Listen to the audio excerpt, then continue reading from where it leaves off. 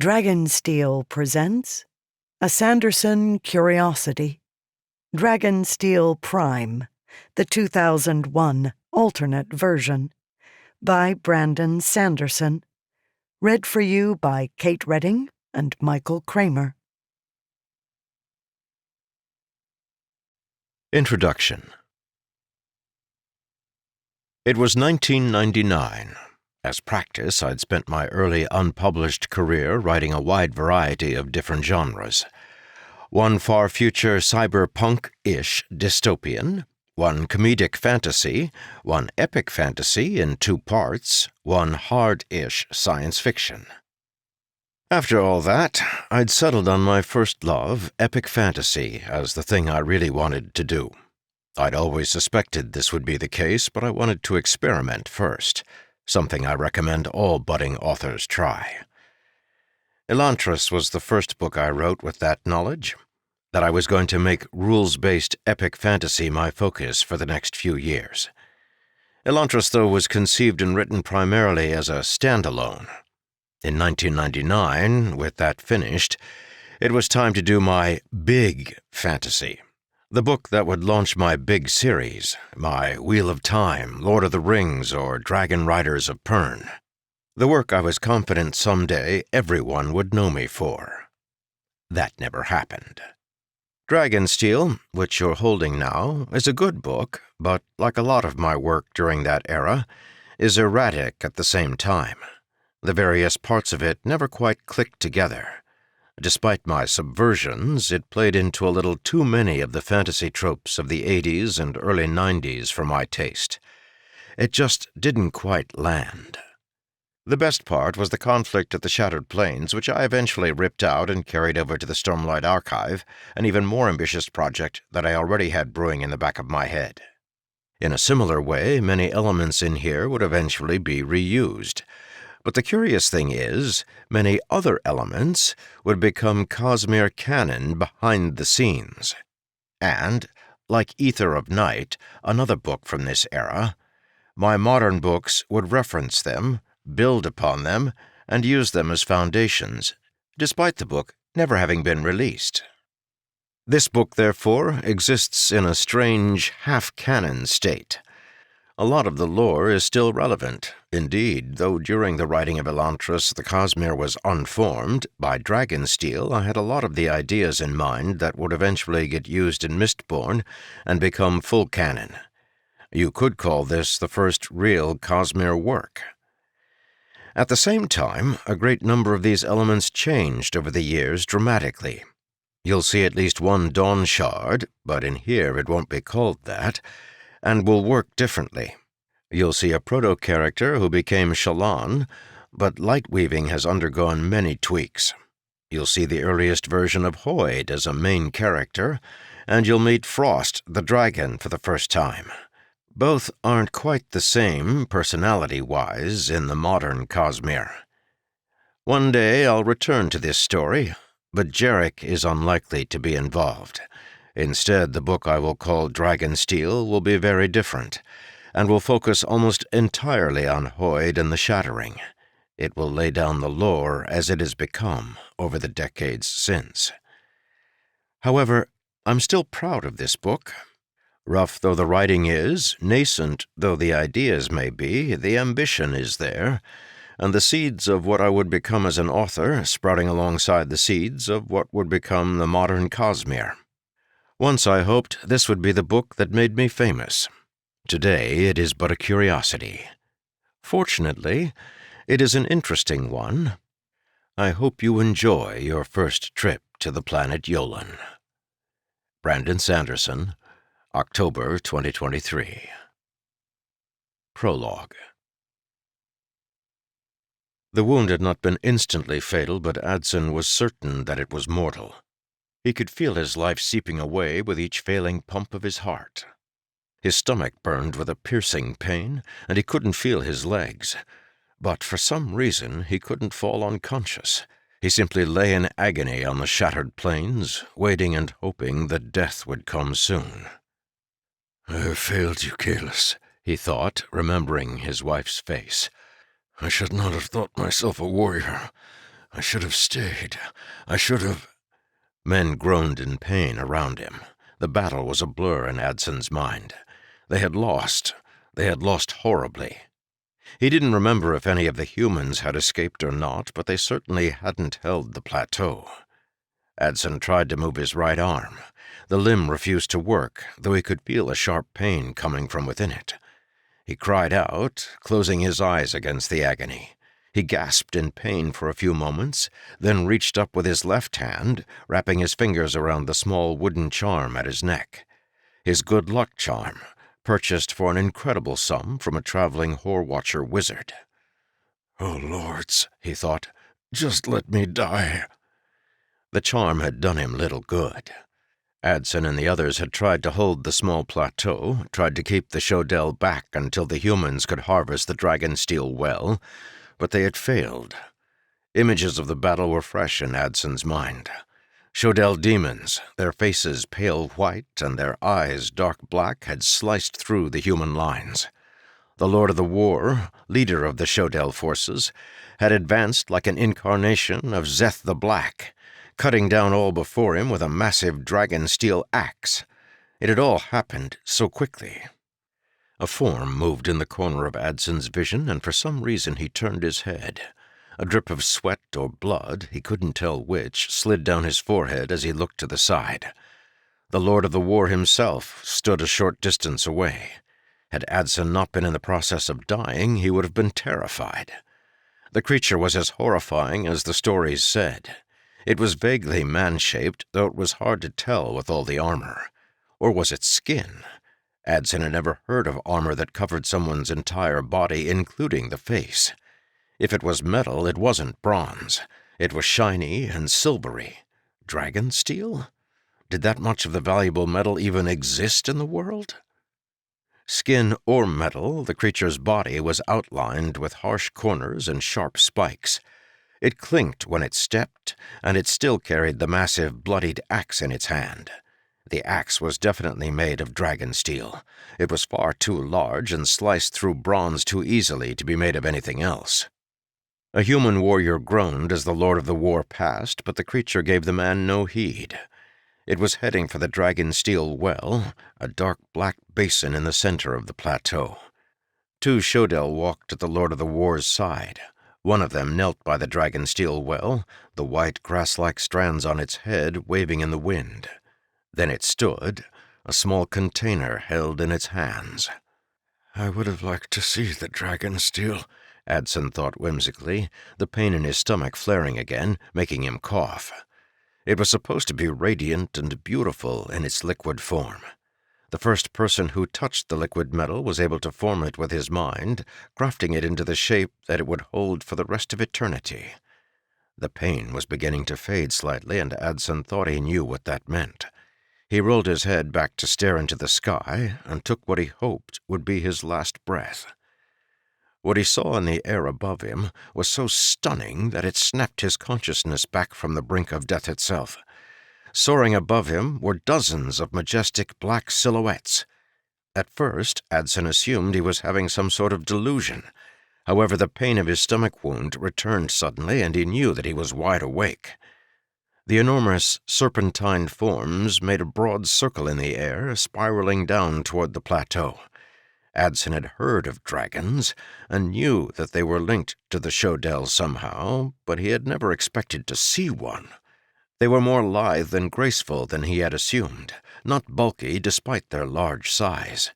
As they approached, Adson could make out their particular features.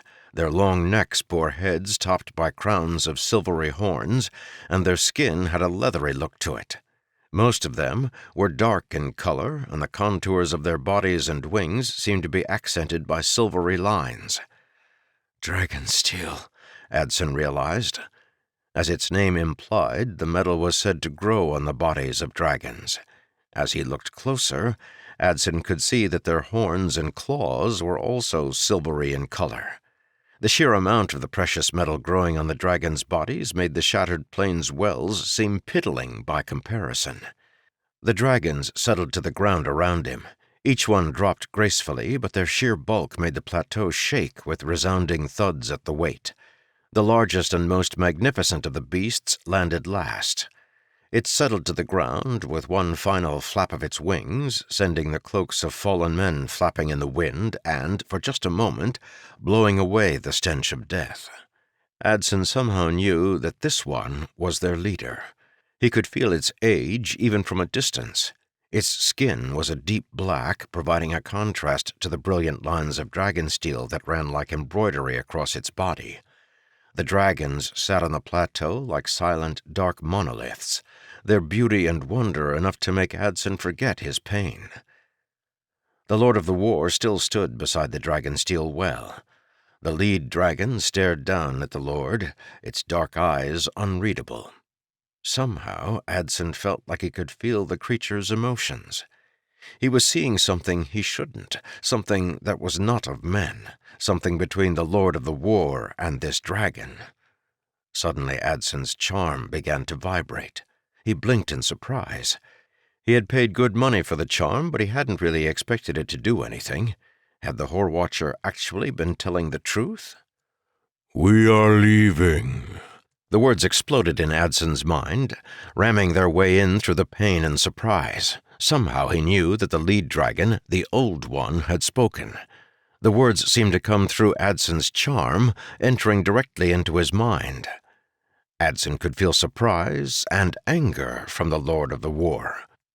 "Leaving," the Lord of the War said, his voice projected through Adson's charm. "You cannot leave. You are their gods." The dragon did not reply immediately. It turned its ponderous black head, looking over the plateau and its bloodied occupants. Its eyes seemed to focus on Adson. "They are calling it the Eternal War," the Old One's voice spoke in Adson's mind. "You fight and you kill. The humans fight and they kill. You all die." "We have no choice," the Lord of the War replied bitterly, his helmed head also turning its gaze toward Adson. "They are like maggots, these humans, breeding uncontrolled, corrupting that which they touch." The dragon turned its eyes back on the Lord of the War. The other beasts stood like pillars, watching the interchange in silence. "We will not sit by and watch you kill one another," the Old One said. "So you run?" the Lord of the War demanded, his mental voice seething with anger. "You abandon the Shodel in their time of need?" "We leave them because of their need," the dragon replied. "We never asked for their worship, but we have done the best with it that we could. Now they have chosen to listen to you instead of us. Gods are not gods when they are ignored." The Lord of the War's reply was a wave of disdain. He folded his arms, regarding the dragon. Adson watched, gripping his charm, barely breathing. He was taking part in something monumental, he could tell that much. The world was changing. The dragon looked away again. However, this time it didn't scan the battlefield, but instead turned its cavernous dark eyes toward the south. It looked into the distance for a long moment before speaking. "Your brother worries me," the dragon said, its mental voice laced with concern. "He is planning something. He is dangerous. He destroyed the world once. He will try again. Who will resist him when you and the humans to the north have killed one another?" The Lord of the War nodded to one of the fallen human bodies. "Tell that to them. If they leave the shattered plains, we will leave them alone. Until that day, however, I will fight." The dragon continued to stare to the south. "We cannot live in seclusion," he said. "That was never the plan." "And my father's plans have worked so well in the past?" the Lord of the War asked. The dragon turned back toward the Lord. Then it stretched its wings, creating a broad shadow over the plateau. In unison, the other dragons opened their own wings, preparing to take off. "Farewell," the Old One said. It launched itself into the air, wind from its passing blowing across Adson's face. "Go," the Lord of the War said bitterly. "I will not abandon them. They may have forgotten where they came from, but they are still my children." Adson's eyes trailed after the dragon, his charm ceasing its vibration. The dragon's departure somehow reawakened Adson's pain, reminding him of the wound he had taken. It was as if the dragon's presence had somehow bolstered his life, giving him a few extra breaths. But now, with the creature's majesty departing, the pains and fatigues crashed back down upon Adson. He groaned, but he didn't take his eyes off the dragon. He watched the old one until it was just a tiny speck in the sky. And then, somehow freed, Adson sighed his final breath and closed his eyes. Part 1. Chapter 1. The lumberman's son was born into a world of magic. Perhaps others would not have seen it so, but to a young boy full of curiosity and wonder, the forest was a place of enchantment. Jarek saw magic in the growth of the great pines, seeds barely as large as a pebble, eventually becoming monoliths with trunks so wide that when he pressed his cheek against the rough bark and stretched his arms to their fullest, his fingertips still didn't touch at the back.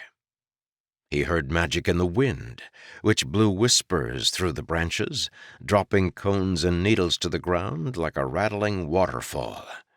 He tasted magic in the fruits of the wilderness, berries both sour and sweet, musty pine scents that tickled the back of his nose. He felt magic in the forest's wildlife, a group in which the lumberman's son included himself. Like the branch rat, the wolf, the rabbit, and the deer, Jarek was a creature of the woods. His first steps had been taken on a floor of pine needles, his home a simple hut, constructed from those same trees that surrounded it. The lumberman's son knew other less fortunate children who lived in Forestham, the village a short distance down the river in a place where the mountainside tapered and the trees fell away into a broad plain. Here the people lived cramped together, their houses huddled like frightened rodents or birds too young to leave the nest. Other lumbermen lived in this village, taking carts or boats each day to their lumbering camps. Jarek could not understand these men. They worked with the forest, yet it did not intoxicate them like it should. He did not know how they could leave the beautiful woods each day, instead choosing to live in a place so crowded and suffocating. Jarek had friends in the village, but they didn't see things the same way he did. When he showed Sen and the others a tree older and stronger than the rest, they would shake their heads, not understanding its strength. When Jarek found a large fish swimming in the river's sheltered shallows, its bulbous, unblinking eyes regarding him with an unasked question, the other boys would only try to catch it. When Jarek wondered how the clouds could move in the air when there seemed to be no wind, the others would ask him why he cared. So, though trips to the village were exciting, Jarek was always glad to return home. Home to his mother, who would be finishing the day's washing. Home to his forest on the mountainside, where he could listen to the pines rustling, fallow owls calling, and twigs cracking, as opposed to the silence caused by men yelling to one another. He loved to accompany his father into the woods. The lumberman was so tall and broad-chested he seemed almost to be one of the trees. Rin's arms were thick and rough with hair, his tough axe-calloused fingers like ancient roots, his beard like a thick gathering of pine needles that poked and scratched Jarek's skin when the two hugged. His father had deep, understanding brown eyes, and his wide lips were usually parted in a contented smile. As far as Jarek could tell, his father was the only person alive who understood the forest better than Jarek himself.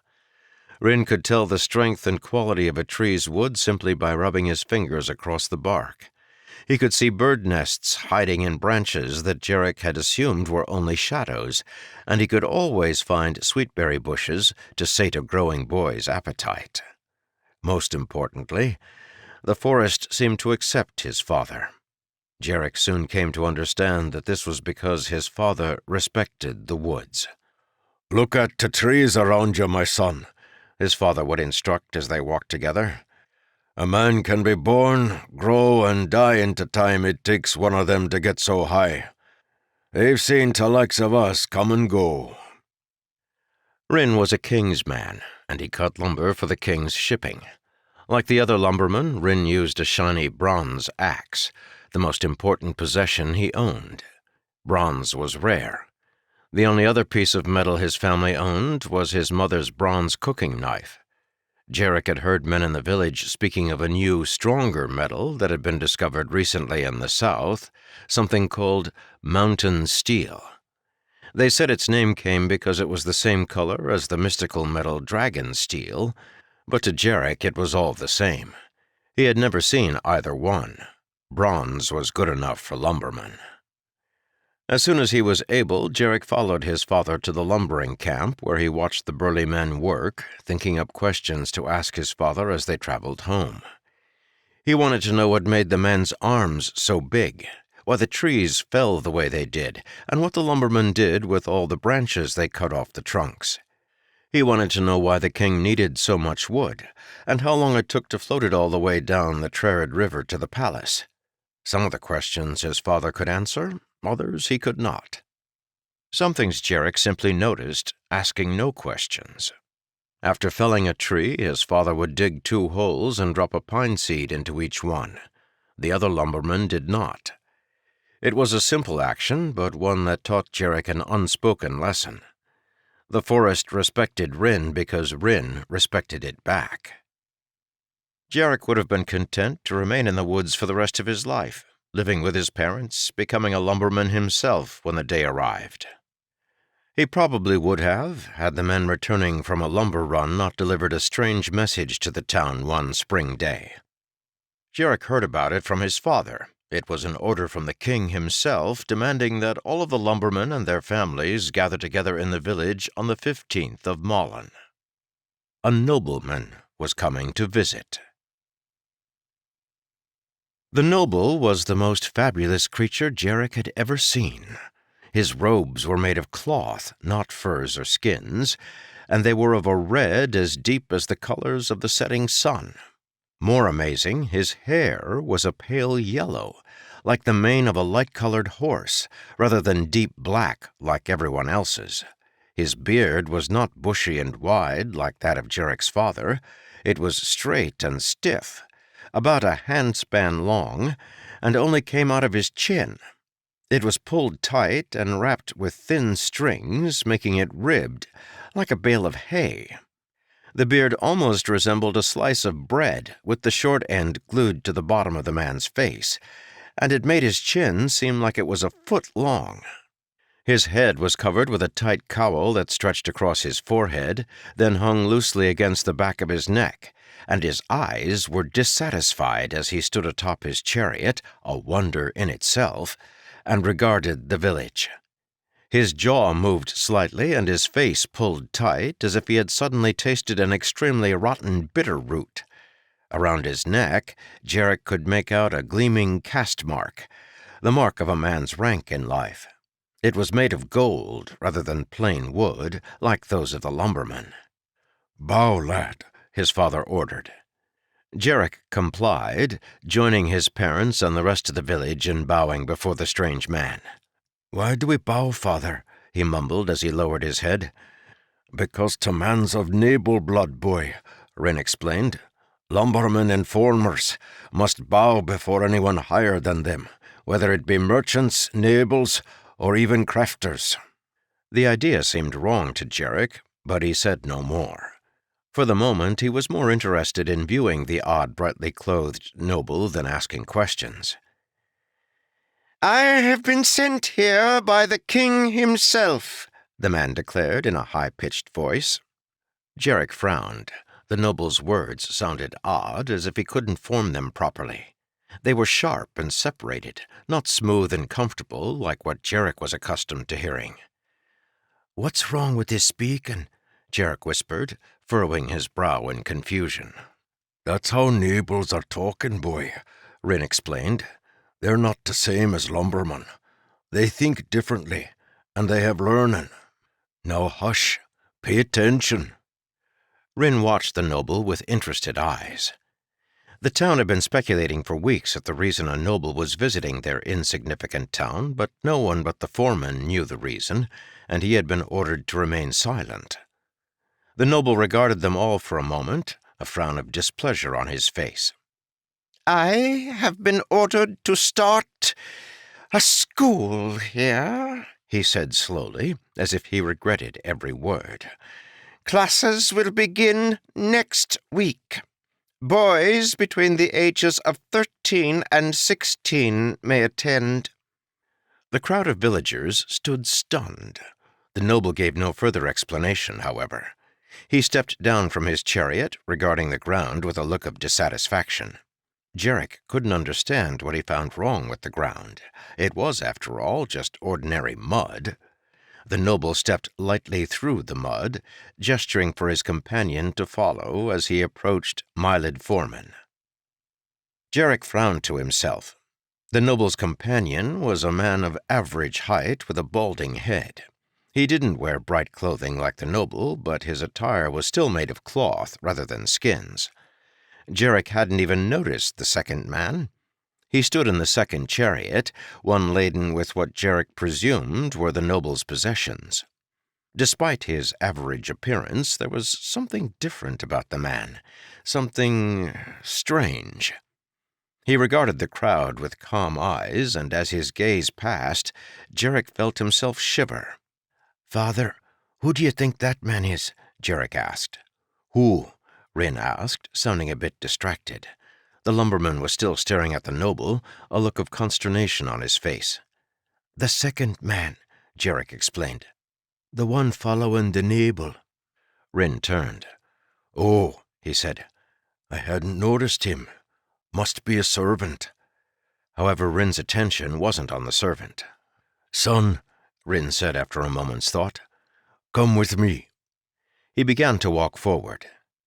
Beside Jarek, his mother frowned. "Rin," she said cautiously. "I'm just going to be asking if the boy can join Mardle," Rin explained. "'Tis almost his 13th year." "I don't know about this schooling, Rin," Mardle said, a frown on her broad face. "'Tis unnatural. Learning isn't for lumbermen. 'Tis for nobles." Jarek's mother was practical in all respects, evaluating everything on its ability to be used. She didn't like things that went against tradition. "It will be fine, Mardle," Rin assured. He did pause, however, waiting for her decision. "Fine, then," Mardle finally said. Rin nodded, then waved Jarek to follow. With trepidation, Jarek realized what was happening. They were going to go speak with the noble. The man was speaking to Mylid, the elderly foreman of the lumbering camp. "I spent an entire year training in Trexandos, the greatest center for learning on the continent," the noble was complaining in an annoyed voice. "And my reward? Forced exile to an insignificant mud pit on the far side of the kingdom. Of course, why am I talking to you? You're one of them. You probably don't even know what an insult it is to be forced to visit a place like this." The man's strangely accented voice sounded less authoritative than it had been before. "I'm sorry, my lord," Mylid said. "We'll do our best to make your stay a good one, my lord." The noble snorted loudly, not even acknowledging Rin as the lumberman paused a respectful distance away. "Teach lumbermen and farmers," the noble growled. "What purpose could that serve? You people can't learn. If I weren't a loyal subject of the king, I'd worry about his sanity." Finally, the noble eyed Rin. "What do you want?" he snapped. "My son, my lord," Rin said with a bowed head. "He's not quite 13. Can he be attending your lessons?" "Bah! I don't care," the noble said with a wave of his hand. "One rat or a dozen, what is the difference? Send him if you must." Despite the insults, Rin smiled. Back behind, Jarek's mother watched with dissatisfaction. Jarek, however, just stood in amazement. Rin wanted Jarek to be taught by a noble. The idea was exciting, but frightening at the same time. "Father," Jarek said as they backed away, "I don't know if I want to be doing this. That man is strange. I don't think he likes us very much." "Faugh," Rin said with a smile. "All nobles are like that." Jarek turned, looking back at the noble. He was so proud, so lofty. If Jarek learned in the school, would he become the same way? "'Tis more than that, Father," Jarek whispered. "If I learn, things will change, won't they?" Rin paused. The large man turned toward Jarek, then knelt down so that the two were at eye level. "You don't have to be going if you don't want to, son," he said. "You're right. Learning will change things." "I don't want things to change, Father," Jarek said quietly. Suddenly, for some reason, he had the stark fear that he might have to leave his forest. Rin placed a hand on Jarek's shoulder. "I've taught you many things, and I hope bravery is one of them. Change is a part of everything, Jarek. Even the forest grows and changes. Courage is nothing more than being able to endure what's different until it becomes familiar." Jarek smiled at the words, nodding. "Will you give this schooling thing a try, son?" Rin asked. "All right, Father," Jarek promised. "The first thing you will learn here is discipline." The scholar stood before them, his robes and strange conical cowl ruffling slightly as he settled himself down on a large raised cushion at the front of the room. On his right side sat a thick open book. On his left, a long, thin reed. The students sat in a single line on the floor in a half-circle before him. "You will not know my name," the scholar's high-pitched voice continued. "If you refer to me, you will call me Master. You will listen attentively as I speak, then you will repeat what I have told you." Jarek frowned, trying to make out the man's strange accent. "Do all nobles speak like you, my lord?" Jarek asked. The streak of pain sliced across his shoulder before he even saw Master's thin reed moving toward him. Jarek yelped in surprise, massaging the raw area with his fingers. "You will address me as Master, boy," Master said. "In addition, you will ask no questions. Questions are for the undisciplined. You will listen and repeat, for that is the only path to understanding. I do not care if you are miscreants and peasants. This classroom will be disciplined." Master turned his contemptuous eyes over the boys as if daring them to offend him. Finally he nodded, his long flat beard waving stiffly like a pudge bird's tail. "We will begin with history. Our nation, Melorand, was founded in the third span. It was then called Meloran, and in the beginning was little more than a city and its surrounding farms. During this same time, the city of Rhodeus was begun in the south. Rhodeus would eventually become the most powerful nation in Yolen, though it was all but annihilated by the Kichan invasion at the beginning of the fourth span. All that remains of Rhodeus now is the island city of Trexandos and its holdings." "Master," Jarek asked without thinking, "what does annihilated mean?" Snap! A second slice of blinding pain ripped across Jarek's shoulder. "No questions," Master snapped. "How can we be learning if we don't ask questions?" Jarek demanded with frustration. "Snap! You will learn if you have the natural capacity to do so. I will deliver what information I see fit, and your mind, if intelligent enough, will deduce the rest. If it is not intelligent enough, which appears to be the case, then the information would do you no good anyway. Sit quietly and do not interrupt me." The class continued, and Jarek could tell he wasn't the only one of the boys bored by Master's teaching. The man's odd accent was hard enough to understand, but the unfamiliar words he used were impossible. However, as soon as one of the boys began to nod off, Master's reed was quick to respond. Jarek himself slipped only once more during the exhausting session. Accustomed to asking whatever struck him, he had blurted out the question before realizing what he was doing. "Master, Are we going to learn reading? Jarek asked. As soon as the words left his mouth, he froze and cringed, waiting for the bloodthirsty reed to whip forth. This time, however, Master paused, forgetting his reed. The thin-faced man looked threatened for a moment, then he recovered, and his reed snapped forward, delivering 2 blows across Jarek's shoulders, as if the boy were responsible for Master's embarrassing hesitation. "Reading requires scrolls or books, boy," Master said. "If any of you have scrolls at your homes, you may bring them. I will spend extra time at the end of class teaching those with the proper materials." The boys looked at each other with dismayed confusion. Most of them had heard of scrolls and reading, but they had no real concept of what either one was. To them, reading was as indecipherable and mysterious as the magic of the Whore Watchers. Master smiled. "Let us continue," he declared. After the lesson, Jarek wanted to do nothing more than run around the town screaming, or even better, to get back to his woods. His legs ached from continual straight-backed sitting, and his body yearned for activity. He was not alone.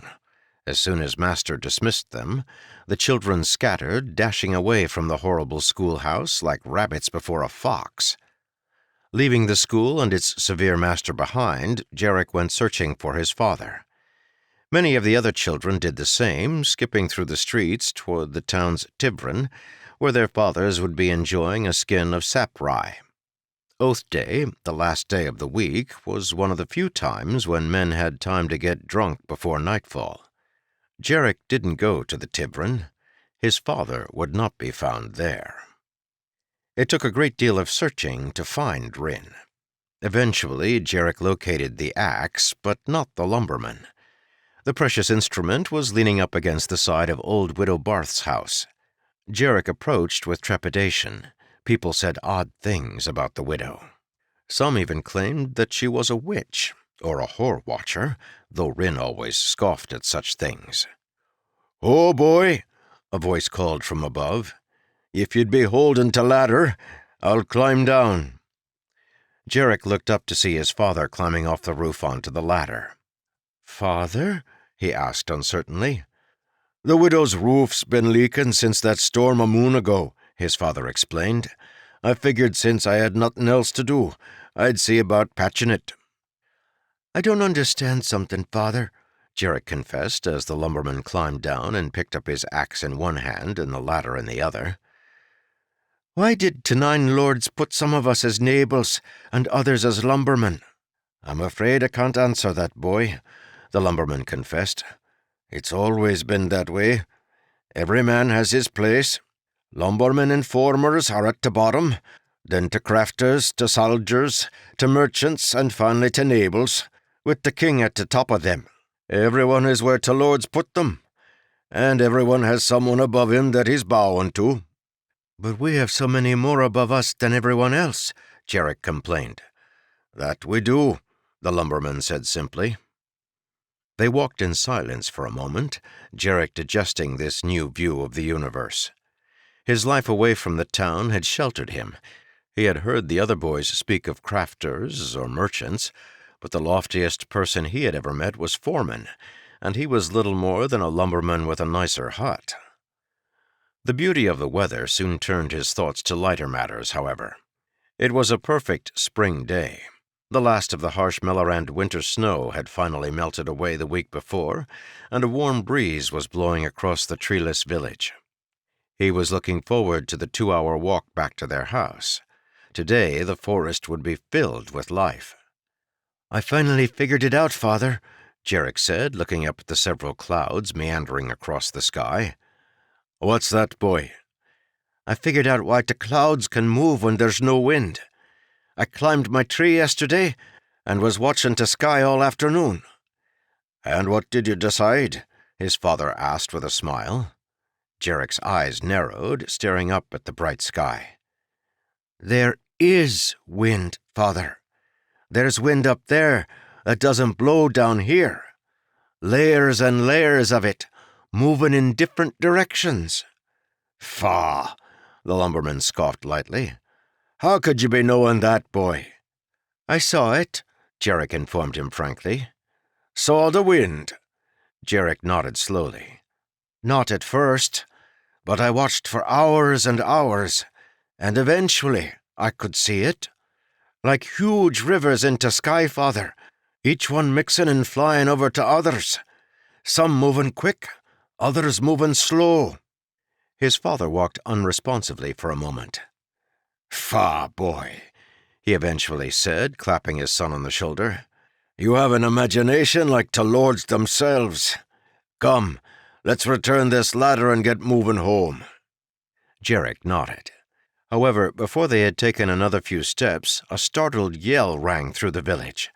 It was a scream of horrible terror, not like the yell young Dal had made when he broke his leg. Fear had caused this exclamation, not pain. The yell was followed by several others, calls of alarm and outrage like nothing Jarek had heard men utter. He wasn't certain whether to be afraid or curious. "What in the name of the lords?" his father demanded. A crowd was gathering at the far end of the street, and Jarek's father began to move quickly, dropping his ladder and axe as he approached, and pushing his way through the people. Jarek followed in his father's wake, sneaking to the front of the crowd, eager to see what had caused such a stir in such a determinedly quiet setting.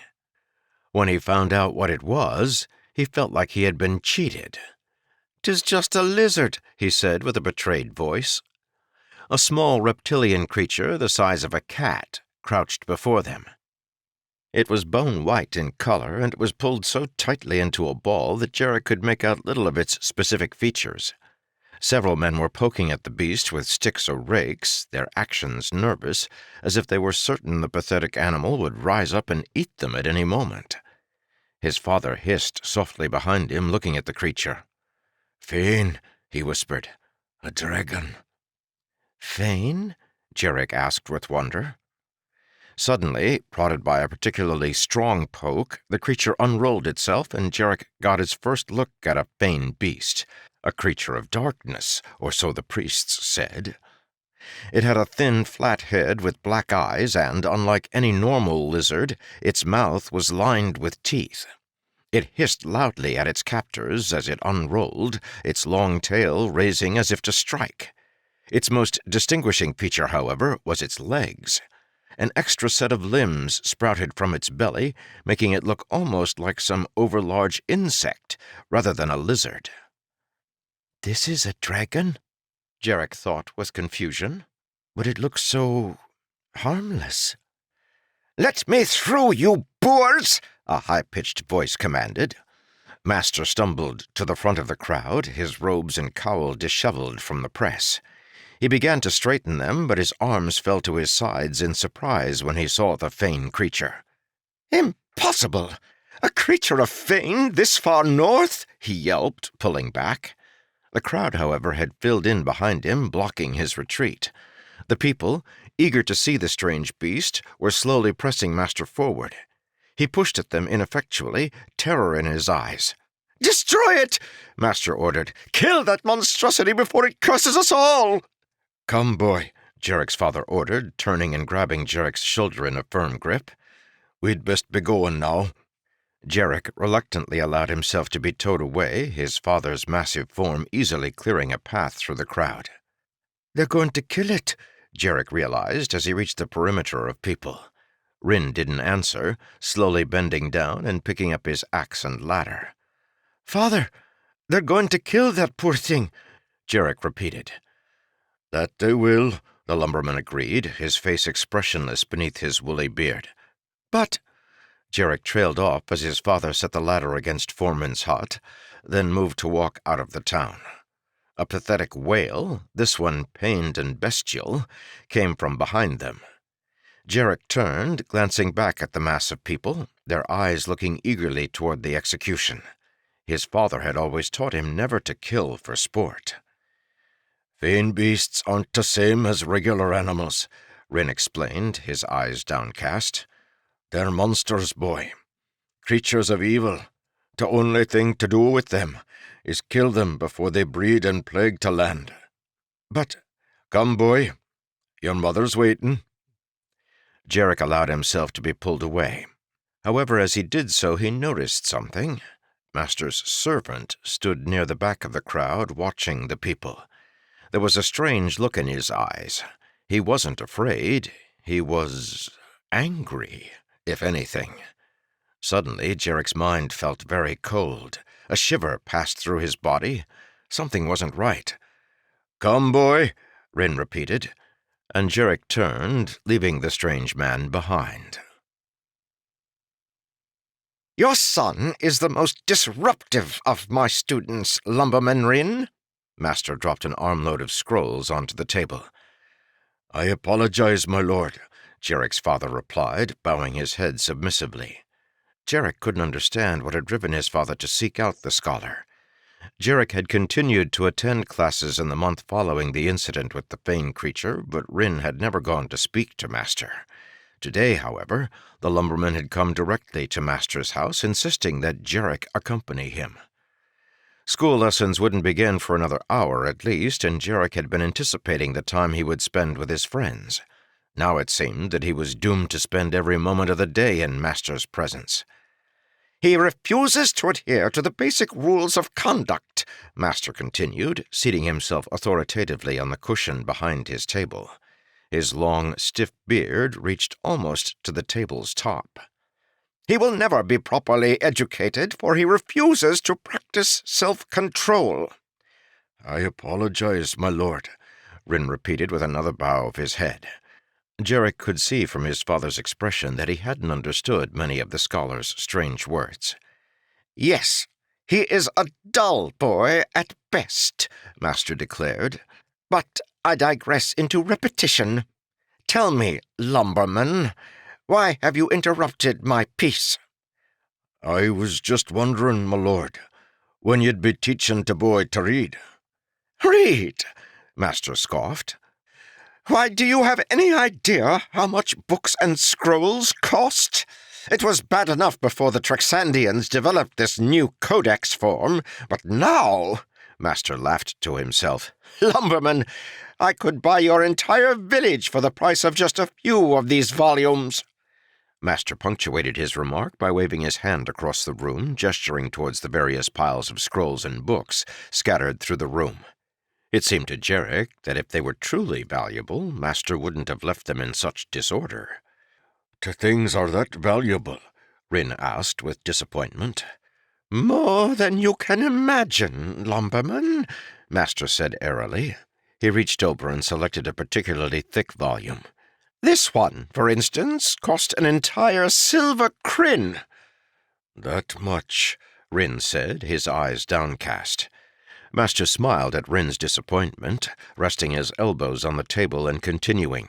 "Yes. So you see, Lumberman, I can't possibly teach your children to read.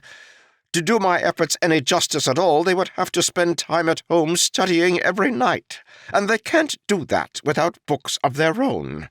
My own volumes are far too valuable to lend out. I am as disappointed as yourself. If there were a way to provide the children with proper learning materials, I would of course embrace it. As things stand, however—" The scholar's voice trailed off as Rin reached down, fiddling with his belt in his determined, unhurried manner. Then, without hesitation, the lumberman's thick hand reached up and placed something on Master's table with a metallic click. When he removed his hand, a glistening coin lay on the wooden tabletop, sparkling in the light.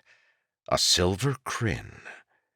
Master's arms thumped as they dropped to the table, his face completely stunned. He reached over with a shaking hand, picking up the coin and testing its weight. Finally, composing himself, he looked accusingly at Rin. "Where did you get this?" he demanded. "The king's lumbermen aren't paid wages, only food and supplies." "The boys who take to lumber down the river are given a copper penning to buy sapphire at the tavern." "But it takes 100 pennings to make a crin, Lumberman," Master scoffed. "I made the trip once a month for 10 years. "You saved for a decade to get 1 silver crin?" Master asked incredulously. "Why? You can't buy a new life, Lumberman. You are what you are, no matter how many coins you have." "I know, my lord," Rin agreed. Then he looked down at the book in Master's hands. "What?" Master demanded. "My lord, you said if there was a way to help the boy learn reading, you would take it." "You want to buy my book?" Master said with a choked laugh. "My lord, you said the book cost a crin. I have a crin." "You're serious?" "Serious as to lords, sir. You said you wanted to help my boy, and I know that nabols such as yourself can't be telling lies. There's your crin." "But—" Master trailed off, his long face growing dark. Jarek could read the anger in his eyes. The man had realized that he, master and noble, had been trapped by a simple woodsman. "It won't do him any good, lumberman," Master insisted. "My son said you'd teach them after class if they had materials," Rin pointed out. Master frowned, his long fingers gripping the book with frustrated tension. "Fine," he said, dropping the codex to the table with a careless gesture. "Waste your money, lumberman. When you see how little it helps the boy, you'll wish you had spent those pennings on alcohol instead." "Yes, my lord," Rin said with a bow. His hand, however, slid the book off the table and handed it to Jarek, who had watched the entire exchange with amazement. "Come, lad," Rin said, bowing and backing away. Jarek allowed himself to be led from the room, his eyes transfixed by the silver coin still sitting defiantly on Master's table. It was the only coin he had ever seen. The scholar did not reach for the money as they left, but regarded it with unusual loathing. Somehow, Jarek knew that no matter what the man had said, in the hands of a peasant, the book was worth far more than silver could ever purchase. Chapter 2. "The world was created by Orion the White." Master sat cross-legged on his plush pillow, his eyes thin, almost closed as he spoke. "Once he was finished, he lived upon the land for thousands of years, enjoying his craftsmanship. Eventually, however, he grew discontent. One day he formed a large egg from the mud of a stream. He cushioned this egg with smooth rocks and grass, and when it broke, a child was crouched inside. This was the first man, Rhodean. Orion created more men, and the kingdom of Rhodeus was born. Szeth the Black saw his brother's creations and scoffed. He saw no point in them. Szeth, however, always found joy in spiting Orion. So, in order to mock his elder brother, he too created a race of beings, but his creations were flawed. They were of pure white skin and had an extra set of limbs. Because Szeth created them simply as a means of challenging his brother, he gave no love to the monsters, and they were created without souls. These were the Shodel. From that day forward, the Shodel worked to destroy man, for they have no hearts for love. They are fierce and long to drink the blood of humankind." Master's voice rolled oddly, with rhythmic intonations. Jarek had heard the same story many times from Watt, the priest, but it sounded different coming from Master. "Where did the other Fane creatures come from?" Jarek asked. Master responded immediately, swiping Jarek across the shoulder with his reed. Jarek was almost used to the pain by now. At first, he had forced himself to stop asking questions, but then he had noticed something. Even though Master punished him for the queries, the scholar still answered them. So Jarek had returned to asking questions. The pain of curiosity was much more uncomfortable than a simple swipe of Master's reed. "Fane creatures, like the Shodel, were created by Szeth," Master explained, his voice falling out of its cadence. "Just as the Shodel were created to be a mockery of mankind, other Fane creatures were made as parodies of regular creatures. That lizard we found the other month, for instance, was probably the Fane equivalent of a dog or a cat. Lizard? Jarek asked. You mean to dragon? Snap. That was no dragon, Master said with a snort. Dragons are mythological beasts which do not exist. Jarek frowned. Then where does Dragonsteel come from? He asked. Snap. Simple-minded men created stories of dragons and other beasts before Fane life was understood, and claimed that Dragonsteel came magically from their bodies.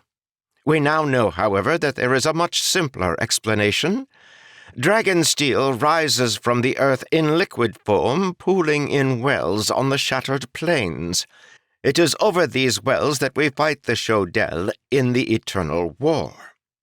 Master opened one eye slightly, watching Jarek, turning his reed between two fingers. When no further questions came forth, Master slipped back into his rhythmic style of speaking, turning back to his story from before. As men grew, they formed themselves into nations and kingdoms. Those kingdoms that were blessed and virtuous earned the patronage of certain gods who guided and aided them. The Bringer of Fire was one of the first to bless man, giving him that most precious gift by which we cook our food and warm our bodies. Though certain kingdoms received the blessings of individual gods, none were foolish enough to ignore building temples and giving offerings to each of the lords. For we must take care not to earn the wrath of deity. Even Szeth, the Black One, is worshipped by the wise man, for the Lord of Death is quick to anger. Only one god is forgotten, the Betrayer. Now, the patronages of the gods are as follows. Trexandos, which was once Rhodeus, is blessed by Sivan, the healer. Melarand gives homage to Aldvin the Wise, god of growth and agriculture. Falamor— "You're encroaching on my territory, I see," an amused voice said from behind them. Jarek turned with surprise. Watt, the priest, was standing in the doorway. He was a jovial man with a large oval face and long sideburns. His eyes were wise and his mannerisms kind. The legends are not the sole property of clergy, priest, Master said haughtily. The legends are required learning for anyone of decent education. I wish I could teach them in their original tongue, but my students hardly have the capacity to learn Fallon. They have a hard enough time remembering what I teach in Melaran. Watt nodded slightly, letting the cloth door fall closed behind him as he entered. He wore a simple brown robe, as usual, and his priest's caste mark, a simple wood circle with a stone in the center, hung around his neck. "I heard you had a disturbance here in the village a few weeks back. I was visiting another town at the time." Master scowled. "Must you replicate that horrendous dialect?" he asked. "I know you, priest. They told me who you were when the king assigned me to this mud pit. You once served in the capital. You must know how to speak properly." "A wise man knows how to blend with those he serves," Watt said. His voice, however, changed. This last sentence was spoken with the same disjointed accent as Master. Jarek regarded the holy man with stunned eyes. No one knew where Watt had been born or who his family was, but Jarek had always assumed he was a peasant like the rest of them. If Jarek hadn't just heard the priest speak like Master, the possibility that Watt might be of noble blood would have been completely unfathomable to him. "Why have you come, priest?" Master demanded. "I simply wanted to hear of your opinion on the Fane creature's appearance." There was something behind the conversation, Jarek could tell. He couldn't, however, understand what it was. "Then why interrupt my class?" "To inform you of my arrival, noble scholar," Watt said. "I'm knowing that men of tenable houses grow upset when visitors don't pay proper respect." Master's eyes grew even more cold as the priest's accent disappeared, and he started talking normally again. Watt smiled once, then pushed aside the curtain to leave the building. Master watched the door for a moment, then turned back to the class. "Today's lesson is finished," he declared. The children, true to characteristic form, dashed from the room as soon as they heard Master's dismissal. There were fewer of them now. Only 5 boys had come to this day's lesson. Jarek sat quietly, not breaking posture as the other boys ran away. The book sat on the ground beside him. Master watched him, his teeth clenched tightly. Finally, he looked down at the book. "All right, boy," he said. "We'll start with the alphabet." Jarek had expected Master to be even more cruel during their private lesson than he was with the entire class, but surprisingly, such was not the case. The scholar set aside his read during his instruction on the alphabet, and he even broke posture, leaning forward to write on a piece of vellum with a thin stick of charcoal. It was as if the reading lesson was outside of normal teaching and thereby freed of its strict protocol. Jarek approached reading with trepidation. Master's lessons on history and legends had been difficult to understand because of the strange words he used, but the concepts had not been new. Jarek had heard stories of armies, nations, and gods all his life. Reading was different.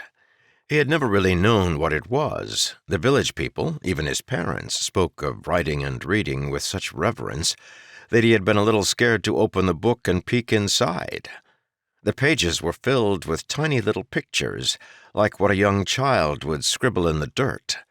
The pictures were ugly and without form, barely more than random lines jumbled together. "This mess is reading?" he asked with surprise. "That mess, boy, was penned by one of the finest scribes in Trexandos," Master replied sternly. "It is beautiful." "Looks like a bunch of broken pine needles to me."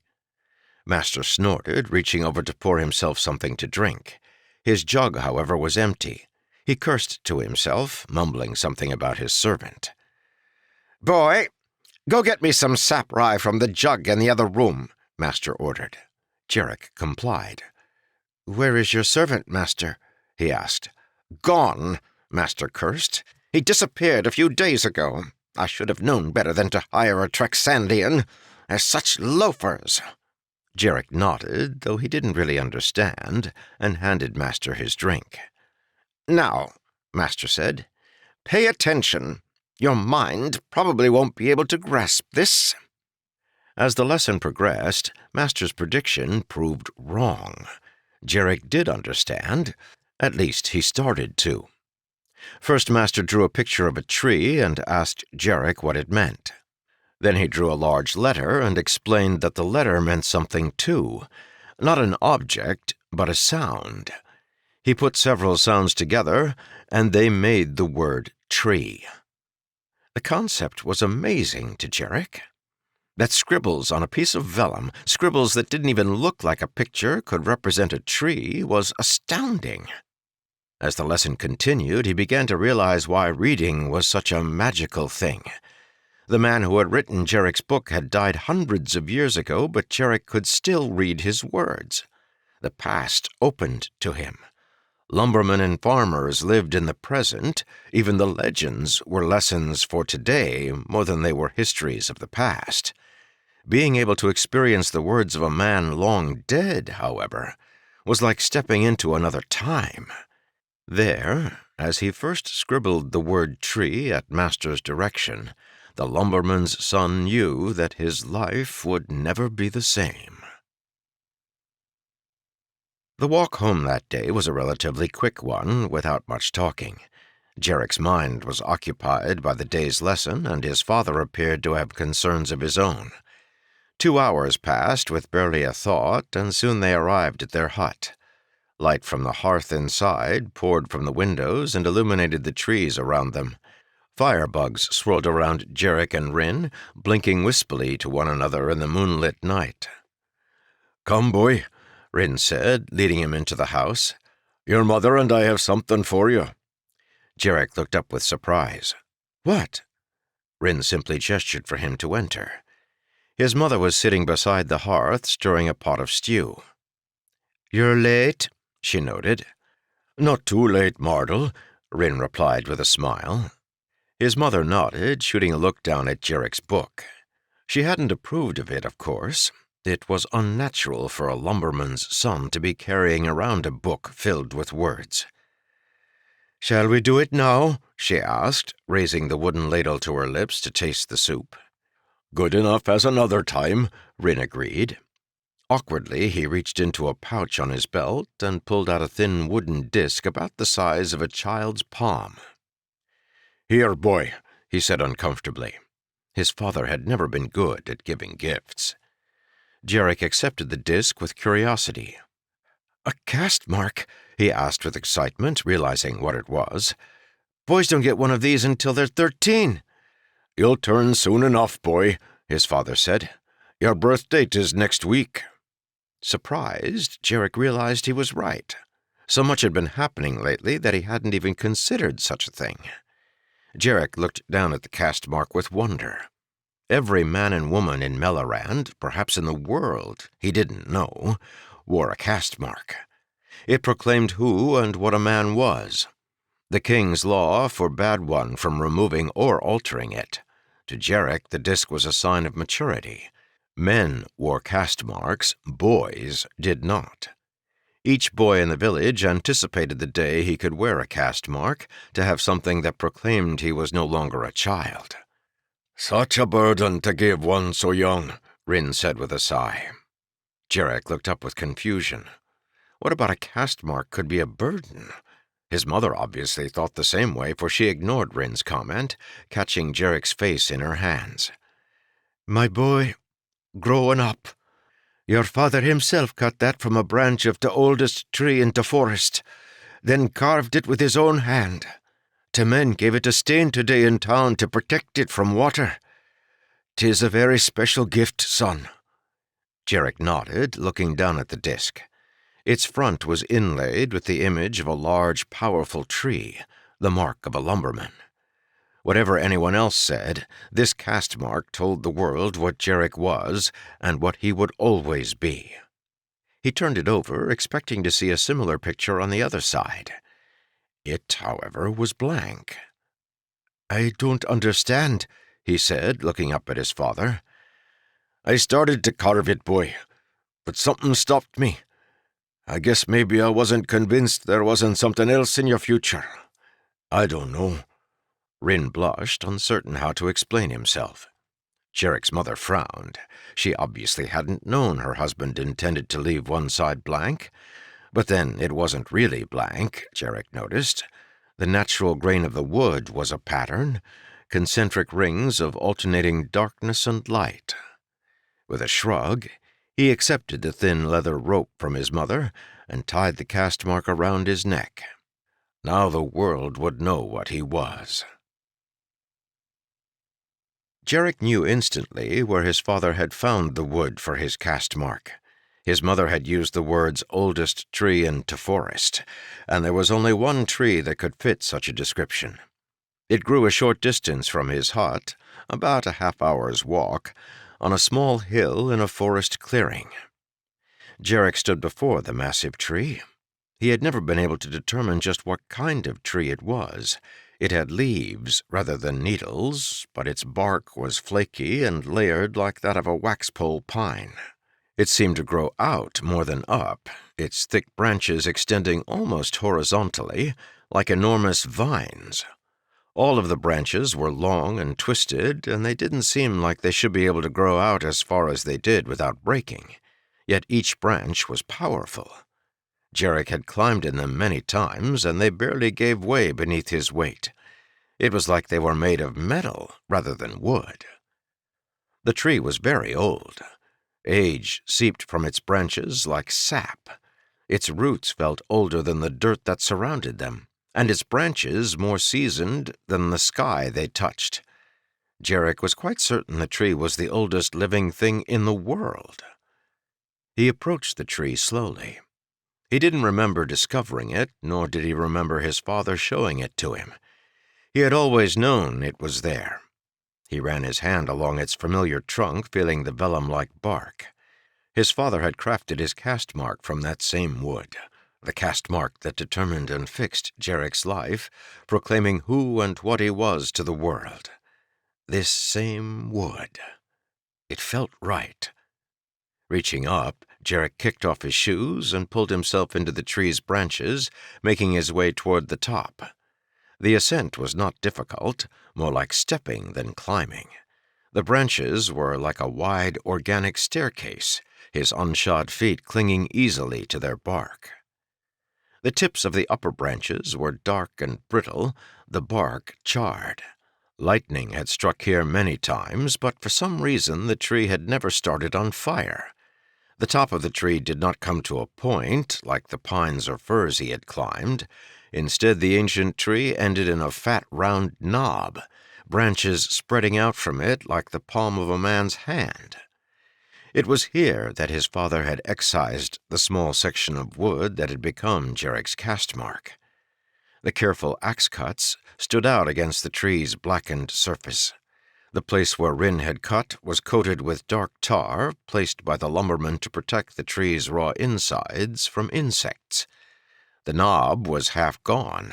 His father had taken the wood from the very heart of the tree, yet, like always, had done no more damage than necessary. Jarek rubbed his hand over the cut, giving thanks to the tree for its gift. Now, if he were someday forced to leave the forest behind, at least he would carry a piece of it around his neck, next to his heart. There are 3 realms of existence, the spiritual and the cognitive, Master corrected. The second realm is the cognitive. The spiritual, the cognitive, and the physical, Jarek repeated, reading from the first page of his book. Of these, the spiritual is dominant, followed by the cognitive, and finally the physical. The spiritual realm is the realm of the divine, where the 9 lords reside, and it is this realm that controls all. Finishing the paragraph, Jarek looked up eagerly. You see, Master, I have been practicing. Master frowned. A nobleman's son would read twice as quickly after 2 months of training, he said. Continue. Jarek did as instructed. As is often said, connecta if I don't. He paused. Master, that doesn't make sense.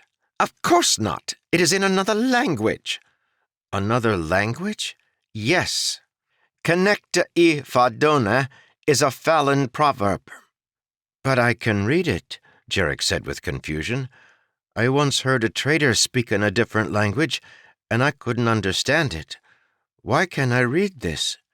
Because Falamor and Melarand use the same Rhodean alphabet, as does Trexandos, Master explained, his expression annoyed, as it often was when he found himself forced to explain supposedly simple concepts. Be glad we do, boy. The Rhodean system is logical and phonetic, with few irregularities. The same cannot be said for all alphabets. In Sendor, for instance, the written language is completely different from the spoken one.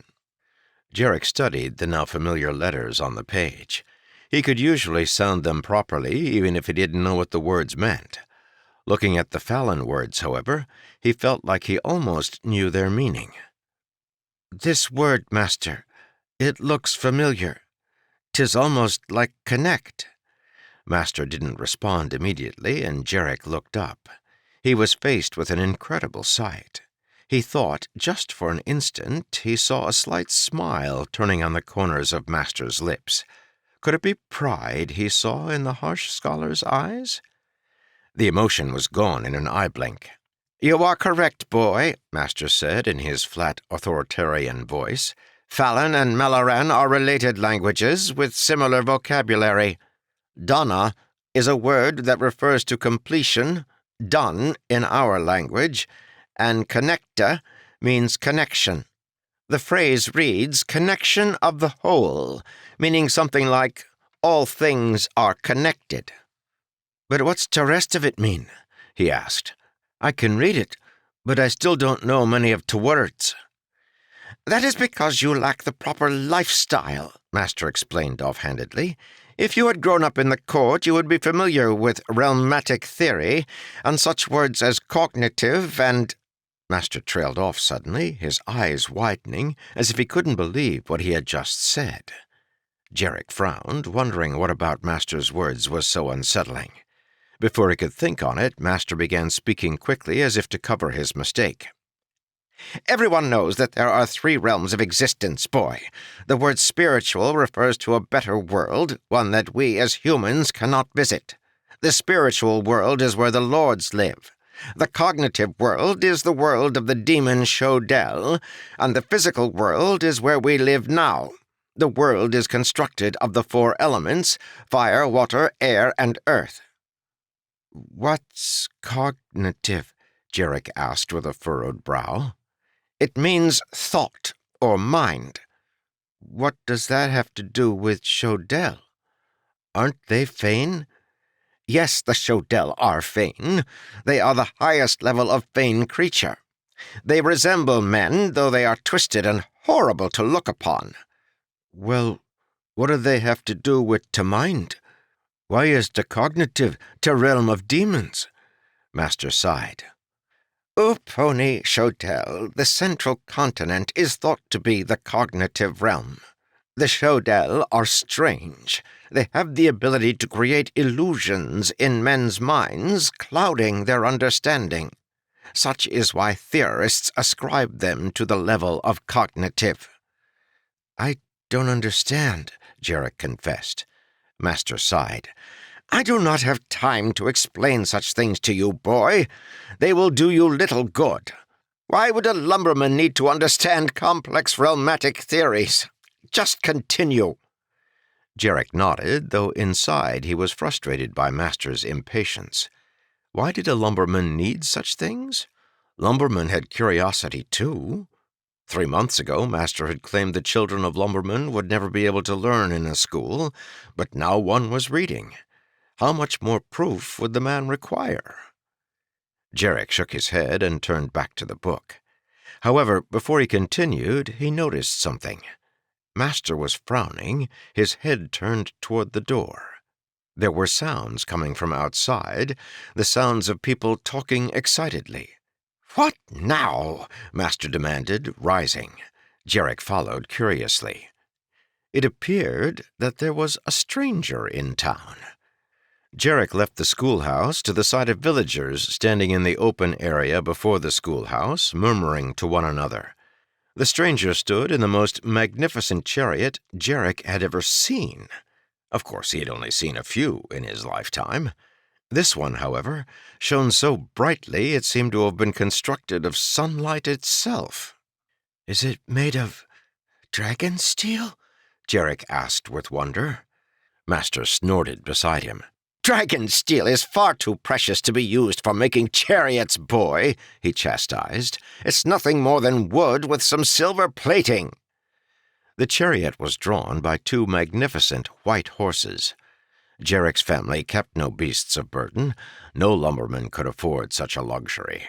And the few animals that belonged to the town were a pair of unimpressive donkeys and a single ox.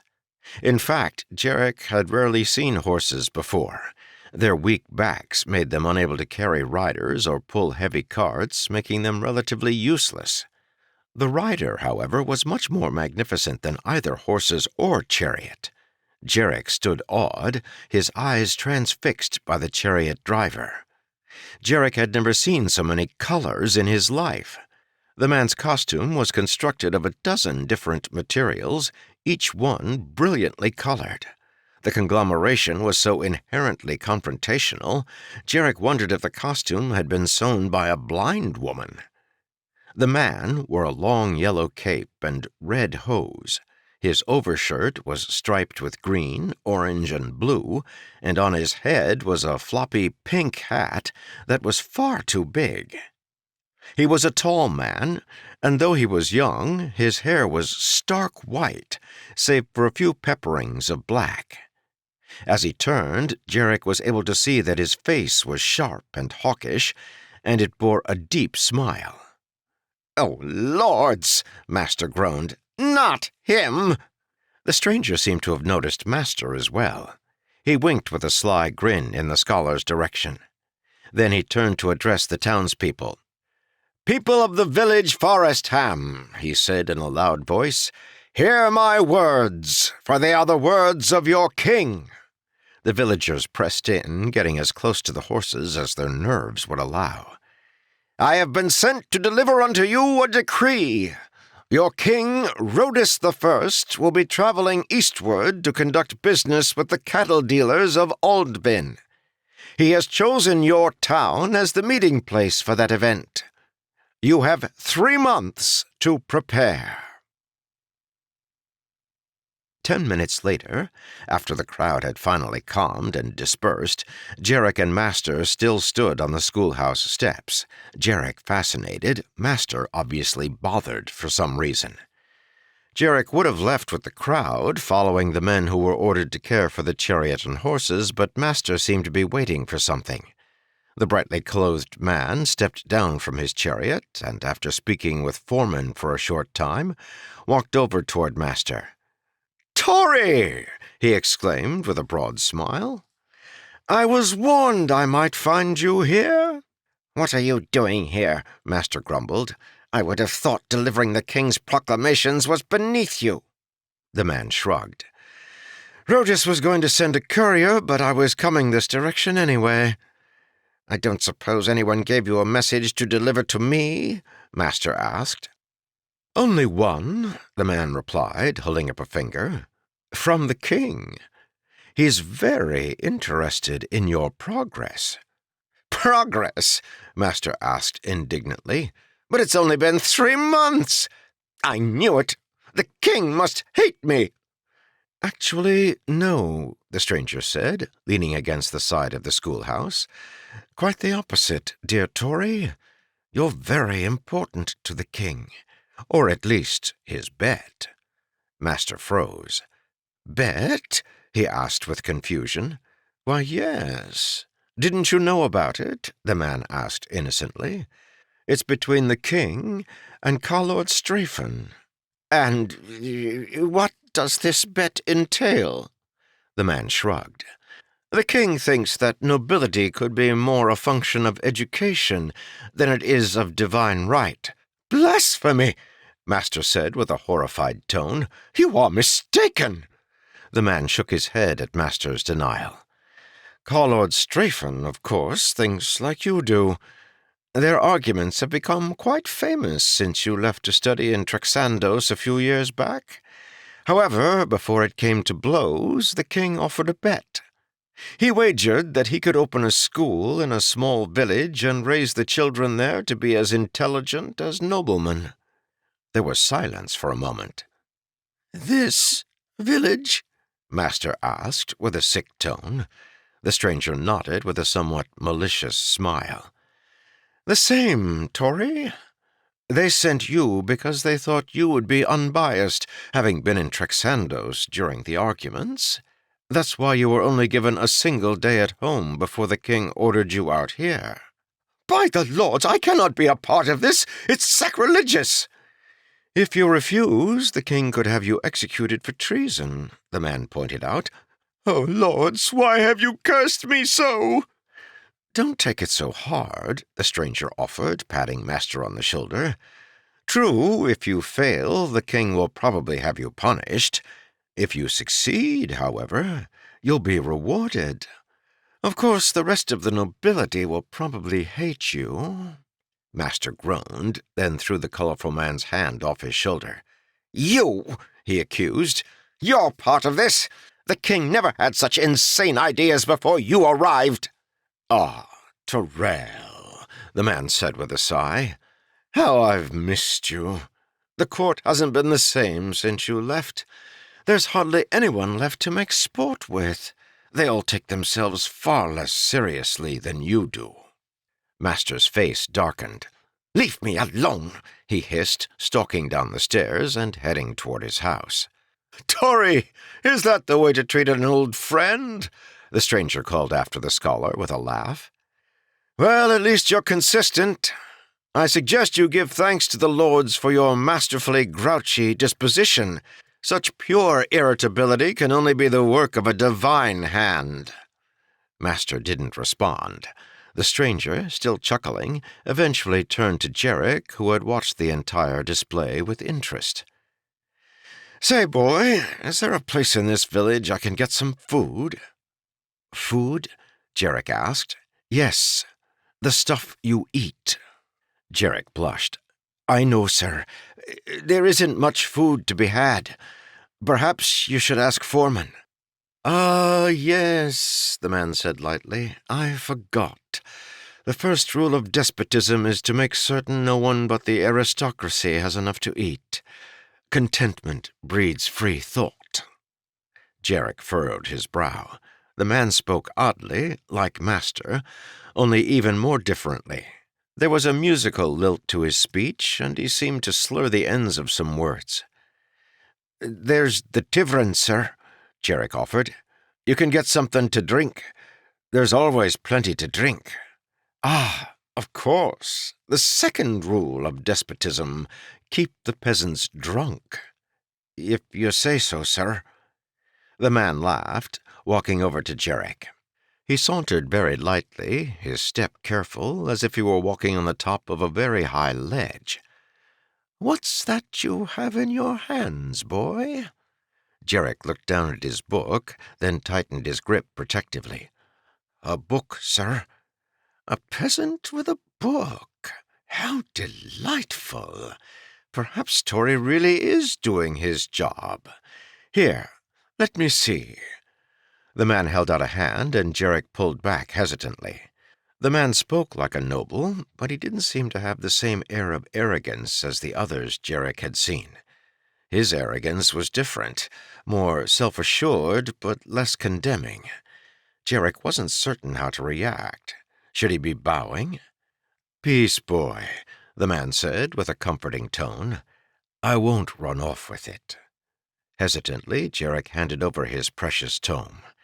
The man's wide, open sleeves rustled as he opened the book to the first page. Bendalius's 3 realms of existence? The man said incredulously. This is very deep reading, boy. Jarek blushed. I can't read much of it, sir, Jarek admitted. I only just started learning. The man handed back the book. A Melaran peasant learning to read, he mused quietly. That's the strangest thing I've seen since old Jodoro burned up his eyebrows while trying to distill metharone. Perhaps we really will be able to change things in this country. Jarek accepted the book, his face confused. Sir, he asked hesitantly, are you a noble? Lords, I hope not. Jarek felt himself relax. Then how'd you learn reading? The man smiled, his triangular face intrigued. There are people in this world who are neither nobles nor peasants, boy. Priests? Jarek asked with confusion. No, the man laughed. Not priests either. Some of us just, are. We travel, we enjoy ourselves, and occasionally we visit a court or two to remind ourselves that no matter how hard we try to be a fool, we can always find people that are much better at it than we are. They just have more natural talent. I don't understand, sir, Jarek confessed. What are you? I am a fool, boy, the man said, stepping back with a flourish of his arms. A jesk, or traveling jester. Jarek frowned. What do you do? Do you make something? Of course I do, the man replied. Can't you tell by the name? Fool? Exactly. Lumbermen make lumber, crafters produce crafts. I, my dear boy, make fools. Out of what? Out of whatever is to be found. Let me assure you there is always plenty of material with which to work." Jarek smiled. He didn't understand half of what this strange man said, but it didn't seem to matter. When Master said something confusing, he made Jarek feel like an idiot for missing the meaning. This man spoke confusing words as well, but in his eyes was a glint that said, "Don't worry. It wasn't really that important anyway." "What is your name, sir?" Jarek asked. "Saphandrius Maxtori." What?" The man laughed. "Call me Topaz, boy. I prefer it to the other one anyway. Long names are like long betrothals. By the time you finish, you've forgotten why you started." "What does topaz mean?" Jarek asked with confusion. The man pulled off a bright purple glove and held out his hand. "It's a stone, boy." On his middle finger was a large golden ring with an enormous honey-colored gem at its center. It was unlike anything Jarek had ever seen. Translucently pure and beautiful, it seemed to sing in his mind. Before he knew it, he felt himself reaching out to touch it. Topaz, however, replaced his glove before Jarek had done more than raise his hand, hiding the ring behind a veil of leather. "Ah, I shouldn't wave that thing around. I can't tell you how often she's gotten me into trouble." "Is it valuable?" "Only if you pretend it is, and many people do." Jarek's eyes lowered, looking down at the man's hand. The ring was a slight bump beneath Topaz's glove. "Now, about that food?" "I told you, Sir Topaz, there isn't much to be had." "No, sirs. That only reminds me how old I wish I weren't. As for food, I think Torel might be able to help us there." "Master?" Jarek asked. "He didn't seem to like you much." Topaz laughed, hopping lightly off the school's steps. "That was just an act. The man actually adores me. Come, you look like you could use something to eat as well." "Master Topaz, are you certain this is honest?" "Honest?" Topaz asked, hanging from the second-story window of Master's house. "Of course it's honest. Why, didn't you hear Torel tell me to help myself to his food back there before I met you?" Jarek remembered nothing of the sort. However, he was too engrossed in Topaz's display of acrobatics to complain further. Jarek wasn't certain how the man had managed it, but somehow Topaz had climbed up the side of the house and was now peeking through the upper window, hanging by his arms from the sill. Finally, Topaz hoisted himself up through the opening. A few seconds later, his hawkish head popped out, its floppy hat nearly tumbling free. "Well, boy," he asked quietly, "are you coming?" "Me? Of course. It wouldn't be half as fun if it didn't involve corrupting one of Torel's students. Come on, I'll help you up." Jarek looked behind him with trepidation. The window faced away from the village, and it was beginning to get dark, but he still felt as if everyone in the city was watching him. "I couldn't possibly—" "Sure you could." Jarek hesitated.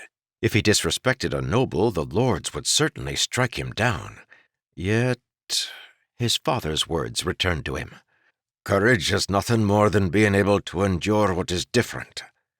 What if the lords didn't strike him down? What would that mean? Before he knew what he was doing, Jarek had grabbed hold of the side of the building, sticking his feet into grooves between the boards like he had seen Topaz do. A few moments later, he was near the top, where he had the misfortune to look down. He had been up trees before and was not scared of heights. However, he wasn't paying attention to his handholds. He felt himself start to fall, a yell rising in his throat, when a strong hand grabbed him by the arm and deftly swung him through the window. "Very good, my little lumberling," Topaz praised. Shaken, Jarek could do little more than nod his head. What was he doing? If Master found him sneaking into his house, he would certainly refuse to continue teaching him. Topaz slid smoothly over to the door and listened quietly. Grabbing hold of his thumping heart and taut nerves, Jarek calmed himself until he, too, could hear a voice.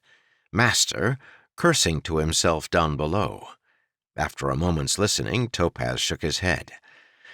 "That man will make my job obsolete," he mumbled. "King Rhodus is the best thing that ever happened to this country. Well, let Tory fume. I'm getting hungry." With that, Topaz crept over to a closet and began searching through trunks. A few moments later, he chuckled to himself and tossed a white-wrapped bundle into the center of the floor. "Midnight snacks," Topaz explained, unwrapping the cloth to reveal a pile of breads, cheeses, and even some dried meats. "Too bad. I was looking forward to sneaking down those stairs in search of a larder." Jarek must have paled visibly at the thought, for Topaz clapped him on the shoulder. "Get any more, white boy, and you'll be burned for impersonating a Shodell." "Topaz," he said, looking down at the food, "this isn't right." "It's your food, boy. The villagers' efforts paid for it." "It isn't the same," Jarek insisted. "Tyrell has more than enough. Trust me, he won't miss this little amount." Jarek shook his head uncertainly. Topaz sighed. "All right, here." He reached into his cloak and pulled out a couple of copper pennings. "This will more than pay for it." He set the coins on Tyrell's desk. "All right," Jarek acceded. Suddenly there was a thump from below, and Jarek jumped with a slight yelp. Someone was coming up the stairs. "If Master finds me here," he gasped. "He won't," Topaz said smoothly, tossing the bundle out the window. "Come on." Jarek attempted to comply, but his body wouldn't move. He tried to make his fright-struck muscles respond, but to no avail. The thumps were very close now. Topaz cursed, pushing him toward the window. Then the bright-clothed man rushed across the room toward the door. Jarek knew it was too late. The footsteps were just beyond. He waited to accept his fate. What would his father say? Topaz reached out to touch the door, and Jarek felt a rush within himself. It was like a chill that moved from the center of his chest to the farthest of his extremities, a feeling of energy, of power. The door groaned quietly, then the wood seemed to swell, pushing against its frame.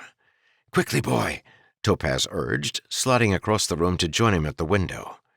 Jarek could hear Master grumbling as he tried to push the door open. It was stuck in place, however. Regaining control of himself, Jarek rushed to the window and began to climb down. A few moments later, Jarek reached the bottom, and Topaz jumped the last few feet to land lightly beside him.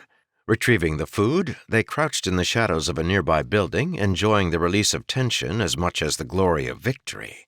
Then Jarek noticed something. "Topaz, your hat!" he said with horror. It was gone. He must have left it in the room. "Peace, boy. I left it on purpose." Jarek furrowed his brow. "But why?" "Because old Tyrell would have blamed and perhaps punished the villagers for the disappearance of his snacks." Then, with a smile, he continued, "And I wouldn't want another to get credit for my genius." Topaz rewrapped the food, then handed the bundle to Jarek. "Here, see that those who need this get it." "But you didn't eat any," Jarek protested. "Suddenly I'm not very hungry. I'd best be going, boy. I have a friend to meet in Aldvin in 4 days. Don't forget what I've taught you today." "Taught me?" Topaz winked. "The surest path to overthrowing oppression is independence, boy. There are fools amongst the nobility just as amongst the peasants. Trust me, I've known a lot of fools. You could say I'm an expert. There's no harm in listening to what the fools have to say. Just don't think you have to believe them." Jarek nodded. "Thank you," he said hesitantly. "You are very welcome. Just promise me one thing." "What?" "Promise me you'll learn. Spite them all, boy. Prove the king right. He may be the biggest fool of all, but his heart is right. Study like your life was in danger, for in a way the lives of thousands depend on it. You heard what I said to Tyrell?" "Yes, Topaz," Jarek said with a nod. "It was true. All of it. King Rhodus is the most forward-thinking leader I've ever known. He's actually been able to get past his conditioning and see the humanity in even peasants. You are the one who has to prove him right. He will be here in 3 months to check on you and your classmates, as will Carlord Strafen. Your success will profit an entire nation." "All right, Topaz," Jarek said, retrieving his book from the spot where he had hid it. "I will learn. You'll see. Someday I'll be able to read this whole book." "Read it, then write one of your own," Topaz challenged. "Farewell, little lumberling. Perhaps I'll look in on you. I haven't had this much fun in a long time." Chapter 3. At first, the king's imminent arrival had little effect on the lumberman. Summers were short in Melorand, and even though lumbering was still possible on all but the coldest winter days, the warm, snowless months were by far the most productive time of the year. Jarek's father rose every day before sunrise, started a fire in the hearth for his wife and child when they awoke, and slipped away to the lumbering camp. He would usually return just before sunset in time to chop wood for the next day's fire. Most of Jarek's time was spent trying to decipher the words of his book. He would read outside, sitting in the arms of a tree so as not to disturb his mother. She said little about it, but he saw the look in her eyes every time he left the house with the book. She knew that the natural life she envisioned for her son, that of an honest lumberman, was drying up and falling away like the brown pine needles she often swept from the house.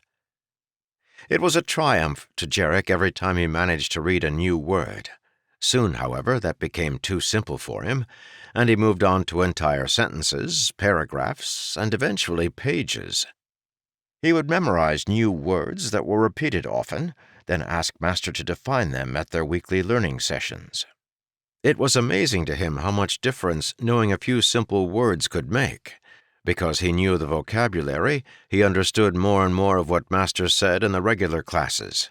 The other children didn't even bother to pay attention anymore. They had mastered the trick of retaining an erect posture while letting their minds shut down. Master didn't notice. He took it as natural that none of them could repeat back to him what they had learned at the end of the session. Not Jarek. He continued to ask questions, each one earning him a swipe with the reed. The pain was minor, however, and it helped keep him awake. His knowledge of the words Master used allowed him to understand the meaning of each lesson, which in turn fueled his desire to read more in his book. Now that he knew so much vocabulary, he couldn't help but use it. The words made so much sense. With one word, Jarek could say the same thing lumbermen would say with an entire phrase. Unfortunately, no one in the town but he and Master knew what the word meant. About a month after Topaz's visit, Master's servant mysteriously reappeared. Jarek noted the man's return with surprise, but no one else gave him much heed. Master punished him severely for running off, but in the end was relieved to have a servant again, so didn't press for information about where the man had been. As the 3-month deadline neared, the tension in the village rose. It even seeped into the daily lives of the lumbermen. Jarek often heard them theorizing on the king's arrival. They wondered what, if anything, he would have to say about the wood they produced. They wondered if he would come by boat or by chariot, and how many men he would bring with him. They wondered if the king were truly as tall as people said, 9 feet in height, with a countenance like that of Orion the White himself. Jarek had his own speculations. He remembered what Topaz had told Master, that it was important to the king that Master's school succeed. Topaz's insistence that the lives of many men depended on Jarek's studying began to make him restless, and he started to worry that the king was coming to see him personally, to judge how well his studies were proceeding. Unfortunately, he knew the king would be disappointed in him. Master constantly told him that he was learning nowhere as quickly as a noble child. So Jarek forced himself into his studies. He continued to read from the 3 realms, and as he did so, he started reading for content rather than just for practice. He started writing on his own, rather than just copying, weeks before Master ordered him to do so. All this he did, hoping that it would be enough, though enough for what, he was not certain. Jarek had never seen so many people in his life. He and his friends, Sen, Jan, and the others, had climbed a ladder atop the schoolhouse to get a better view of the king's arrival. There were hundreds of people in the town, crowding its streets, standing so close to one another Jarek couldn't imagine how they kept from stepping on one another's feet. It felt very odd to him. It was not right that there should be more faces in the village he didn't recognize than those he did. Most of the strangers were farmers from the other two villages Watt looked after. The priest had gained special permission for them to leave the lands they worked, allowing them to break tradition this once for the opportunity to view their king. Along with them came overseers and nobles, richly dressed men and women who had arrived in chariots. After studying the village with disdainful eyes, these had quickly let Master lead them into his large house and out of sight. Of most interest to Jarek were the cattle traders. They had arrived a few days earlier and had immediately set up a camp right outside of the village. There were even more cattle than people, a fact Jarek found mind-boggling. Looking out from his vantage, Jarek could see them now.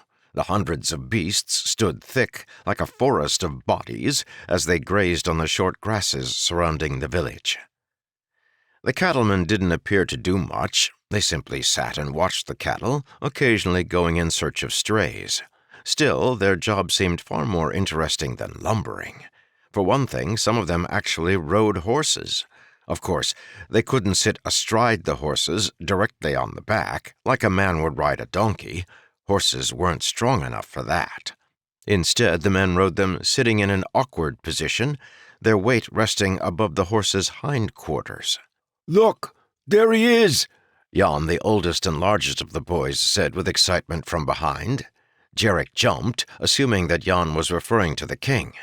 As he scanned the river, however, he found no signs of a vessel. "Who?" Jarek asked with confusion. "The leader of the cattlemen," Jan said, gesturing to a man who had just walked out of the Tivryn. Jarek leaned forward to get a better look. He was anxious to see for himself the strange man the other boys had spoken of. "What's wrong with his skin?" Jarek wondered. "That's just the way it is," Jan explained. "'Tis dark, like he stood in the sun too long."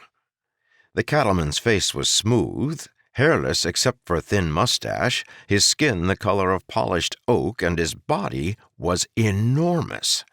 He seemed large even when standing with the most burly of lumbermen. His legs and arms were thick with muscle, and he stood with an air of complete confidence. He wore a long coat that reached all the way to his ankles, but which was open at the front, and two large swords were strapped on either side of his waist. "I heard Foreman say he was Kichan," Aiden whispered, as if afraid that the fearsome man would hear him. "Kichan?" Jan asked. "Sounds like a gibberish word to me." "Didn't Master talk about it once?" Sen asked hesitantly. "The Kichan people used to rule most of the continent," Jarek said absently, still studying the trader. "They once lived to the west, over the mountains, but then the rivers dried up and they were forced to leave. Now they just live anywhere they can." After a few moments of silence, Jarek looked back at his friends with perplexity. The four boys were standing in a quiet mass, their eyes uncertain. "What?" Jarek demanded. "You sounded like Master, Jarek," Jan finally said, looking to one of the other boys for support. "You spoke just like him," Sen agreed. "Faugh," Jarek scoffed, trying not to blush. Forcing his voice to sound as normal as possible, he continued, "'Tis just something I heard him say." Sen nodded slowly, but the other boys still looked uncomfortable. Even Jan, who was usually so quick to mock or berate, regarded Jarek with something akin to fear. Unable to stand their scrutiny, Jarek turned away from them with a barely veiled scowl. However, his disposition changed as he felt something wrong, a coldness in his mind.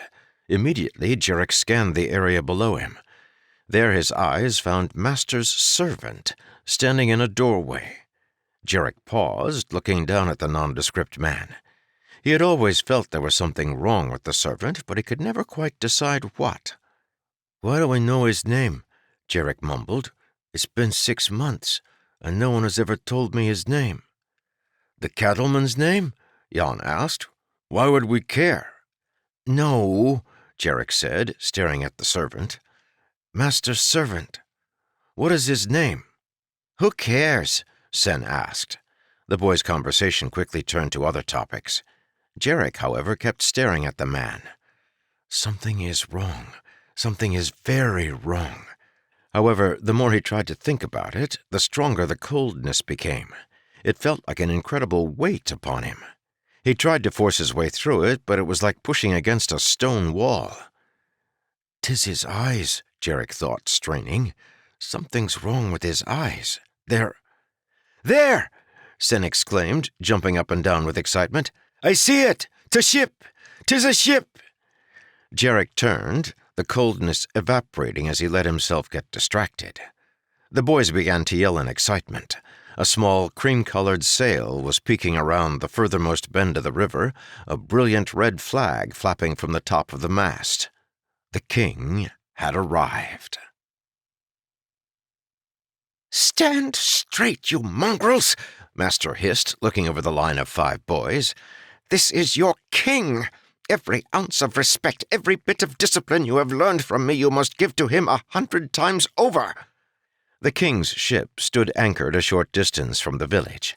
It was an enormous thing with engraved wood and bright red banners.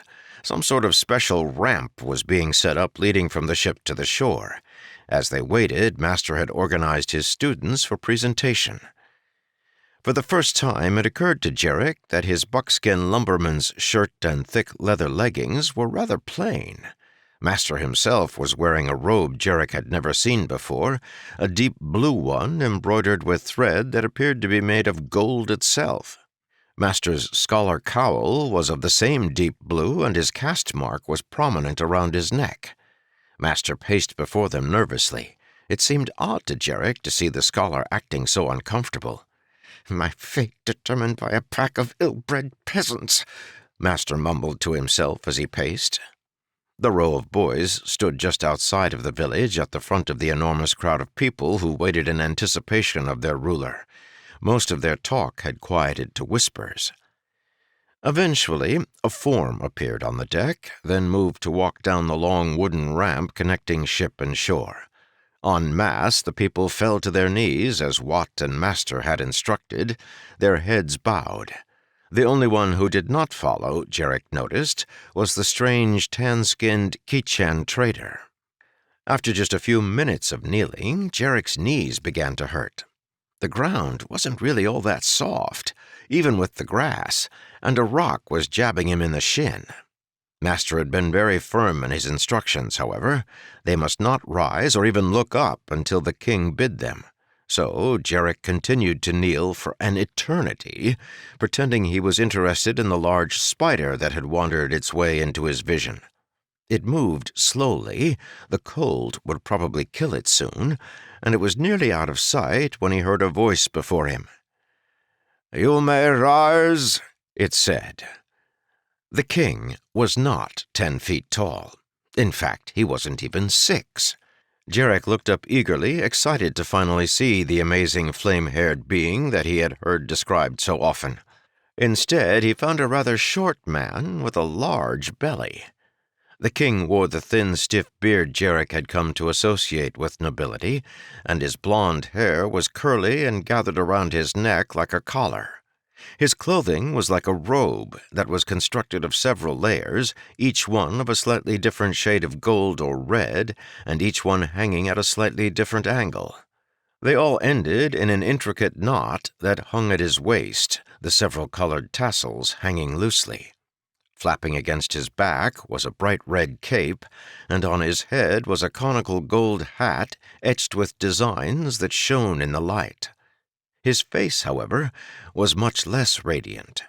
He had a pleasant smile, true, and kind eyes, but the face as a whole was rather pudgy. Jarek had expected something more divine. "I thank you for your greeting, my people," the king said. His voice was firm and commanding, that much at least seemed regal. "I am eager to see your town. It is not often that the royal personage has an opportunity to visit these farthest reaches of his kingdom. Tell me, who is the local leader here?" Jarek's eyes sought out Foreman, who was looking to either side with nervous eyes. His face was sick. The older man had been dreading this moment since the day Topaz had arrived. He did a good job of leading the village, but he didn't have the disposition to handle someone as lofty as the king.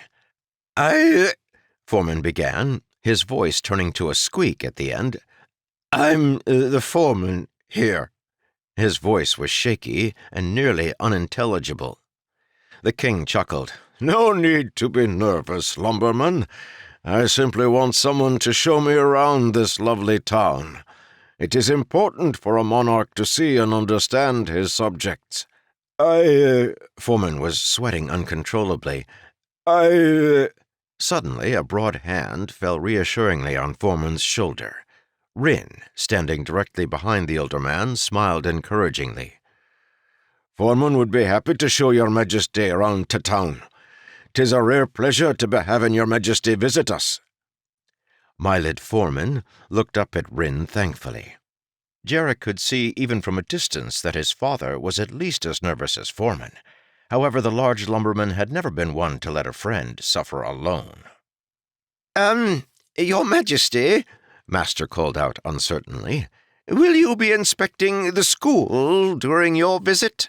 The king turned. "Ah, Terrell," he said with a smile. "What disciplined-looking children. Your students, I assume?" "Yes, Your Majesty." A snort came from the king's procession. "Students? Rodents seems more like it." The words originated from a tall man standing just next to the king. He wore the sheet-like clothing of a noble, and his straight blond beard had a reddish tint to it. His face was flat and harsh, his eyes so disdainful they made Master's own arrogance look weak by comparison. The king raised his eyes as he looked back at the large man. "You will have an opportunity to prove your position shortly, Callard Strafen," the king said. "Please keep your opinions to yourself until then." The man bowed his head slightly. "I look forward to it, Your Majesty." The king looked back at Master. "Arrange your students in the school, scholar," he requested. "I will see them after these good lumbermen show me through the town." "He doesn't look much like a king." Master's head snapped up at Jarek's comment, and he reached reflexively for his reed, forgetting for the moment that he had not brought it with him. After a second of groping, Master swore quietly, then shot Jarek an angry stare. "Be quiet, boy." "But, Master, 'tis true," Jarek complained, sitting in his place on the schoolhouse floor. The boys had wanted to join the crowds following the king, but Master had insisted they return to the school and wait with disciplined patience. However, judging from Master's increasingly annoyed temper, it seemed to Jarek that disciplined patience was far removed from the scholar's own capacity. "He doesn't look at all like the stories," Jarek continued. "His eyes aren't red, he isn't even as tall as my father, and he certainly doesn't look like he could burn down a mountain just by looking at it." "Those stories are foolishness, boy," Master said. He stood at the front of the room, not sitting in his usual place, and his hands twitched occasionally, as if looking for something to twist, fold, or break. "The king looks like a king because he is the king, and therefore he is what a king should look like." Jarek cocked his head, trying to untwist that last statement. A few moments later he heard the king's voice approaching from outside. "It appears to be a neat, organized village, Lumberman Rin," the king complimented. Master hurriedly gestured for the boys to rise and prepare to bow as the king entered. "You'd best be thanking Foreman for that, Your Majesty," Rin responded. "I live up into Forest, a 2-hour walk from town." "Don't you get along with the others, lumberman?" the king asked with amusement.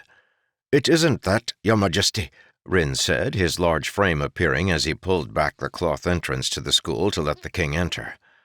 "I just like living amongst the trees. A true lumberman at heart," the king chuckled, entering the schoolhouse. King Rhodus smiled, looking over the boys and their master. "Well, Master Terrell, it is your turn. Let's see if the gold I used to send you to Trexandos was well spent." The king stepped back, gesturing for the hulking red-bearded man to approach. "Boys," the king explained, "this is Carlord Strafen. He is going to ask you a few questions to judge how well you've been learning." Jarek and the others nodded hesitantly, stepping forward in a line as Master prodded them. Carlord Strafen adjusted his blue cloak and pushed aside a guard as he approached the boys, regarding them with contempt. Jarek frowned. Why should this man hate them so much? They had never met before. The Carlord stepped in front of poor Sen, who stood on the opposite side of the line as Jarek. "You," the Carlord said curtly with a voice that sounded like a dog's bark. "Answer my question, boy. When was the Kichan invasion?" "The beginning of the fourth span," Jarek answered to himself. Sen turned a sickly white color at the demand, then looked at his feet. "I don't know, sir," he mumbled. The Carlord turned, raising an eyebrow at the king. Then he turned back and moved on to the next boy, Jan. "All right, boy. What is 6 multiplied by 7? 42, Jarek thought. 13? Jan asked with a weak voice after counting on his fingers.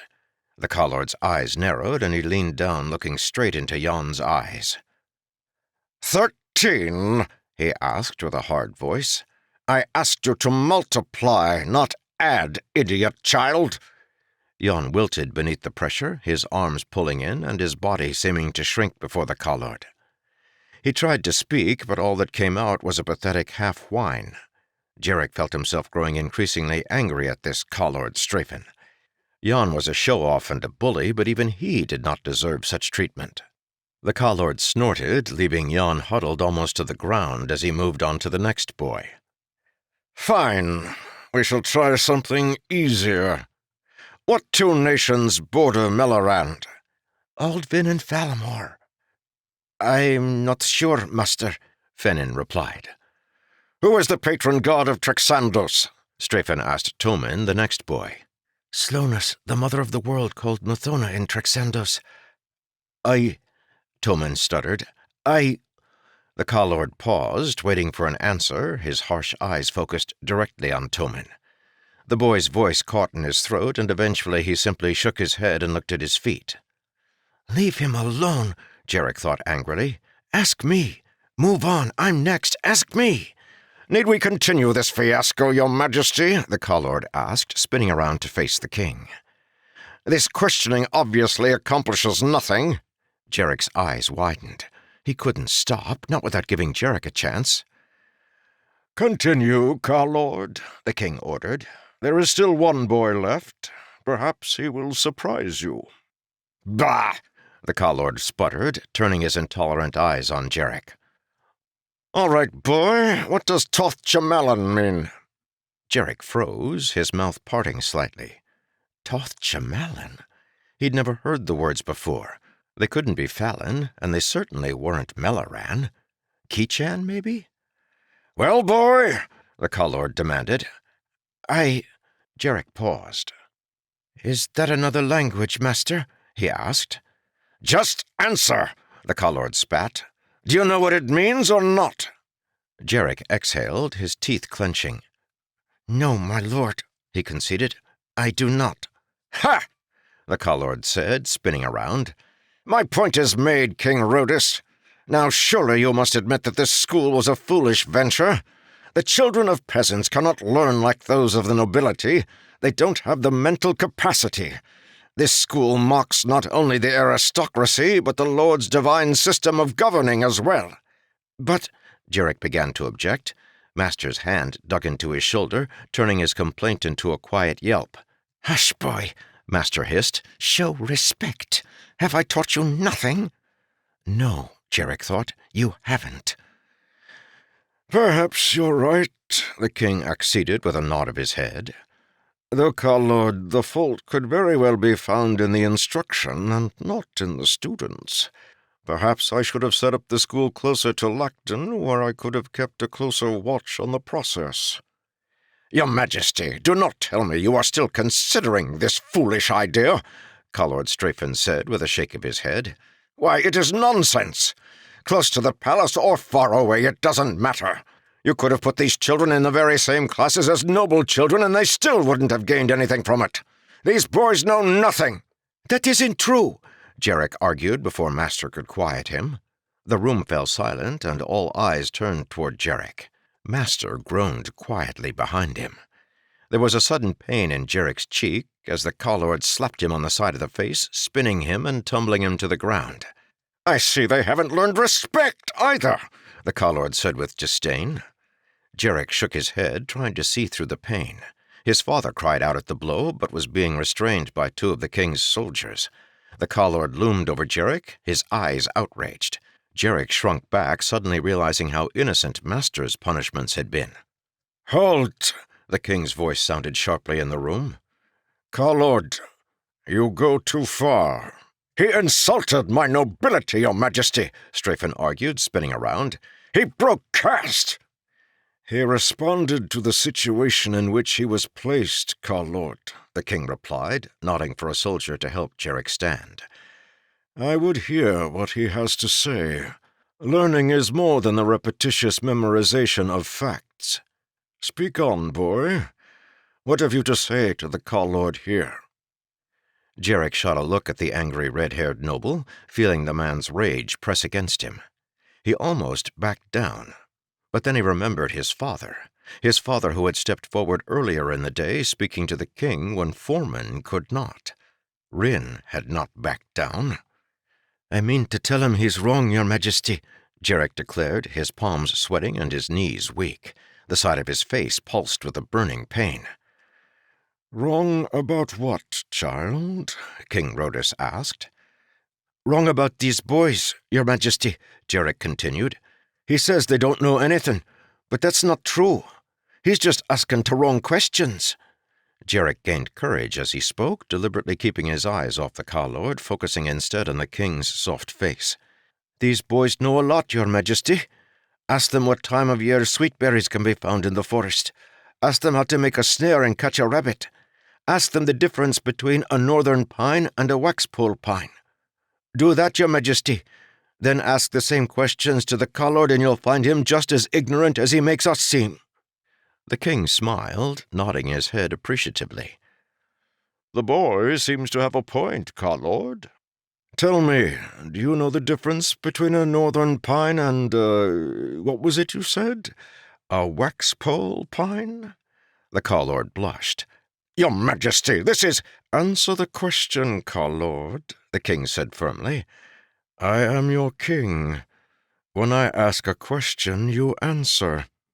The Carlord ground his teeth for a moment before responding, "I cannot." "Why not?" "Because I don't know the answer, Your Majesty," Strafen admitted. "Oh? How about you, boy?" the king asked, pointing to Sen. "Do you know?" "To northern has long, thin needles, Your Majesty, and they come in clumps. To waxpole has stumpy needles that run in lines." "Yes, Carlord, you might be right," the king mused, patting his beard thoughtfully. "I was wrong. Maybe instead of sending a scholar to teach these lumbermen, I should have invited one of them to come teach us. When asked the right questions, we certainly do look, what was that the boy said? Ignorant? He certainly has an impressive vocabulary for a peasant." Carlord Strafen continued to grind his teeth, an almost imperceptible growl coming from the back of his throat. Without a word, he pushed his way through to the door, ripping down the cloth hanging as he passed through and tossing it to the dirt. The room waited silently as he left, no one moving except for Rin, who immediately shook loose the soldier's hold on him and ran forward to inspect his son's face. Finally, the king broke the silence. "Well, boy, I thank you. You may not realize it, but you just helped your king save face in a very difficult situation." Jarek blushed, realizing he was still the center of attention. "'Twas nothing, your majesty." "My thanks nonetheless," the king said. "Lumberman Rin, I assume this courageous lad belongs to you?" "He's my son Jarek, your majesty," Rin declared, a smile on his wide lips as he hugged Jarek to his side with one arm. "Yes, he seems to have inherited your temerity. Same tree, same grain, as the Fallen people would say. I apologize for the Kalord's treatment of him." "Good words spoken will be outlasting to pain of a bruise, your majesty," Rin replied. "Well said, Lumberman Rin. You have a fine child.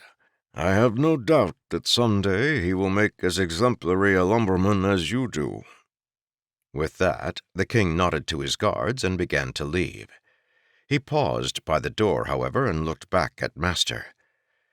"By the way, scholar, despite our young friend's lucid point, this day's test was a firm disappointment.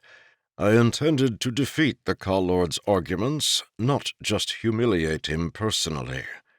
You and I will speak tomorrow after I inspect the cattle herd." Master groaned quietly as the king disappeared.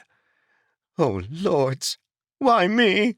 he asked as he sank to the ground. Rin didn't say anything as they left the schoolhouse. He simply placed his hand firmly on Jarek's shoulder, a proud smile on his face, and Jarek knew. They had both done well this day. They found Mardel speaking with several other women. The stout woman was frowning, as she usually did when she listened to other women gossip, but she had a smile saved for her husband as he approached. She left the other women behind, falling in beside Rin and Jarek as they walked down the darkening street.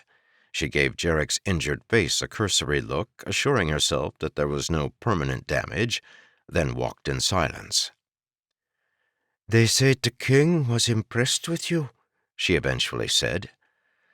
"The boy did a good job today," Rin agreed, though they all knew she was speaking of her husband and not her son. Mardel put her hand around her husband's waist. "Will we be going home, then?" "Not unless we can't find a place to stay for tonight," Rin said slowly. "The king asked me to go with him to look at cattle tomorrow, though the lords only know why. I'm a lumberman, not a cattleman. I know nothing about cows." "You're a practical man, Rin. The king sees that. Perhaps he simply wants to be speaking with you some more. Come, I've arranged for us to stay with the widow tonight." Rin was right. The king didn't need him, at least not to inspect the cattle.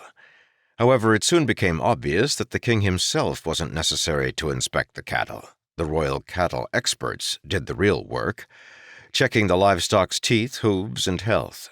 King Rhodus stood to the side, watching and speaking quietly with Rin and Myled. The day was colder than the last few had been, and Jarek could see his breath puffing out in the morning light. He watched his father from a short distance away, standing with his mother in an open-walled cattleman tent. His face ached slightly from Strafen's blow, but his mother had borrowed some ointment from the widow, and since it appeared as if the bruise would quickly heal, she had let him accompany her. His mother didn't seem to care about the cattle. She watched Rin talking with the king, a slight smile on her face. "Mother," Jarek asked uncertainly, "I don't understand." "Understand what, child? Why you're so happy? You're always talking about what's natural and what isn't. A lumberman talking to a king seems pretty unnatural to me." "'Tis unnatural," his mother agreed, "unless that lumberman is the foreman. Then it is all right." "But we have a foreman," Jarek protested. "Myled." "Myled's getting on in years, child. The king'll have to choose a replacement for him soon. Within 5 years, I'd guess. Usually he doesn't bother with it himself, letting Kalord Trevin, who owns the farmers in these lands, do it. But the lumbermen are the king's men. This time maybe he'll choose to new leader himself." "Father? Foreman?" Jarek asked with wonder. But thinking about the idea for a moment, he was surprised at how much sense it made. Everyone knew that Rin was the most respected lumberman in the camps. It followed that he would be the next foreman. Finally, Jarek understood his mother's smile. As much as he hated the idea of his father moving to the town, he knew it was what was right. Rin would take care of the people. He would see them fed as Mylid hadn't been able to do, and he would take care of people like the widow. Suddenly, Jarek felt a chill brush against his mind, like someone had taken an icicle and rubbed it across the surface of his brain. He looked up, grimacing at the pain. Master had just arrived at the camp, his servant with him. "Son?"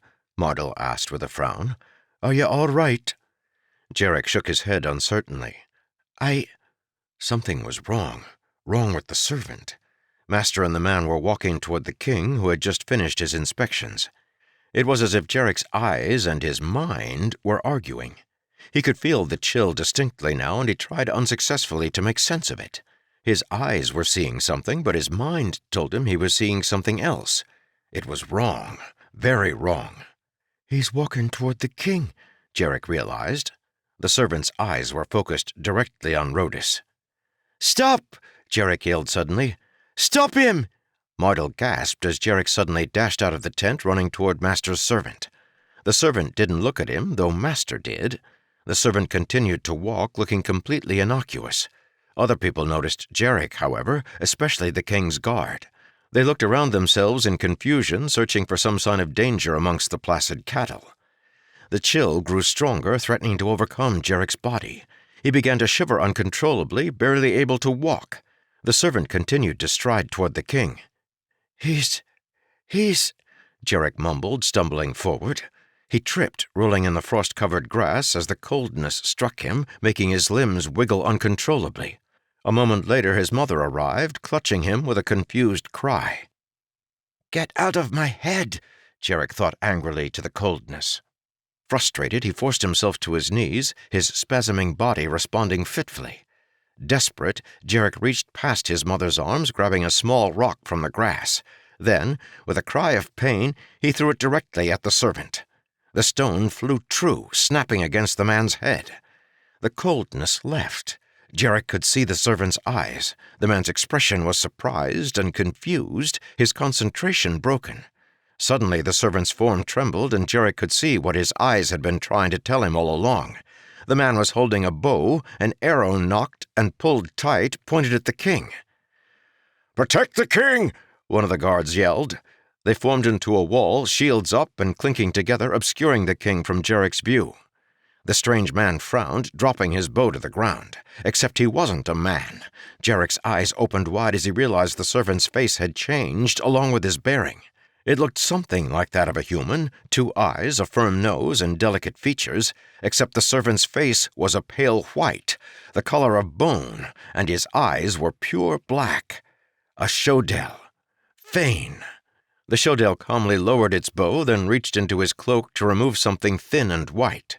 He closed his eyes, and his mouth began to move slightly, his thumb rubbing the object. A spear, thrown by one of the approaching guards, slammed into the ground beside the creature. The Shodel did not move. Jarek felt what happened next, and he thought he could see it, too. A wiggling bubble exploded suddenly from the stranger, a translucent thing that wavered and vibrated. It moved impossibly quick, expanding like a ripple in water, and it hit Jarek before he could even jump back. Only then did he realize what the bubble was. Sound. He was seeing sound. It crashed like thunder that had struck incredibly close. It slammed into Jarek's ears, making him gasp in pain. The guards dropped their weapons and put their hands to their ears, groaning in agony. The sound, however, had not been intended just for human ears. Its suddenness startled the massive horde of cattle, causing them to call and run madly. And Jarek's father and the king were in the middle of it. Jarek tried to get to his feet, but he was physically drained. His legs wouldn't hold him, and he tumbled back to the hard ground, losing sight of his father and the king in the rush of beasts. The Shodel dashed away in the confusion, leaving the cattle to kill where the arrow had failed. "Father!" Jarek screamed, once again trying to rise. His mother stopped him, instead pulling him to the relative safety of the tent. Most of the cattle were running the other way, toward the town, leaving the tent and its occupants alone. Jarek clawed at the air, looking for signs of his father in the mass. Jarek got to his knees, wobbling dizzily, holding onto a tent pole for support. He could distinguish little from the chaos before him. Occasional flashes of flesh or clothing were visible, signs of the dozens of people trapped in the rush, but he could make little sense of it. "Father!" he called, but his tiny child's voice was drowned out by the thunder of hooves and the screams of both men and animals.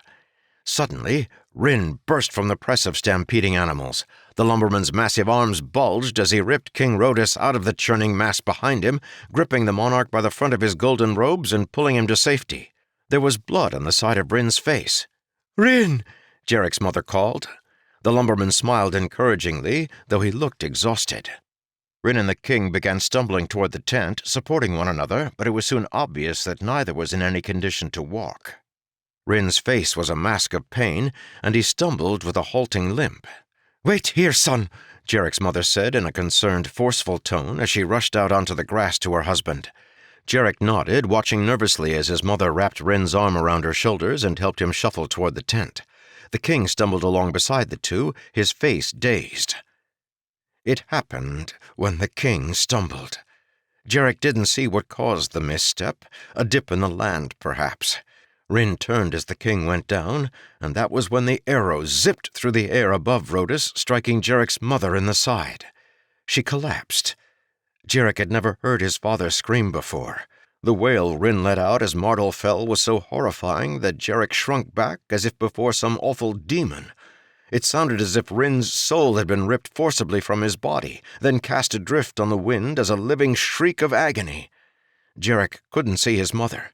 Rin stood in the way, huddled next to her body. The king, however, wasn't looking at the fallen woman. He was staring at something else. Jarek followed the king's gaze, his mind growing numb. It was as if he were watching a dream, not real at all. No, it could not be real. The Shodel assassin stood quietly beside the tent, just a few feet away from Jarek. The creature had lowered the hood of its cloak, revealing a white, almost human-like head that stared at Rhodus with solemn black eyes. Long ivory wisps covered its scalp, blowing freely in the wind. The creature's face was expressionless as it dropped the bow, drew a thin-bladed sword, then rushed toward the king. Rhodus stared mutely, in his fear forgetting the ceremonial blade at his side. The Shodel was almost on top of him when Rin tackled it. Human and Fane went down. Jarek could hear his father bellowing madly.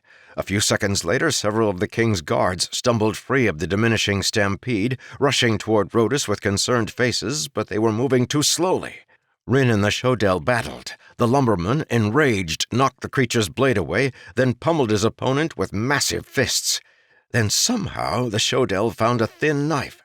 The soldiers were too far away. The Shodel raised its hand in desperation, the knife held high. "No!" Jarek screamed. "Father, get out of the way!" Though Jarek's eyes saw what happened next, his mind did not. A few seconds later, Jarek looked away. He looked up, past the ceiling, at the blue sky. He saw the puffy clouds and, for the first time, wondered if they were related to the puffs his breath made in cold air. He looked down at the grass, green and sparkling in the morning light. The frost had mostly melted now, except in the shade. He looked to his left, wondering what kind of wood the tent poles were made from. Probably pine, he decided. It was the most plentiful, and the wood seemed to have a red cast to it, though in the shade it was hard to tell. He looked to his right. Someone had dropped a cup from the morning's meal. They shouldn't have done so. Things that were discarded so carelessly had a tendency to break. King Rhodus found the lumberman's son making a small hut out of a pile of sticks. The boy still sat in the grass at the edge of the tent, staring at his construction intently, completely absorbed. The boy did not look up to see the two corpses, now covered with a white piece of canvas, a few dozen feet in front of him. "This is Rin's boy?" Rhodus asked slowly, approaching. "Yes, Your Majesty," the town foreman answered. "His name is Jarek." The foreman's face was pale, his white hair disheveled. He no longer had a problem talking to Rhodus. With the shock of the town's complete destruction, it barely seemed to matter who asked questions. One of Rhodus's soldiers approached from a short distance away, bowing slightly. The man had seen to the disposal of the Shodel corpse. Apparently, it had been masquerading as Torel's servant. Torel, who had spent years studying in Traxandos, a city just a few days' travel from the Shattered Plains. Rhodus should have wondered at him returning with a strange servant. What would have happened if I hadn't sent Torel away as soon as he arrived back from his training? Rhodus wondered. Would I have died in my sleep, this assassin's blade having cut my throat? Torel said the servant had gone away for a time. It had probably decided to make its way back to the palace. However, when it had heard that Rhodus was going to leave the safety of the capital and travel to the very city where Torel had been stationed, Rhodus had been spared. There had been a cost, however. The father and the mother both? Rhodus asked quietly, looking down at the lumberman's son. Yes, Your Majesty, the foreman replied. The king sighed, kneeling down beside the boy. His gold robes were already stained with dirt and blood. More dirt wouldn't matter. The lords have been very cruel this day. Jarek continued to play with his sticks. Boy, can you hear me? Jarek looked up, noticing his king with surprise. He yelped, scrambling to his feet so he could bow properly. "I'm sorry, Your Majesty. I didn't see you." "It's all right, lad," Rhodus said, placing a hand on Jarek's shoulder. Jarek asked, looking around. "Where am I?" "Never mind that now, lad. Just sit back down for a moment." Jarek nodded, seating himself, maintaining the straight-backed posture he had probably learned in school. Rhodus left his hand on the boy's shoulder, turning slightly. Torel's failure with the school left him in a difficult position. Strafen grew more and more bold as time passed, and he had many influential friends in the capital. No matter how much Rhodus sometimes felt like throwing the overbearing man in prison, he knew that he could never do so. Strafen represented tradition, something even more powerful than the monarchy. If the king wanted to change his society, then he would need to prove the Call-Lord wrong. "Call-Lord Strafen," Rhodus said, an idea forming. "Yesterday you made a challenge to me. Are you willing to keep it?" "Challenge, Your Majesty?" Strafen asked with confusion. He stood behind the king, next to the foreman and scholar Torel. The Call-Lord had been surveying the day's destruction and bodies with a calculating eye, completely unfazed by what had happened. "Yes," the king continued, his voice subdued. "You claimed that even if I took a lumberman's boy and educated him in the same classes as children of the nobility, he would not learn." "I do recall saying something like that, Your Majesty," the Call-Lord said hesitantly. "Well, did you mean it?" The Call-Lord's jaw dropped slightly. "You mean—" "Yes, Call-Lord," Rhodus said. "You are right about the school, but I won't concede the battle to you just yet. Your son and mine are about the same age as this boy. Let us put them together with the same tutors and see who learns the most from their education." "A peasant? With my son? Your Majesty, The king's look challenged the Call-Lord. "This is your chance, Strafen. You want to prove me wrong, and now I give you leave to make a fool of your monarch. If your boy learns more than this one, I will admit you were correct, and drop the entire matter." The Call-Lord frowned, then leaned closer. "Your Majesty," he said quietly, "my objections were always to protect the crown, not to mock it. I would not see you throw away our lord's given nobility. If this boy does not learn, the whole aristocracy will know, and the monarchy will find itself undercut. Do not do this, I beg you." The king rubbed his beard for a moment. All right, he mused.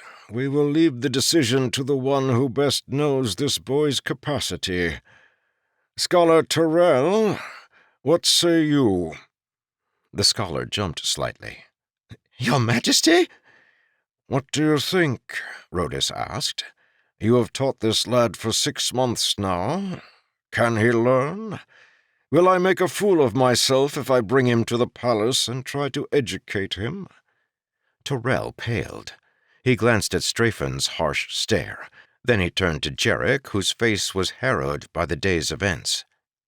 He is a peasant, Your Majesty, Tyrell finally mumbled. They have no capacity to understand higher learning. The scholar looked down at his feet as if unable to meet his student's eyes. Perfect, Rhodus declared, standing. Remember those words, Carlord? Let it not be said that when I did this I chose a fluke as my test subject. I will prove to you my words.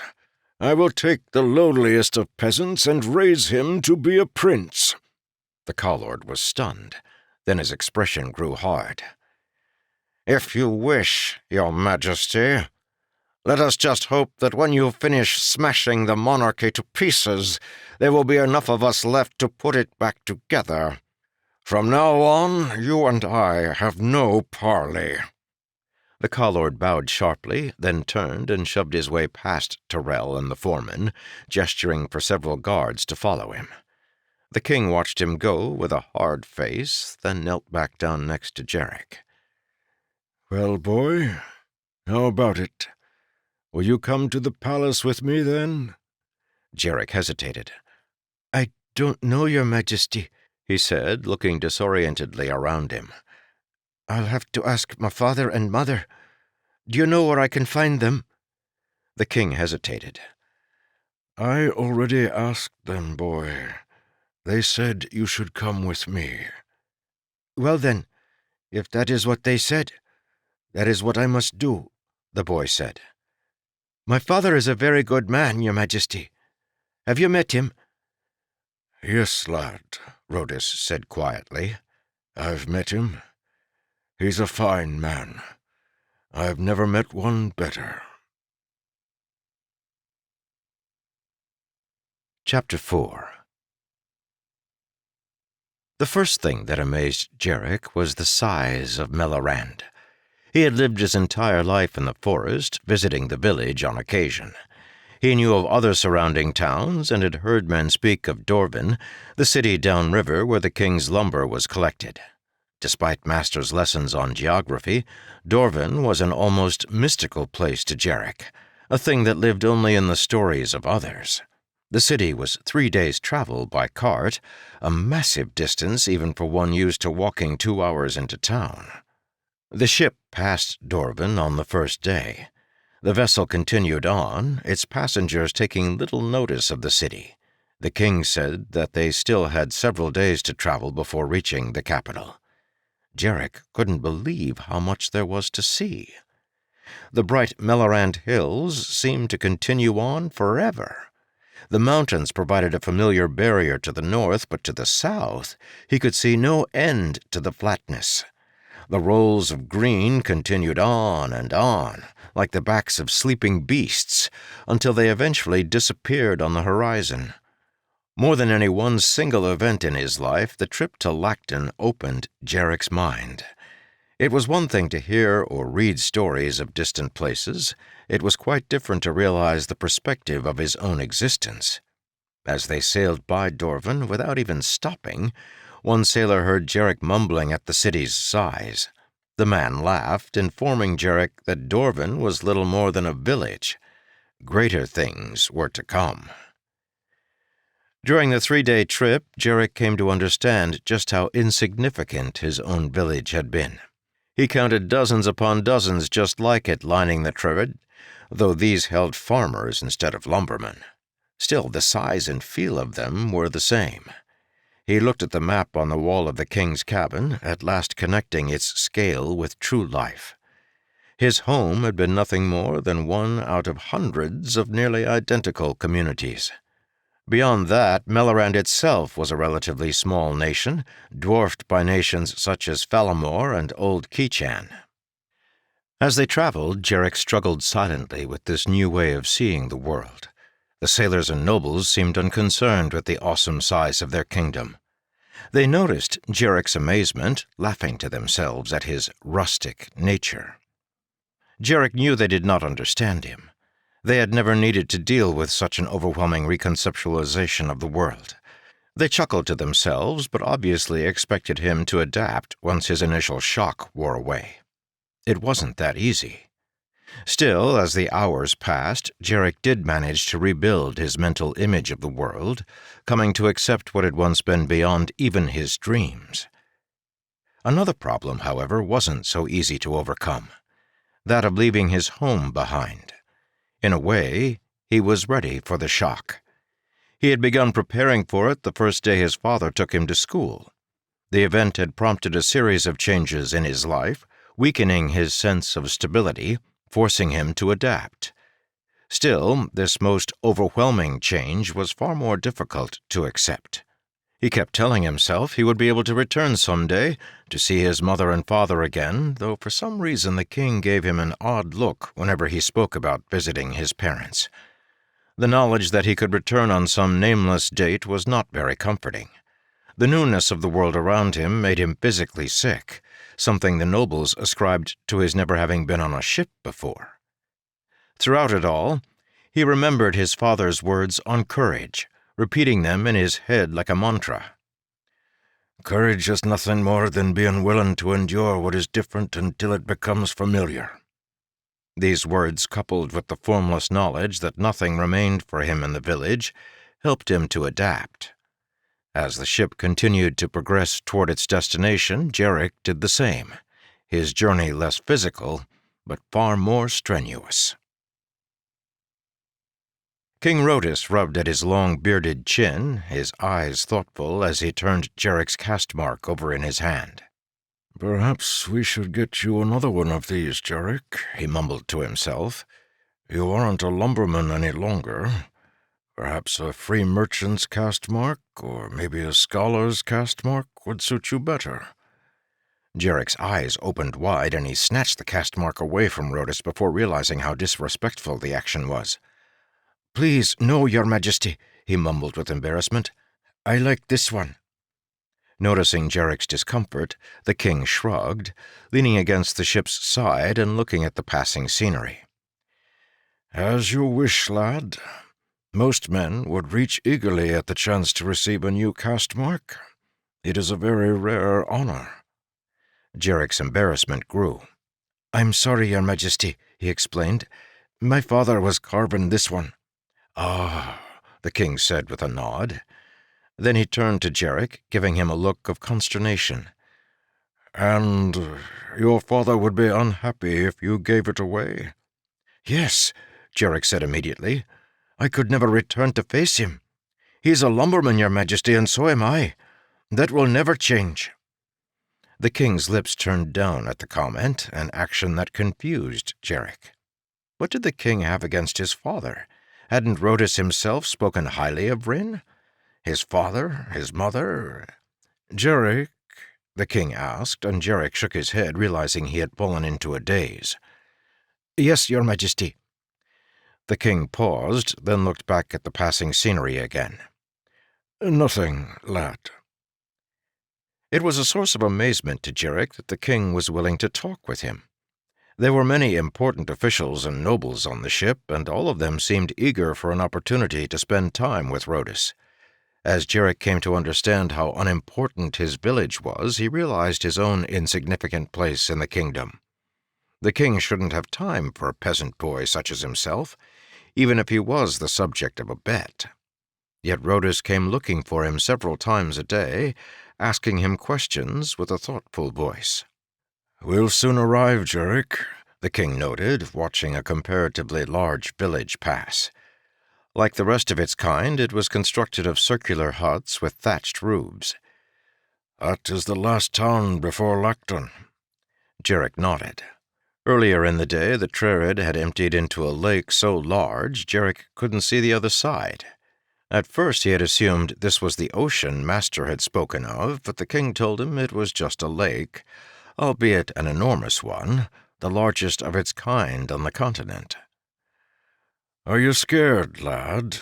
the king asked, turning his round face toward Jarek. "Not so much any more, Your Majesty. At first I was, but now I'm more excited. I want to see the palace." "Well, I certainly hope my humble dwelling suits you, lad," the king said with a smile.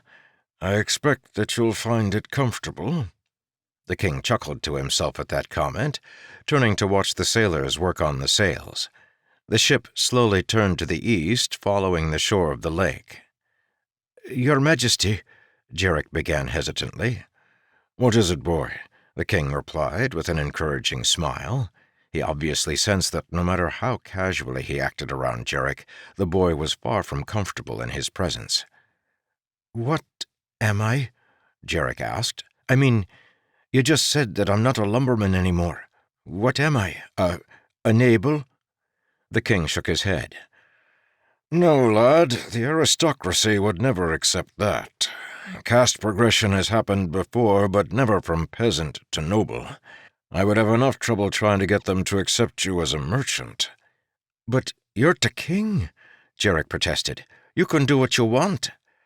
"Not always, I'm afraid. You see, Jarek, the Melaran caste system is said to have come from the Nine Lords themselves. Even kings have no authority over gods." "But isn't what you're doing kind of the same thing?" Jarek asked. "You're educating peasants, making them the same as nobles." The king smiled slightly. "True, but this way is more subtle." "Eventually the nobles will have to admit that they were wrong," Jarek surmised. "If they see peasants as smart as they are, then they'll be forced to agree that dividing people up by class isn't the will of the Nine Lords." The king nodded, his eyes thoughtful.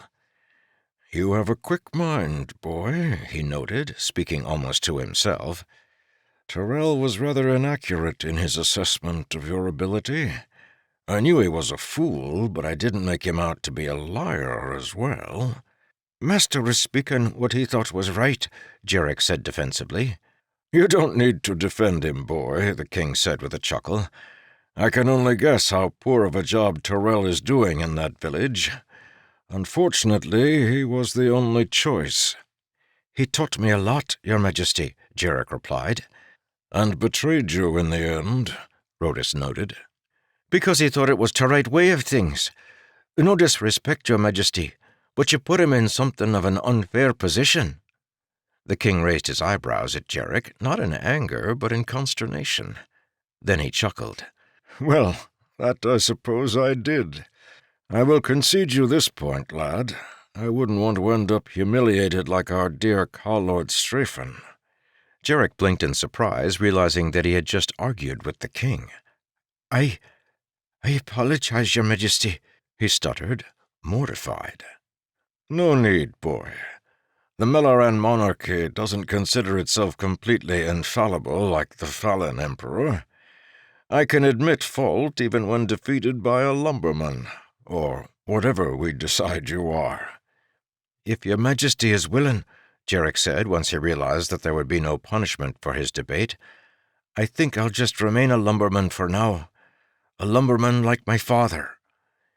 "If you wish, lad," the king agreed, "though honestly I'm not certain which would make more of an uproar, granting a caste improvement to a child or putting a lumberman in with the children of nobility." The king considered his comment for a moment, then shrugged, turning around to look back out at the shore. The land had risen slightly, turning into a white-rocked cliffside. Almost to himself, the king continued, "Well, I suppose we'll—" "What in the name of Zeth?" Jarek looked up with surprise, following the king's dumbfounded gaze. A charioteer galloped down the shore toward them, his bright multicolored cloak waving like a flag behind him. As Jarek watched, the charioteer jumped up and stood, balancing himself with one leg on each rim wall of his chariot. "That man is completely insane," the king mumbled, shaking his head. Even as the words left Rhodus's mouth, the chariot's horse approached the edge of the cliff, then turned sharply to keep itself from tumbling into the water. The rider, however, was not so prudent. As the horse turned, the rider sprang from his chariot, his momentum carrying him in a wide arc through the air. He threw his arms out, hovering in the air for a moment with his eyes closed before plunging in a sharp dive toward the lake water below. There were several muttered exclamations of surprise from behind as the sailors noticed the man's feat. The king sighed. "All right," he ordered. "I suppose we should slow down and pick him up." The sailors complied, angling the boat in the colorful man's direction.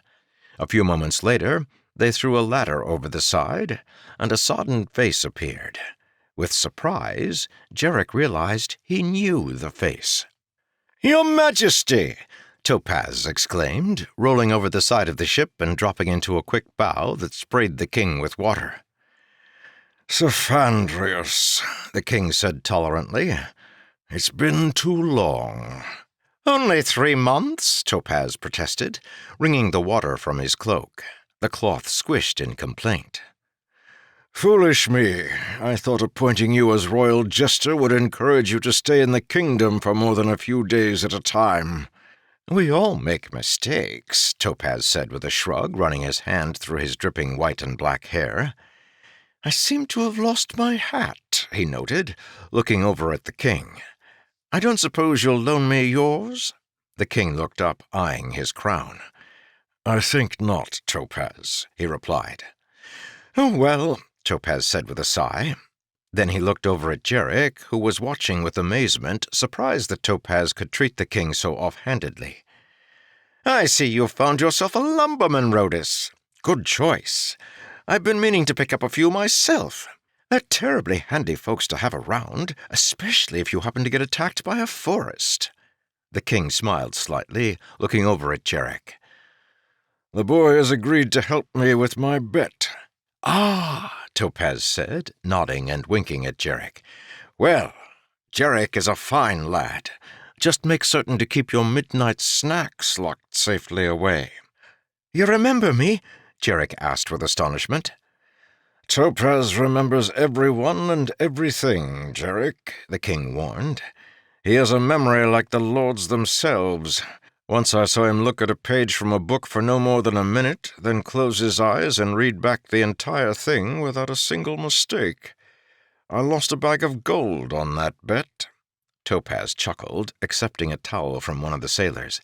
"As I recall, Rhodus," the fool noted, "you were so drunk at the time that I could have quoted a verse from the Rye Wench of Witherton and convinced you it came from the legends of the 9 Lords."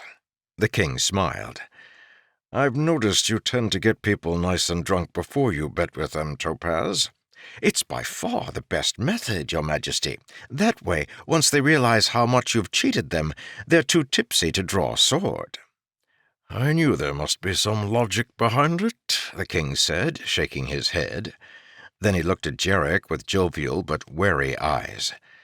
"Be careful of this one, lad. He has a habit of corrupting people, even kings."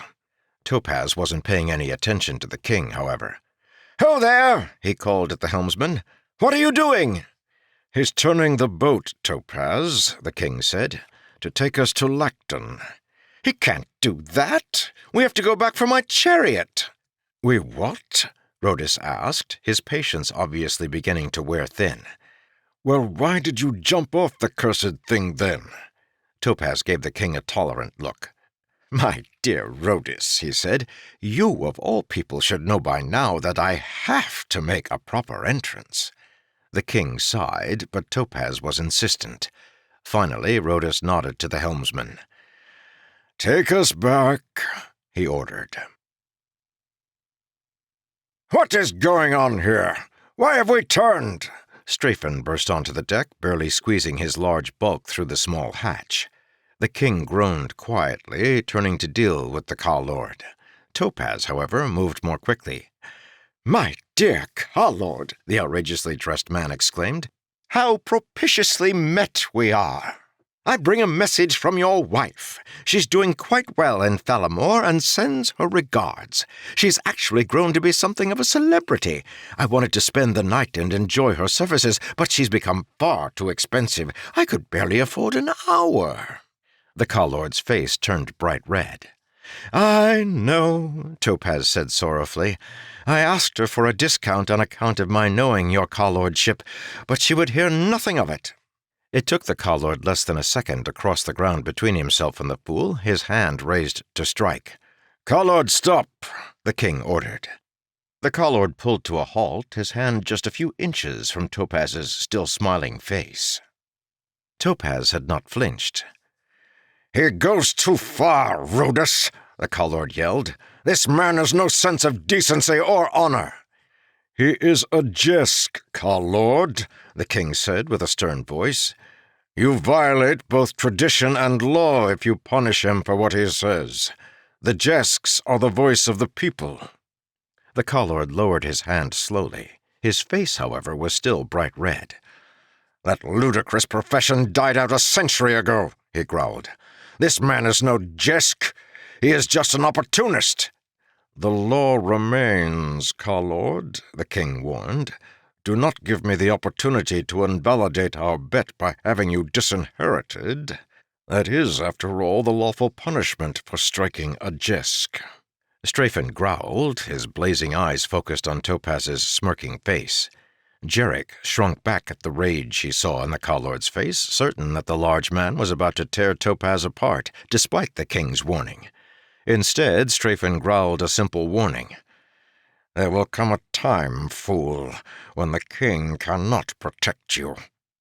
With that, the Call-Lord spun around and stalked back down into the hold. Topaz waved cheerfully at the Call-Lord as he left, then turned back to the king, chuckling mildly to himself. "That was cruel, Topaz," the king said flatly. "I'm like that sometimes. Under all this foppery, I'm really just a barbarian at heart." "I don't understand," Jarek confessed, looking at the two with confusion. "Call-Lord Strafen's wife ran off with the Fallon merchant a few years ago, lad," the king explained. "The two of them had been lovers behind his back for some time, and he didn't even find out until they were gone. The escapade is still a favorite topic of conversation at court." "His burliness is still rather tender on the subject," Topaz explained, smiling cruelly. "Even mention his wife and he'll disappear for hours and mope. Either that, or he'll try to impale you with his fist." "Which," the king noted, "he came very close to doing this time. He is right, you know. The Jesks died out long ago. Few nations honor the old laws anymore. Today's jesters and fools are nothing more than entertainers. Few can remember the days when they were anything more. I allow you to speak your mind, Topaz, but it is possible even for you to go too far." "Perhaps," Topaz admitted. "Strafen, however, is just too perfect to pass up." The king shook his head. "You shouldn't play with him like that. Some things are better left alone, even with men like the Call-Lord." "Come now, Rhodus," Topaz countered. "We must have somebody to mock." "You mock everybody, Saphandrius," the king pointed out. "You have me there, your craftiness," Topaz confessed, looking over as a couple of sailors led his horse and chariot up the plank and onto the deck. A few moments later, the ship resumed its course. As it did so, Topaz turned back to the king, his face slightly more somber. "I assume there have been developments since I left?" The king nodded. "I was hoping you would return in time to look in on the school with me."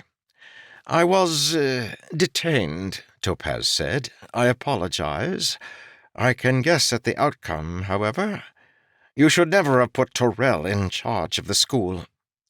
"He was the only choice, and he is a very learned man," Topaz snorted. "That depends, I suppose, on how you define learned. And the boy?" The king looked down at Jarek. "The next step," he explained. Topaz nodded. "We have much to discuss." The king nodded, bidding farewell to Jarek as the two moved to the king's cabin and shut themselves inside. Jarek was proud of himself. He waited all the way to a count of 10 before he snuck over and put his ear against the door. "Is the second time I've had to stop strafing like that," the king was saying. "The bruise is all but vanished now, but the other day, back in the village, Jarek spoke up to the Call Lord and earned a slap in the face. That man's temper worries me sometimes. If I hadn't intervened, he probably would have knocked the boy senseless." "If the reports are true, then his wife was well-deserved in running like she did," Topaz replied. "There is a reason I treat him like I do, Rhodis. I've never been able to stomach a man who beats those he claims to love. I didn't know he'd go as far as to hit a child in public, even a peasant. What did Jarek do?" "Made a lord-stricken fool of him," the king replied with humor in his voice. "Good. I'm glad someone was doing my job while I was away. You think Jarek will work, then?" "It seems like he can learn," the king mused. "I've rarely met a boy so observant. The other day he asked me why the boat floated with so much weight on it. I didn't know, but by the following morning he had figured it out for himself." "What did he say?" Topaz's voice asked. "Honestly, Saphandrius, I didn't understand it. Something about the angle of the ship's hull making the water force the entire thing up into the air." "How would a lumberman's boy figure out something like that?" "He claimed," the king continued, "that he could see the force of the water pushing against the ship. He must have been imagining things. He spent hours leaning over the side of the ship and watching the water pass." Topaz was silent for a moment. "I see," he finally mumbled. "And the boy's parents, what did they think of your stealing him?" There was a pause. "I'm ashamed to admit it, Saphandrius," Rhodis finally said, his voice bitter. "It happened while I was sitting a few feet away, staring like a fool. I'm no warrior. Melorand hasn't been at war since my grandfather's days. When fighting breaks out, even a simple brawl, I'm completely useless." "You mean—" "Yes," Rhodis continued. "The boy's parents—" Jarek pulled away from the door, suddenly noticing that he could see a city approaching in the distance. It would be much more interesting than what the king was talking about. Jarek nodded to himself, walking away from the king's cabin. He shouldn't be eavesdropping anyway. His father always said it was poor manners. At last, Jarek understood what the sailor had meant by calling Dorvan small. He had assumed that after studying the cities along the Trerid he had a decent understanding of what the kingdom had to offer, but once again he found the legs of understanding cut out from underneath him. Fortunately, they had been cut out so often lately that they healed quickly. "Please tell me this is as big as they get," Jarek said with wide eyes regarding the town. He had expected a simple extrapolation of what he had seen before, a village made of huts and a few two-story buildings, only bigger. Lacton was different. All of the buildings were made of stone, most of them one-story whitewashed boxes. Both streets and buildings moved out in a circular pattern from the center of the city in line with the risings and fallings of the land beneath them. Here, the hills of green had been replaced by hills of wood and stone. A stone wall, nearly as tall as a man, surrounded the entire city, curling over the hills like an enormous snake. Topaz chuckled. "Vental, the capital of Falamore, is a tad larger, but once you get past a certain point, it really isn't all that noticeable." He and the king had spent the next hour or so talking with one another, only exiting the cabin just before they pulled into the docks. Jarek nodded. The city was strange. It was so large and the houses were packed so closely together. He had assumed that buildings back in his own village had been cramped, but now he knew they had actually been spread out. There was barely enough room for a man to walk between most of the buildings in Lacton. "What do they all do?" he asked with confusion. "They can't be farmers or lumbermen. There isn't any space to grow crops, and there certainly aren't any trees to cut down." Most of them are quite proficient at doing nothing, little lumberling, Topaz explained, leaning his tall frame against the side of the ship. Either that, or very good at making the little they do seem like much more. I wouldn't point that out to them, though. Most people grow rather violent when you comment on their efficiency.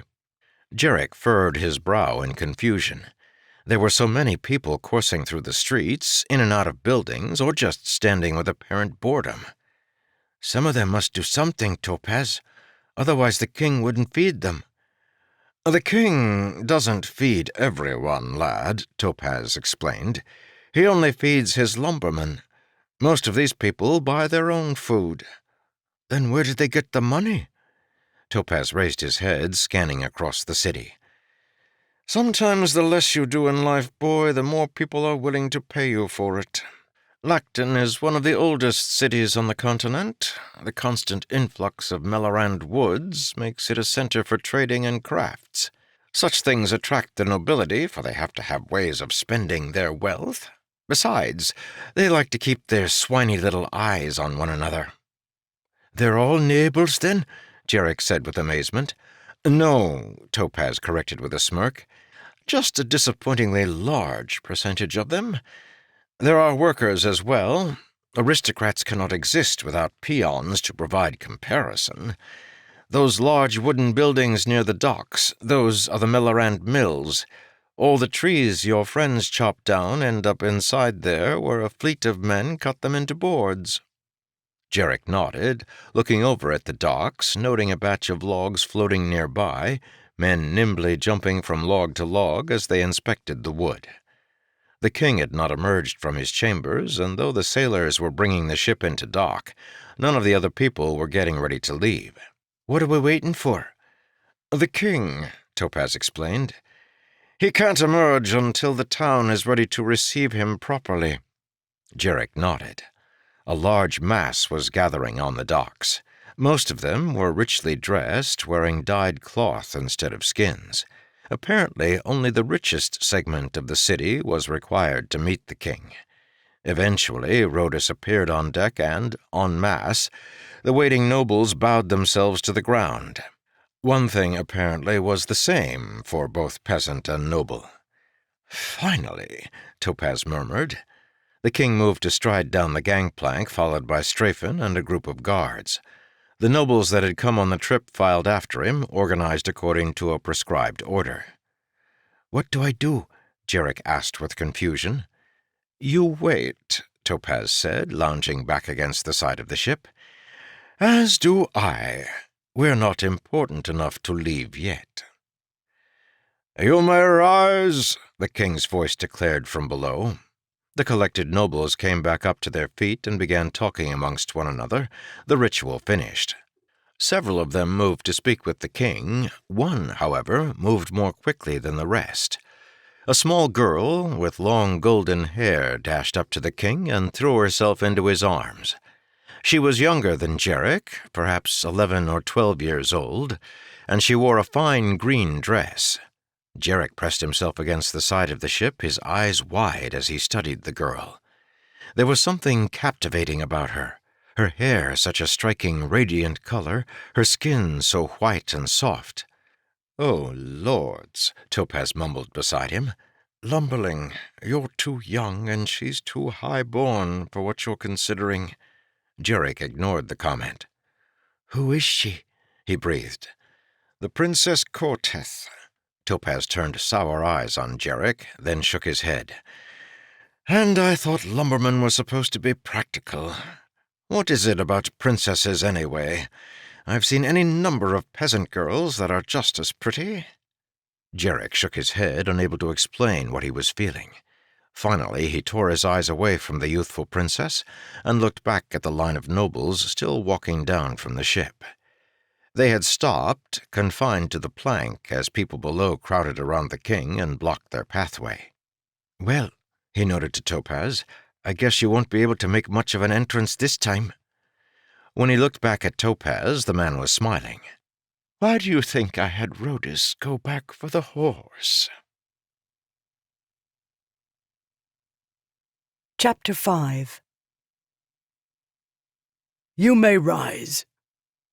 Riala began to stand, but a hand pushed her back down to her knees. "No, not you," the princess said. "As I recall, you were the reason I was late arriving this morning. You will remain kneeling until I tell you to rise." Riala bowed her head. "Yes, Your Highness." The princess nodded, then turned her eyes toward her father. The plump King Rhodus was smiling as he looked over the crowd that had come to greet him. Corteth's green eyes were calculating as she watched the king's primary officiators approach. Riala lowered her head obediently, but kept her eyes raised just enough to watch Corteth. The princess had great beauty for one so young, not even 13 years of age. Her perfectly almond-shaped face held a pair of eyes that were almost too large to be natural, and the coat of makeup Riala herself had applied to the princess's face hid all sign of the freckles that were slowly fading as she aged. Even as young as she was, it was apparent that Corteth would grow to be the fairest gem of Melorand. Not like Riala, who was the same age, but was far too thin, and had short dark hair. Of course, that was natural. It wouldn't be right for a slave to be as beautiful as a princess. Corteth still waited, watching the king smile at his people. Then the princess nodded slightly to herself, adopted a look of wide-eyed joy, then dashed forward, pushing her way between the royal magistrates and jumping into her father's arms.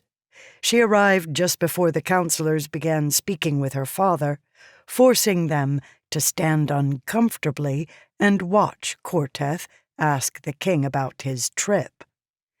The move looked spontaneous, but Riala could read its meaning. The princess left no doubt that though officials were important, Her Royal Highness Princess Corteth was far more so. Riala continued to kneel on the hard cobblestones. Corteth had called Riala the reason they had arrived late to the king's arrival, and she had been right, in a way at least. Years of serving as the princess's handmaid had taught Riala never to get dressed until Corteth herself awoke. Riala never knew whether the princess was going to dress her in finery or in rags. It all depended on Corteth's mood, and if Riala chose the wrong type of outfit, or even one that did not go well with whatever the princess chose for the day, she would be punished. Finding ways to avoid punishment was a full-time occupation. So, as usual, Riala hadn't dressed this morning, but instead sat patiently in her nightgown beside the princess's bed. Upon rising, Corteth had given Riala no clue as to what she should put on. So the handmaid had helped her mistress bathe and dress, then brushed her hair. Finally, when it was almost time to leave, Corteth had sworn at her for being tardy and told her what to wear. As a result, the princess had been forced to wait as Riala hurriedly threw on a dress. It wouldn't do for the princess to greet her father the king without the proper attention of a handmaid. Today it was finery, partially because Corteth wanted to look as good as possible before the court, and partially, Riala was certain, because she knew her handmaid would invariably dirty the dress by kneeling when the king arrived. The princess herself had turned a wrinkled nose at the dirty cobblestones, then decided not to kneel, instead hiding herself behind the prostrate form of a large nobleman. She had shot Riala a look, however, that dared her to do likewise. Corteth was the princess. She could follow or disobey tradition when it suited her. Riala was a slave. No caste mark of rank hung around her neck. Tradition was law to her. The princess was still speaking to her father. the collection of stiff-bearded magistrates watching impatiently. Rhodus smiled, nodding to comments spoken too softly for Riala to hear. She could, however, guess exactly what Corteth was saying. She would be telling her father who had done what during his absence, making good on promises or threats as suited her. She would couch it all, of course, in an innocent narrative, laying no blame or praise herself. Riala knew from experience, however, that most of what Corteth said would have the desired effect. Rhodus, for all his political capabilities, had an incredible weakness for his daughter. Those he thought had wronged her would receive swift retribution, and those he knew had amused or helped her would find themselves rewarded. Riala herself had been the subject of both actions, the first much more often than the second. Riala was in the process of guessing what Corteth would say about her handmaid when a startled yelp, followed by a splash, came from the direction of the ship. The crowd turned with alarm to see a large roan chariot horse trotting down the plank, its bulk shaking the wooden platform. It did not slow as it pushed its way past the waiting nobles, toppling a full dozen of them off the plank and into the lake below. In a few seconds, the horse reached the docks and stopped, leaving an empty plank behind. A figure clothed in bright loose clothing appeared at the top of the gangplank. "Hey!" he called indignantly. "What are you people doing with my horse?" Nobles sputtered and called from below, as sailors hurriedly threw ladders and pieces of wood down to them. Riala smiled despite the increasing pain in her knees. Topaz, the king's jester, was one man who could always bring a smile to her lips. This was in part due to the fact that he was the only person Riala knew who seemed completely free from the princess's power. No matter how much Corteth manipulated or schemed, she had never gotten the better of the clever fool. Topaz strode down the now empty gangplank, calling pleasantries to the swimming nobles below, asking them if the lake water was warm yet, and warning them to beware of freshwater sharks. A boy Riala had never seen walked beside him, looking down at the nobles with concerned eyes. He was perhaps 13 or 14 years old, tall and somber-looking, with a wide frame for one so young. He had short black hair and a squarish face. He wore the skins of a northern peasant. Some of his dress, such as the boots, still had the fur attached. Corteth's face turned sour as she watched the jester approach, but the emotion was quickly covered by one of innocent girlishness. "Topaz," she asked sweetly, "did you bring me any candies?" "Of course, princess," the jester said, bowing and reaching into a fold of his cloak. Corteth popped the proffered candy into her mouth, and then cringed, her face wrinkling as some horrible flavor assaulted her taste buds. She spat the candy out in a very unprincessly gesture, then looked accusingly at Topaz. "That tasted horrible," she accused. "Oh, I apologize, princess. I must have given you one of the horse's salt chews instead. Terribly sorry." The king raised his eyes tolerantly, but Corteth shot the jester a loathing look. Topaz, however, wasn't paying attention to either of them. He was searching the crowd with interested eyes.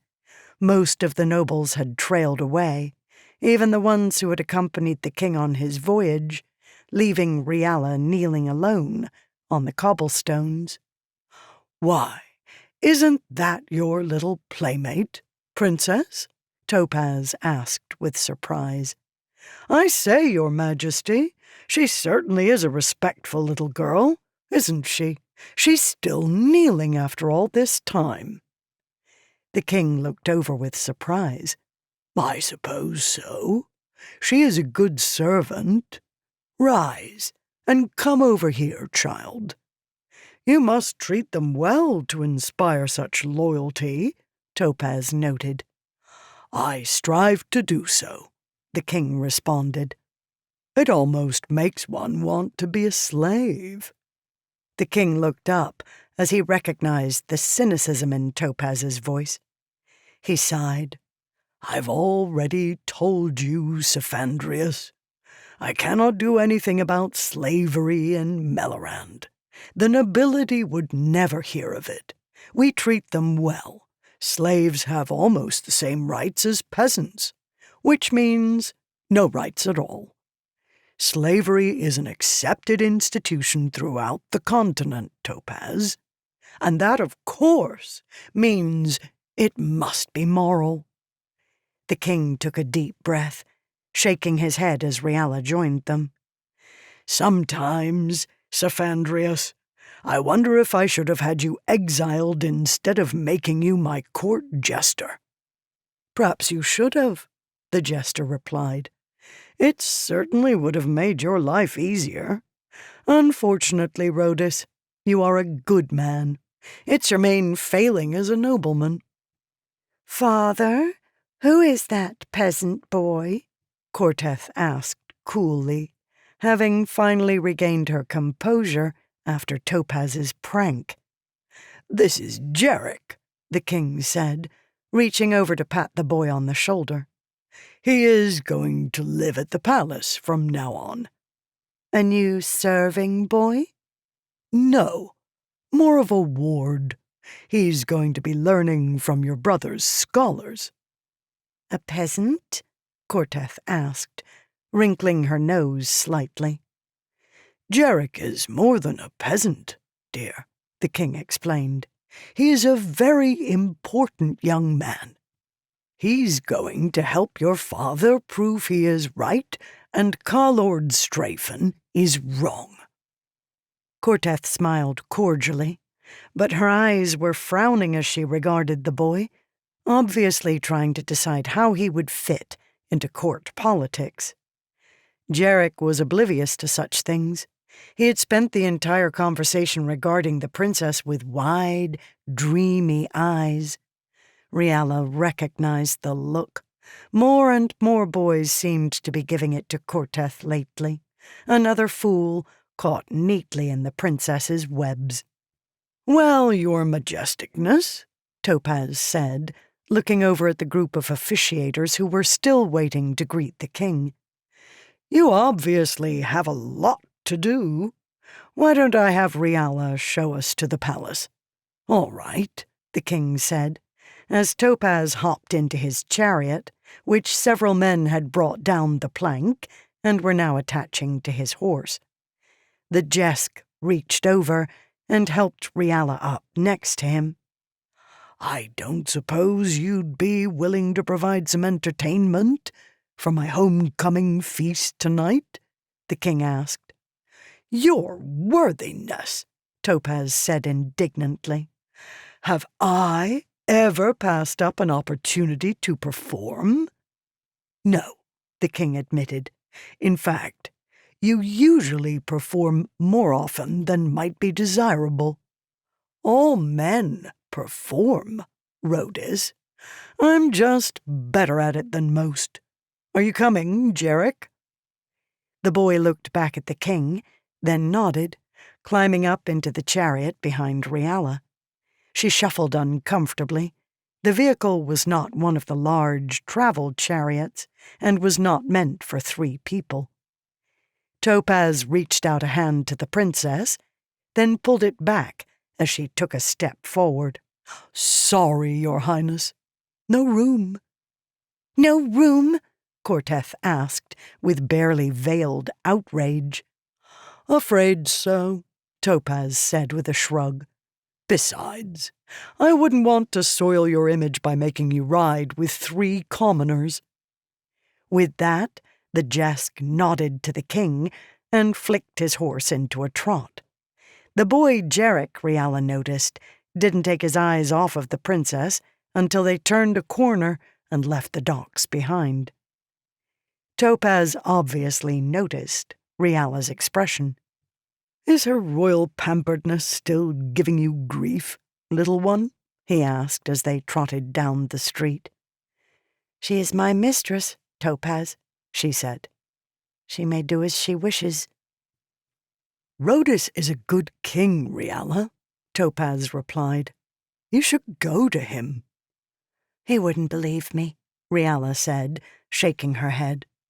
"The king does whatever Corteth wants him to." Topaz chuckled. "I think you'd be surprised, little one," he said. "The young princess doesn't have as much control over the world as she thinks she does. In many ways, she's more naive than our lumberling here." "Well, she does have complete control over my world," Riala grumbled. Then, blushing, Riala realized what she was saying. Corteth was her mistress, and no matter what the princess did, she still saw that Riala lived a better life than most of the other slaves. Better than most of the peasants and merchants as well. Being slave to royalty was a far better lot than others Riala had heard of.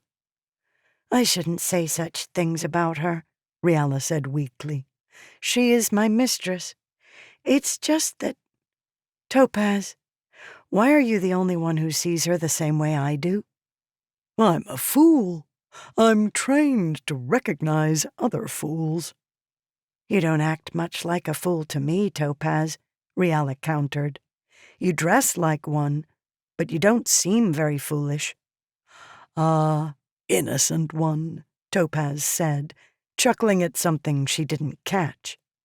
"As you grow older, you'll realize that I am the greatest fool of them all." "Why?" "Because I still believe society can change, no matter how much the world proves me wrong." Riala looked back at him, his brilliant striped cloak flapping in the wind along with his peppered white hair. She had always wondered at his hair. Topaz was a young man, barely out of his 30s, but his hair was as white as that of an old man.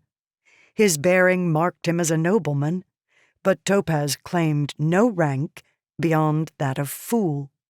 He had been coming to Rhodus's court as long as Riala could remember, but she knew he was not from Melorand. He was from the south, a place Riala had never visited, but often dreamed about. Perhaps there, in the south, nobles didn't have blonde hair. Maybe they had black hair, like Riala's. As soon as such thoughts occurred to her, she cast them out of her head. They were dangerous thoughts that encouraged her to think poorly of Corteth and think herself above her station. Riala was a slave. She had been a slave since her birth, and she was fortunate to have as kind a mistress as Lady Corteth. "She's so beautiful," the boy beside Topaz mumbled. He still wore the dazed look, and probably hadn't heard a word of their conversation. Riala frowned. "Not very impressive, is he?" she whispered, nodding toward Jarek. "Does the king really expect him to learn from the scholars?" Topaz laughed. "You'll have to excuse poor Jarek," he said. "He's suffering from a malady that strikes all young men at about his same age. He should recover his mind eventually." "When?" "Oh, when he's about 50. Riala laughed at that, and the sound pulled Jarek out of his reverie. Somehow sensing he was the source of her mockery, he blushed. What's the matter?" His indignance, mixed with his rustic accent, only drove Riala into another fit of giggling, though she quickly hid it. The boy turned away, watching the city pass. Soon his face lost its anger and turned instead to curiosity, though Riala couldn't imagine what about the city he found interesting. It was normal and dull, not like the cities of the south she had heard described. There, every building was a work of art, and there were sculptures and fountains lining the streets. Lacton was a dull place with square, unimpressive homes and little ornamentation. These buildings had been built to survive harsh winters and powerful Melorand winds, not to please the eyes. "Why don't they use lumber?" Jarek asked. "All houses are made of stone." "Stone is more economical. There's a quarry just to the north," Topaz explained. "But the lumbermen cut down so many trees," the boy protested. "Why not use that wood?" "Because the wood demands a high price," Topaz explained. "Trees are much more rare to the south, and places like Vental and Trexandos will pay well for them. The south has plenty of stone, however, and it would cost more to ship than it would earn." "So they get our wood, and we build out of stone?" Jarek asked. "That doesn't seem to make much sense." "It's economically sound," Topaz said with a shrug. "Besides, stone buildings are fashionable in Falamore right now, and as everyone in the Nine Lords knows, it's important to be as much like Falamore as possible. You've undoubtedly noticed the Antoles." "Antoles?" Jarek asked. "The beards," Riala answered, "like all the nobles wear." "The Fallen Emperor started wearing one about a century ago," Topaz explained, "and since then they've become a sign of nobility all through Yolen. Even some of the Trexandian scholars have started wearing the inane things." "Why does anyone in Melorand care what they're doing in Falamore?" Jarek asked with confusion. Riala sighed. He was rustic indeed. "Because Falamore is the greatest center for art and poetry on the continent. People there are more cultured than in any other nation." Jarek raised his eyebrows, and Topaz laughed. "You'll have to forgive her," the fool explained. "She has Fallen blood in her." "You do?" Jarek asked. "Of course," Riala returned, careful to keep her voice submissive. Years of practice had taught her that intonation earned a swifter punishment than meaning. Any noble would beat a slave for mocking him, but many would let the same words pass as long as they were said with an air of subservience. "Can't you tell from my name?" Jarek looked back at her uncomfortably. "Your name?" "Riala," Topaz supplied helpfully, as the chariot wheeled around a corner. "I suppose you two were never really introduced. She's the princess's handmaid." Jarek nodded in introduction, an action he should have known never to give a slave. "What's that? Over there?" he asked, oblivious to his mistake. Riala turned, following his gesture. A tall, dark building rose up a short distance from the street. Built from Lalin green marble, the structure stood out from the rest of the city. The green, almost black stone was shiny and well-kept, and gave the square building a mysterious air. "The Temple of Slowness," Riala explained. "Haven't you ever seen one? They're all the same." Jarek shook his head. "We only had one temple in the village, and it was dedicated to all of the Nine Lords. Slowness has her own?" "All of the lords have their own," Riala explained. "Are they all so dark?" Jarek asked. Riala shrugged. "Slowness is the lord of mystery and childbirth. Her temples convey that." "Yes," Topaz added. "They're all ridiculously clandestine. Ah, here's the palace." Jarek turned away from the temple at the comment, looking down the street. He seemed impressed at the palace, though that only showed how little he knew of the world. The Melloran Palace was large, true, but it couldn't compare with the paintings Riala had seen of the one in Vental. Rhodis's house was a massive rectangular structure of 2 stories with 2 wings and a central keep. Despite its size, however, it was really nothing more than an improvement of the average Lacton home, blockish and functional, without domes or spires. As they approached, Topaz turned the chariot toward the stables. Inside, Riala was surprised to see an enormous, well-muscled Kichan man waiting for them. He wore the regular Kichan sleeved cloak over a bare chest and long skirt. Only 1 sword hung at his side, which meant he was either a second son or his father still lived. The sword, however, appeared to be constructed of mountain steel, not bronze, which marked him as a successful merchant. Most of the mountain steel, which most people had just started calling steel for short, went to the Eternal War. The Melaran Palace guards still had bronze armor and weapons. "You are late," the Kichan man declared with a harshly aspirated accent. Kichan people always seemed like they were growling to Riala.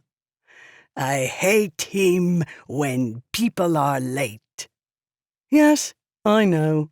Add it to the list of grievances, Batchor," Topaz said, hopping out of the chariot. "If you were not my friend, I would kill you," the Kichan said. "There's that brilliant Kichan bargaining savvy coming out again," Topaz said, walking over to clasp hands with the man. Despite the Kichan's harsh words, his face was affable, and he didn't seem to be offended. "How have you been, my friend?" The Kichan shrugged.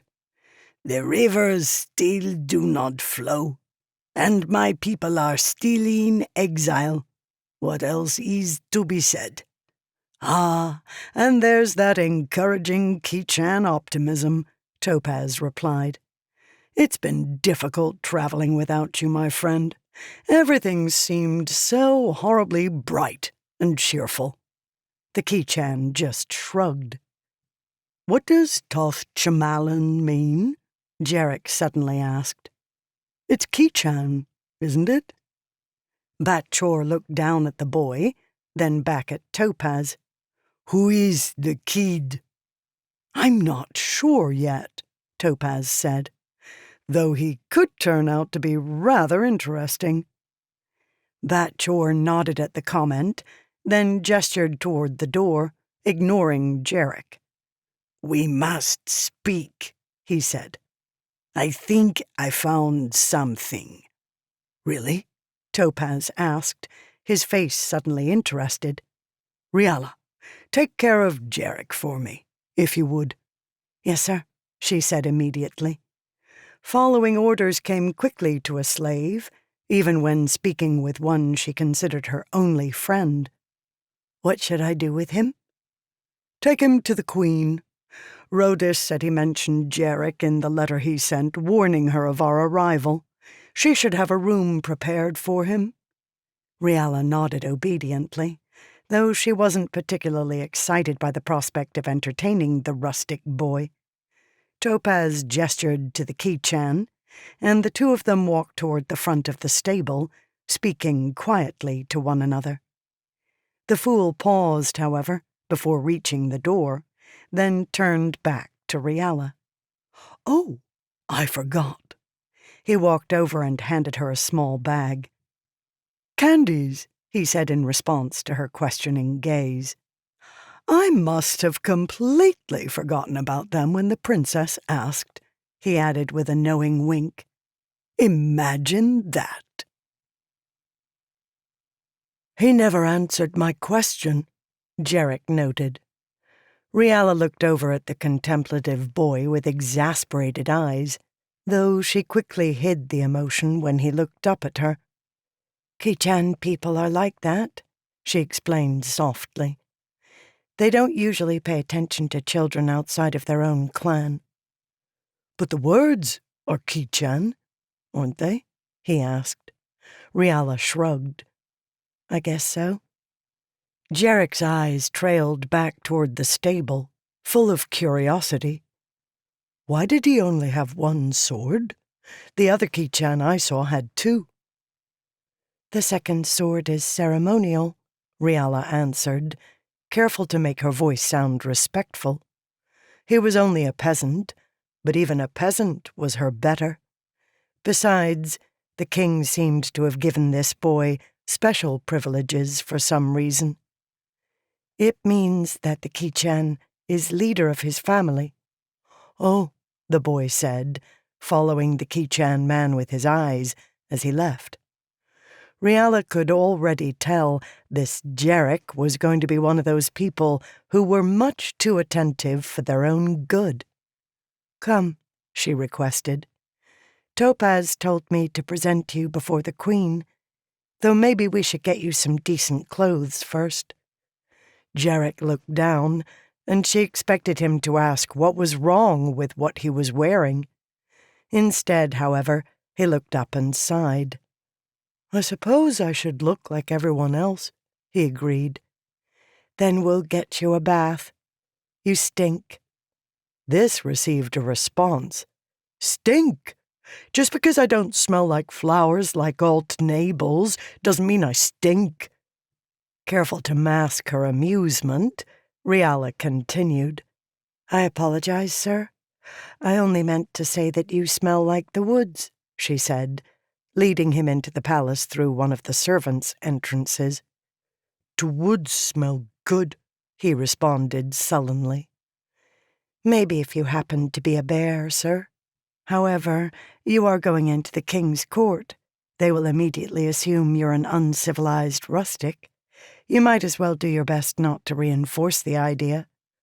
All right, he said uncomfortably, following her down the hallway. His eyes drifted across the walls as they walked, studying every detail. Even the floors are made of stone, he noted. Of course. What else would they be? Dirt, Jarek said, looking uncertainly at the floor, as if he expected it not to hold. Then he raised his eyes with alarm. To ceiling, too? He asked. No, that's made of wood, though there's another floor between us and the ceiling. Still, all that stone, Jarek said with wonder. And it doesn't come toppling down? You really are from nowhere, aren't you? Riala mumbled with a shake of her head. What? He asked. Nothing, good sir. The boy blushed, falling silent as they continued down the hall. Riala didn't quite know what to make of him. He seemed to have a childlike quality about him, though his long-leggedness hinted at the beginnings of his development into manhood, and he did seem quick of mind. It's his innocence, Riala decided. He was from a different world, a world where things were much simpler. He asked questions like a little child, and had an air of honesty about him Riala rarely saw in the palace. I wonder how long it will take for Lacton to corrupt him. The servants were busy preparing for the king's return. They passed the kitchens where cooks were scurrying around fire pits and cauldrons, fixing Rhodus's favorite dishes, and maids who ran up and down the hallways, afraid that the king would happen to see some nook of the palace that hadn't been cleaned. Some of them turned alarmed eyes on Riala when they saw her fine blue dress, but then exhaled in relief when they realized she wasn't a noble. "Where's her caste mark?" Jarek asked suddenly. Riala turned. Now it was her turn to blush. Could the boy possibly be so ignorant that he didn't know about slaves? "Did you lose it?" Jarek asked. "I never had one," Riala said, turning away from him. "Everyone has a caste mark," Jarek argued. "Not slaves." There was a pause. "What's a slave?" he finally asked. He was indeed that ignorant. Riala struggled with the question, first trying to ignore it.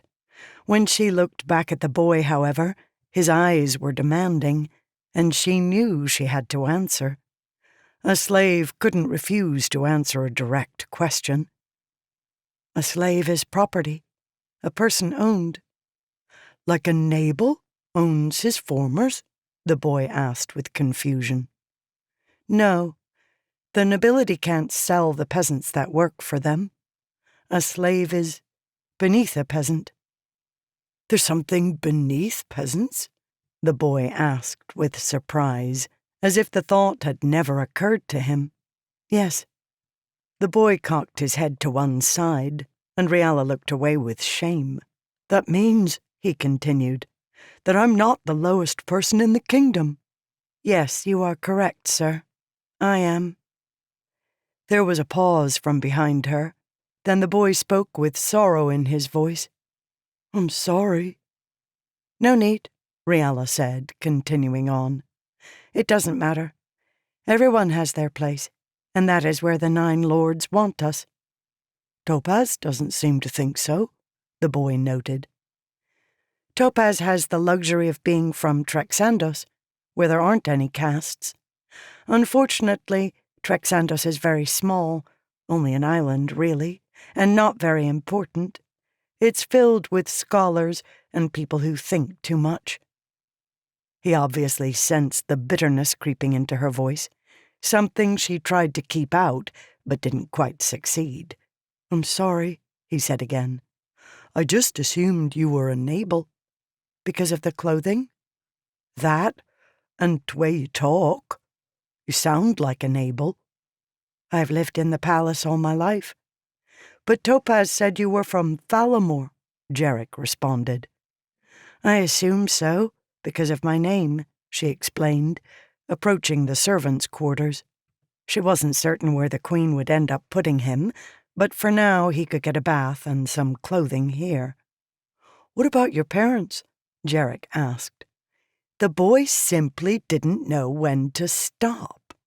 It was a wonder he had any room left in his mouth to stick his other foot. They're dead, Riala said, bowing her head and waiting for the apology that was bound to follow. It did not come, however. Riala paused, looking back as she realized Jarek was no longer beside her. Instead, he stood behind her in the hallway, his feet frozen in mid-step, his eyes staring ahead, dull and glassy. Jarek? She asked, suddenly concerned. His dead eyes focused on her for a moment, then personality and animation returned to his face, and he continued walking as if nothing had happened. Yes? Jarek asked as he caught up with her. Never mind, Riala said slowly, feeling a chill pass over her. Let's get you ready. Chapter 6. The cloth felt odd on his skin, unnaturally loose. Jarek's normal lumberman's clothing had molded to his body, fitting naturally like a second layer of skin. The cotton clothing he now wore hung too loosely and felt too thin. He wasn't cold, but he felt almost naked. The outfit would never be warm enough to wear in the winter. Of course, it was a fair bit more colorful than his lumberman's clothing. Instead of leggings, he wore a skirt-like article that came down to his knees. The skirt was barely visible, however, because over his chest he wore something the servants called a fendove, a colorful cloth-like draping with clasps at either shoulder. He wore sandals instead of boots, and the fendove was tied at the waist with a loose yellow sash. The slave girl, Riala, looked at him with a critical eye, then nodded. It will do. It's fine enough to make it clear you want a servant, but not so rich as to offend your betters. Jarek turned at the comment, feeling the wind of his movement ruffle the fendove. I feel naked, he confessed, feeling his cheeks turn red beneath her scrutiny. You should see what they wear in the south, the girl replied with a mischievous smile. Fendoves come from Thalamore, and there the women wear them as well. Jarek looked down at the fendove, noting the open sides. But, he stammered, You'd be able to see their— Only if the wind blows the right way, Riala said, smiling at his discomfort. However, when he looked directly at her, she averted her eyes, bowing her head slightly in subservience. The smile was gone so fast, Jarek couldn't be completely certain he had seen it. Jarek frowned. She was a strange girl. He had never seen someone so servile and deferential. Whenever she met someone in the hallway, she was the first to step away, and she never met anyone's eyes directly. However, at the same time, he saw hints of a hidden strength within her. He could sense it in her eyes, but only when he caught them in the corner of his vision. Her words were always quiet and submissive, but there was something behind them that made Jarek think that all of her subordination and meekness was somehow a means of mocking him. She still waited, staring at the floor. "Let us go, then," he said uncertainly. Riala nodded at the order, leading him out of the servants' quarters. Jarek followed uncertainly. It was the first time in his memory he had given someone a command. It felt wrong that she should do what he said simply because he told her to. Nothing about this girl seemed to make sense. She dressed like a noble. Her fine blue floor-length skirt was embroidered with white flowers, and she wore a lighter blue cloth wrapped around her torso, leaving her arms bare like the other noble women Jarek had seen. Her deep black hair, however, was cut short, only reaching down to her chin. Short hair was a sign of low rank. Only noble women could have long hair. Peasants either had to cut it short or wear it in a bun. She was pretty in her own way, though not by far as beautiful as the princess with her glowing hair and large eyes. Maybe if Riala didn't look down so much— Jarek paused mentally, surprised at himself. When had he begun comparing girls with one another? Why did he care? He couldn't remember ever looking at the girls in the village in such a manner, though the other boys had started speaking of them in hushed tones a few months earlier. He told himself firmly that he was being silly. It didn't work. His mind kept drifting back to the Princess Corteth, reliving the brief few moments when he had been in her presence. He had never seen anything so captivating in his entire life. He still didn't know why he was captivated by her. He only knew he could have stood there on the docks and admired her for hours, continued on until he died of starvation, never noticing anything but her radiant face. Jarek started, realizing Riala, walking beside him, was watching his face. Her eyes were unreadable, but her lips were drawn in a thin, tight line, like the face his mother wore when she watched women gossiping. Riala averted her eyes as soon as Jarek turned his head, leaving him to wonder why she had been looking at him in such a manner. Finally, rather than returning to his contemplation of the goddess Corteth, he asked a question that had been bothering him since the docks. "Why didn't the queen come to meet her husband?" he asked.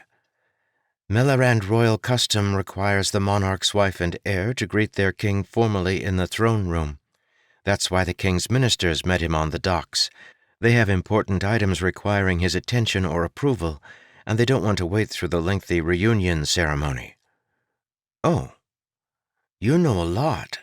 "Only what is necessary to serve well," she replied, her words spoken like some sort of motto. "You must serve very well."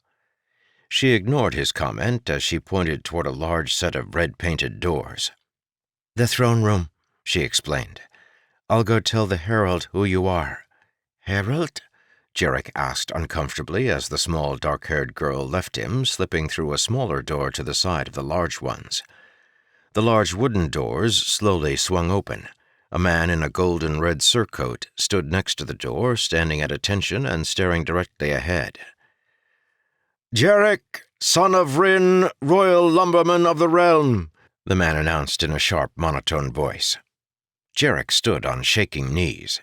He had traveled for days in the company of the king, but suddenly finding himself in such a demanding situation was nearly more than his nerves could bear. "Step forward, child," a kindly voice requested. His first thought upon seeing the queen was to wonder how she had produced such a stunningly beautiful daughter. He felt immediate shame for the thought, but it was there nonetheless. The queen was not a beautiful woman. She wasn't ugly either. She was simply plain. Her nose was a little too large, her face a little too flat, and her frame a little too thin. The herald cleared his throat, and Jarek realized he had been staring. With a nervous stomach, he stumbled forward and performed the formal bow Master had taught him. "You may rise," a voice declared.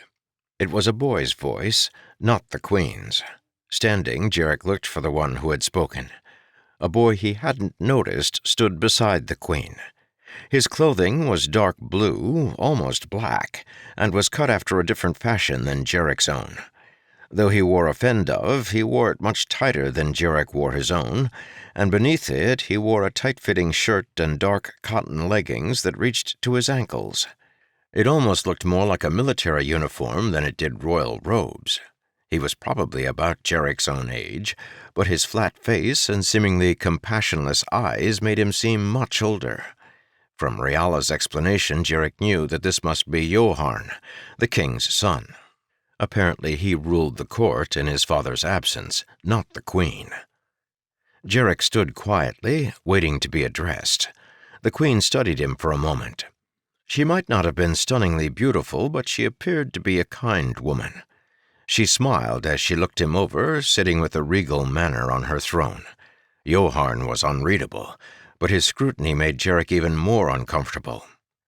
"Welcome to my father's court, Jarek, son of Rin," the Crown Prince eventually said, his voice flat. He said nothing more. "Yes, welcome," the Queen eventually offered, her voice kind. "My husband has strong expectations for you. I believe your studies will begin tomorrow. You've already lost much time compared to the other boys." "I'll do my best, Your Majesty." "I am certain you will, child," the Queen said with a reassuring nod. "Lumbermen are known for their diligence. Riala, you are dismissed. My daughter might have need of her handmaid." "Yes, my lady," the girl said with a bobbing curtsy. Jarek hadn't even noticed her standing to the side of the throne room. She was soon gone, once again disappearing through the small door rather than the large one. "You, Jarek, have rooms waiting for you. Smithson, would you direct this boy?" "Yes, my lady." A man in a simple gray shirt and leggings stepped forward. There was a simple embroidered red shield on his right breast, apparently marking him as one of the king's household attendants. "Rest from your travels, young Jarek," the Queen commanded. "But be ready for the feast tonight. My husband plans to announce you to the aristocracy during the festivities." Jarek felt himself grow sick again. It wasn't over yet. Resting sounded like a very good idea, but he hesitated before leaving. The servant the Queen had spoken to still hadn't moved, and it seemed like the entire room was waiting for something. "You are dismissed," Yolen said, in a voice far too hard to have come from one so young. That said, Jarek allowed Smithson to lead him from the throne room. "All this for me?" Jarek asked with amazement. "Yes, Master Jarek," Smithson replied in a stately voice. "It is only 3 rooms." 3 rooms? For one boy? His parents' home had been a simple one-room hut with a dirt floor, and he had considered it spacious. Some of the large families in the village lived in smaller homes. Now they expected him to occupy 3 rooms at the same time? How was it possible? He could only be in one at any one time. Why did he need 3 of them? Walking slowly, he peeked into the other 2 rooms. One was a bedroom that held an enormous mattress sitting in a fine oak box on the floor. The other was a bathroom with its own iron tub and mirror. The main room held a desk topped with pens like he had seen Master use, and even a stack of paper. Altogether, the 3 rooms were probably even larger than Master's house had been back in the village. "I can't live here," Jarek protested. "It's wasteful." Smithson smiled.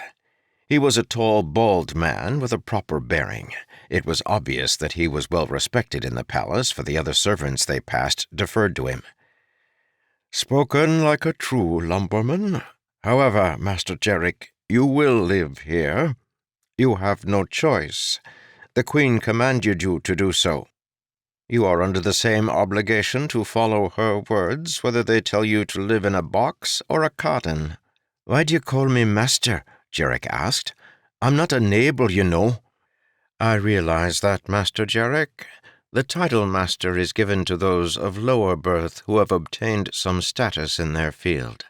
A visiting poet or craftsman, for instance, would be called master." "But I'm no crafter," Jarek countered. "True, but you are in the king's favor. That earns you the title whether you want it or not.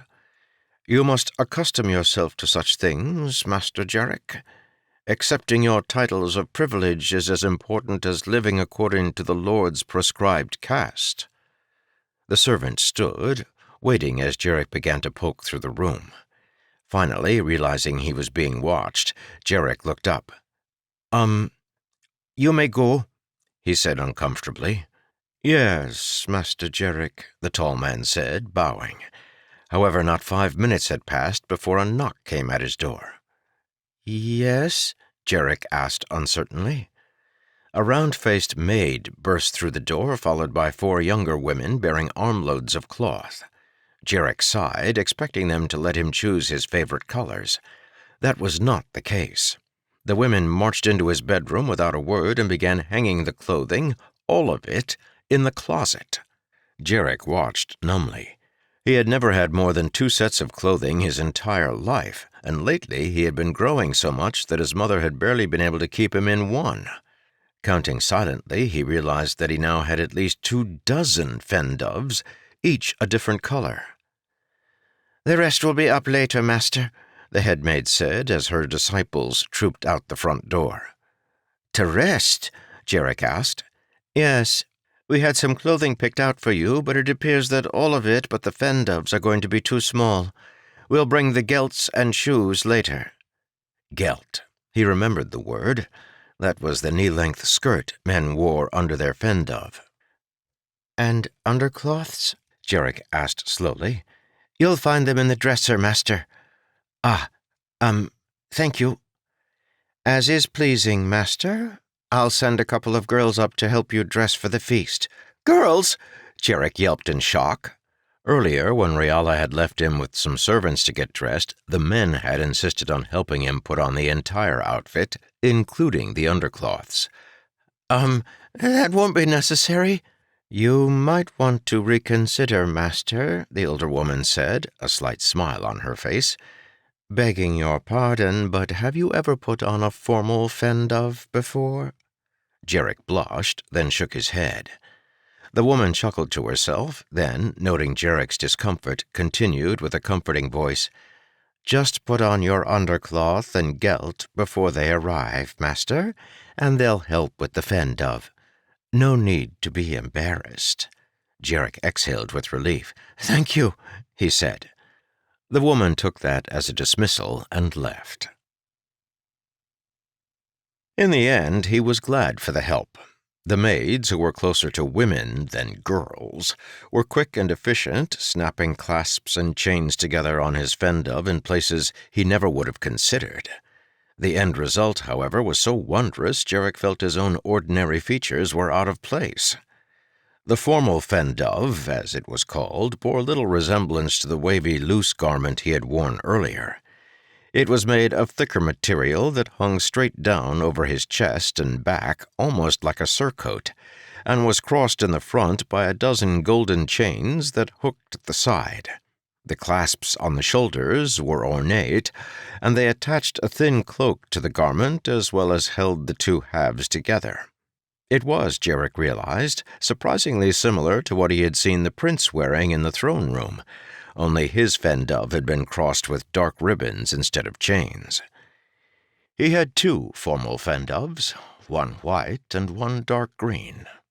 The women had picked the white one for him, and as they left, one suggested that he change his gelt for a specific black one. Surprisingly, this gelt was divided like leggings, though the pant legs only extended to a place slightly above his knees. As soon as the women were safely gone, Jarek stripped off his gelt and put on the one they had suggested. Then, entering the main room of his quarters, he realized that he had absolutely no idea how to find the king's feast. His anxiety was unnecessary. After a few moments of worried pacing, just when Jarek was ready to start wandering the palace hallways in the hopes that someone would direct him, a knock came at his door. A young boy, perhaps a few years younger than Jarek, bowed to him as he opened the door. "I am sent to take you to the feast, master," the boy said. Thank you," Jarek said as the boy led him through the hallways. As they walked, Jarek realized that he was seeing a different part of the palace than when Riala had led him to the throne room. The hallways were wider and bore more ornamentation, such as vases and paintings. Smaller side corridors cut through the main hallway, however, and as he studied them and the forms he saw scurrying within them, Jarek realized that there weren't just separate entrances and exits for servants. There were entirely different hallways. The lower castes were kept as separate from the nobles as was functionally possible. The room holding the feast was enormous. It sat at the direct center of the palace and, with surprise, Jarek realized that the ceiling here was open. The center of the palace was a courtyard, though the building rose up for 2 stories on either side, obscuring all but a square section of the blue sky above. Still, he could feel the fresh outside air flowing into the room, and the smoke from torches and fire pits was funneled comfortably away. There must have been hundreds of people in the room. The king's table stood at the front, and dozens of other tables, both long and round, were arranged through the courtyard in front of it. Here nobles mixed with servants, the former either sitting in their places or standing beside acquaintances, chatting before returning to their own seats. The servants wove between them all, setting places and serving drinks. The huge fire pits held pots and dishes, keeping them warm until the feast actually began. Despite the chaos, Jarek's diminutive guide had no trouble showing him to his place. At first, Jarek was afraid the boy was leading him to the main table, but he was relieved when they stopped next to a shorter, rectangular table that sat off to the side of the main one. It was still uncomfortably close to the front, but not too important. Unlike his home, where the entire family had eaten while sitting on the floor, the tables here were raised slightly and lined with cushion-like stools about 2 hands high. Seating himself, Jarek mimicked the other nobles, who crossed their legs and let them slide forward to keep their knees from bumping the table. Then, uncertain what else to do, he waited for the feast to begin. The entire situation was, of course, horribly uncomfortable. Not the seating arrangement, but the sheer number of strangers. The king had yet to enter, and Jarek realized as he searched the crowd that he didn't recognize a single person in the room. He had always been a solitary boy, and crowds made him uncomfortable. Added to this was the fact that everyone around him was a noble, a caste he hadn't even seen before Master's arrival in the town a year before. None of them paid any attention to him, but he was certain that as soon as they knew who he was, a lumberman, he would become a center of dissatisfied attention. The situation grew worse as his table began to fill with guests. All of them were boys ranging from a few years younger than him to some many years older. Apparently the sons of nobles, they each wore clothing like his own and seemed very familiar with one another. Each one gave Jarek a questioning look as they arrived and immediately began whispering to his neighbor. No one spoke to him. He searched nervously through the crowd, looking for anyone he recognized, even one of the servants who had helped him earlier. He had no luck. The boys continued to whisper, and the nobles continued to talk, the noise of their conversation a roar in Jarek's ears. The entire predicament was so unnerving that Jarek actually let out a startled yelp when a hand fell on his shoulder. "Easy, lumberling," a voice chuckled. "Topaz," Jarek said with relief, turning to find the Jesk behind him. Topaz had changed clothing, discarding his customary striped outfit for one equally outrageous, if slightly more color-coordinated. He wore an enormous red cape and a red suit trimmed in gold with strips of light red cloth sewn to the sleeves and legs. On his head was a cap covered with similar streamers. "Did you miss me?" Topaz asked quietly enough to make their conversation private. "This place is insane, Topaz," Jarek said with exasperation. "They expect me to live in 3 rooms, all by myself. They gave me so many clothes that I'll never wear them all. I had to let some girls help me dress and—" "Welcome to the life of the privileged, lumberling," Topaz said, cutting him off. "You've traded your working days for a life of carefree stress and anxiety. Congratulations." "It wasn't my idea," Jarek defended. "It usually isn't. Be positive. At least you don't have to worry about being hungry. That's one thing nobility rarely has to deal with." "'Tis a poor trade for my forest." "I'm sorry, lumberling. Just let me say that in the end, I think you'll probably be glad that you came." Jarek shook his head uncertainly, looking back at the crowded room. Then he turned back to Topaz anxiously. "Are you going to be sitting with me?" he asked. The jester chuckled. "I'm afraid not, lumberling. I've got to pretend to be someone important tonight," he said, nodding to a place set at the king's table. Then, in a quieter, mischievous voice, he continued, "I wouldn't let Rhodus sit me up there, except I know that it makes the rest of the nobility livid. That, and I can throw food at Lord Strafen." "You wouldn't dare," Jarek said with a smile. "Probably not," Topaz agreed. "I wouldn't want to waste good feasting food. We'll eat well tonight." Just then the court herald pounded on a large bell to announce the king's arrival, and the room fell silent. Rhodus strode in, wearing his customary golden red, with Queen Gross on his arm. Johann, as cold-faced and unemotional as before, followed behind with Corteth on his arm. As soon as he saw the princess, Jarek lost himself again, sighing softly. "Stop that," Topaz ordered with annoyance, rapping Jarek on the head. "You have to keep your wits about you tonight. The rest of these boys have probably guessed who you are, and unless you watch yourself, they'll make such a sound fool of you that you'll never recover." Jarek rubbed his head, looking back at the gesture. "What do I do?" he asked quietly. "Try not to talk very much. Your accent alone will do enough damage." "What's wrong with my accent?" Topaz sighed. "We'll worry about that later. Just remember to keep your opinions to yourself for now. You'll have plenty of opportunities to prove your wits later on, once you understand a little more about court politics." Jarek nodded. Keeping quiet sounded like good advice. The king seated himself, and a few other important nobles began to file in, Strafen leading the way. He had no wife to escort, but next to him walked a large blond boy with a dignified face. The boy followed his father to the head table, but then, once his father was seated, began walking toward Jarek's table. "Good luck with that one," Topaz said, rising to leave. "What do you mean?" Jarek asked anxiously.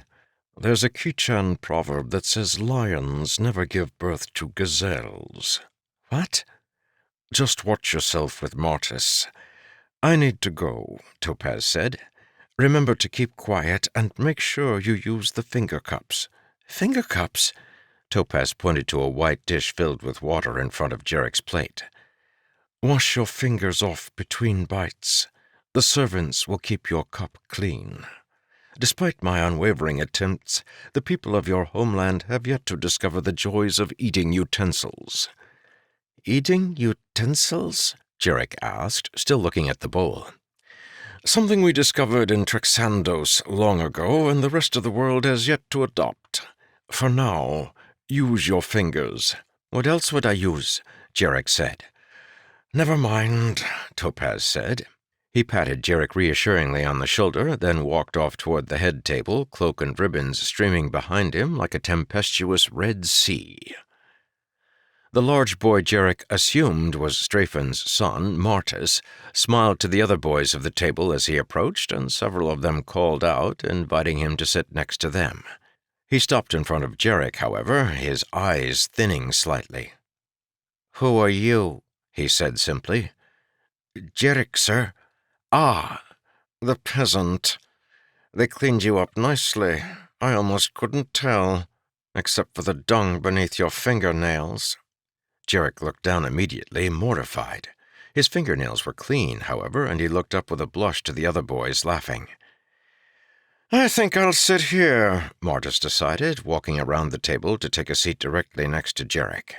After he did so, however, he immediately turned on his stool so his back was facing Jarek and began talking to the other boys. As the nobles finished seating themselves, the king stood, looking over his court with a smile. "I have often said the finest thing about traveling is the feast at the end," he said, eliciting some chuckles from the crowd. "I am happy to announce that despite the disaster you have all probably heard about, the trip was a success. Feeling guilty for the damage his beasts did, the cattle dealer gave me an excellent price per head. In the end, the savings we made should about pay for the village we lost." The nobles looked at one another, most of them laughing to themselves at the word disaster.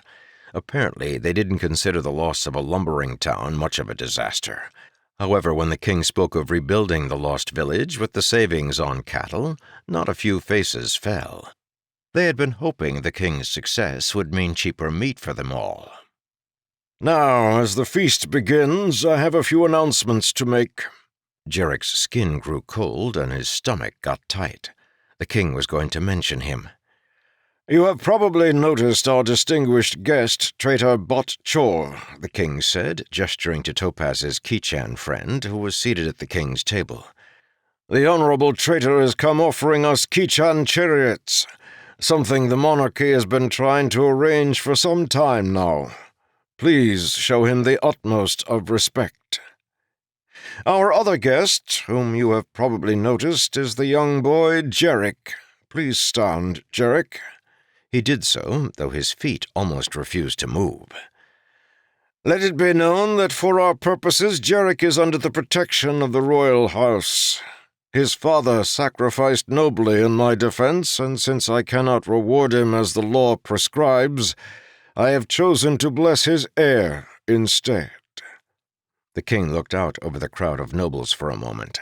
Most of their faces were unreadable. They were obviously ready for the announcement. "You will treat him with respect," the king said, his voice almost a warning. "Jarek, you may sit." Jarek sat, embarrassed and confused at the announcement. Why couldn't the king reward his father instead of him? Rin certainly deserved it more. "Treat him with respect," Martis said beside him. Jarek turned to find the larger boy's eyes focused on him. "It sounds almost like His Majesty is challenging us." Jarek looked away, refusing to respond as the king sat and the servants began to bring out the food. There was, of course, a ridiculous amount of it. However, after everything that had happened to him in the last few days, Jarek wasn't really surprised at the proportions. He looked away from his table. His eyes searched for anything to look at other than Martis and the others. He found the princess. She sat beside her father, the small dark-haired Reala standing obediently behind her chair. Corteth even ate beautifully, taking small pieces from her plate and placing them daintily into her mouth. Each bite was followed by a proper cleaning of the fingers with the finger cup and towel at its side. A pain seared through his shoulder, and he turned with a cringe to find the Kalord's son holding his arm in a powerful grip. He was strong, too strong for his age. "Eyes off, peasant," he hissed. "Eyes off what?" Jarek asked. "So, you can speak," Martis said, gripping his arm more tightly. He was holding it below the table where no one could see. "I was beginning to wonder if all you knew was your name. I hear that's all they teach peasants to say nowadays. It's really all they need." Jarek pulled his hand free, though the maneuver required a lot of painful twisting. "You just keep your eyes and your mind where they belong," Martis warned. "Some things belong to your betters. I would not have you sully them." "My eyes are my own," Jarek said back sullenly, not quite able to meet the other boy's eyes. "I should be able to—" "Is that a challenge?" the Kalord's son asked, his voice ominous. Apparently, Martis found challenges in many things. Rage, embarrassment, and frustration boiled inside of him, and finally Jarek simply looked away. Martis laughed and turned to his eating, seizing control of the other boy's conversation as quickly and easily as another man would pick up a stick. Jarek ate silently. Topaz had warned him, but the warning hadn't done much good. Jarek wanted nothing more than to be done with this feast, to run back to his rooms and hide. He picked at his food, only barely tasting it. He kept his eyes away from the main table, only slipping occasional looks at the princess. Eventually, the king spoke out. "Topaz, let us have that promised entertainment," he called, gesturing toward the open space before the king's table. Topaz complied without comment, something Jarek found odd. However, it was soon obvious that the Jesk was preparing to perform. His face had grown solemn instead of mocking as he rose from his stool and walked to the center of the room. He produced 5 colored spheres from inside his cloak and began to juggle them in a simple pattern. "When the balls fall," he said to the quieting room, "the tale is at its end." Chapter 7. Topaz hurled the balls into the air, catching them one at a time and tossing them back into the air like Jarek had once seen a lumberman do with short fir branches. "When the world was young," Topaz began, juggling the spheres a little more quickly, "Orion the White formed a man from the light of the sky and the soul of the earth. This man was good, different from men of our day. Because of his goodness, Orion blessed him with immortality, beauty, and magic. From this man came other men, and from them still others, and all followed Orion, their creator.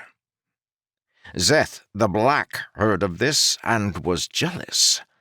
He too wanted the following of man, for he was a loathsome and vile beast who had the love of no creature, despite his beauty and power. However, he knew he had not the strength of the great creator Orion, so he went to the one known as the mother of the world, Slonis, and begged her help, lying to her, saying he wanted to present Orion with a gift. Together the two gods created a race, but their power was not equal to that of Orion, and this race of man was flawed. Its skin was white and did not tan, and it had the wrong number of arms, 4 instead of 2. Topaz continued to juggle, throwing the globes in increasingly difficult combinations. At times, when his voice hit the end of a sentence, he would spin, somehow catching each ball and sending it back into the air. His ribbon-covered clothing flowed and wove, each length of cloth writhing like a living beast as he moved. Szeth was not pleased with his creation. Though it tried to serve him, his jealousy of Orion grew and grew. Finally, he decided he must find a way to destroy Orion's followers. He took the guise of a normal man and went to live amongst them. Secretly, he went to each of the people, questioning and searching for some sign of dissatisfaction or corruption. He found no success. Topaz jumped, never taking his eyes off the balls as he landed on the king's table. He began to walk along the length of it, placing each foot in an empty space, sometimes missing the food by less than a finger's width. However, he did not misstep. He walked the entire length without disturbing so much as a napkin. Growing more and more frustrated, Szeth questioned the last few of Orion's followers. He had interrogated thousands of them and found no hint of evil. Until he reached the last one. This man had let pride grip his heart. In our day, only one man in thousands is truly great. In that day, beneath Orion's just eyes, only one man in thousands was anything but great. However, a small crack becomes great over time, and this man grew increasingly evil as he began to resent the goodness of his fellows. Topaz stopped in the middle of the table and began bouncing the balls off of the high balcony-lined walls of the second floor. Each one went a little higher. However, Jarek noticed that he kept one ball near the center of the formation, never bouncing it off a wall. It was black, with a gold ring around the center. Szeth took this man and looked into his soul. The man willingly gave away the secrets of his people, the very secrets of Orion's own power. Szeth took this power, and before the White One knew what his opponent had done, Szeth turned the power of creation against the world, completely destroying Orion's people.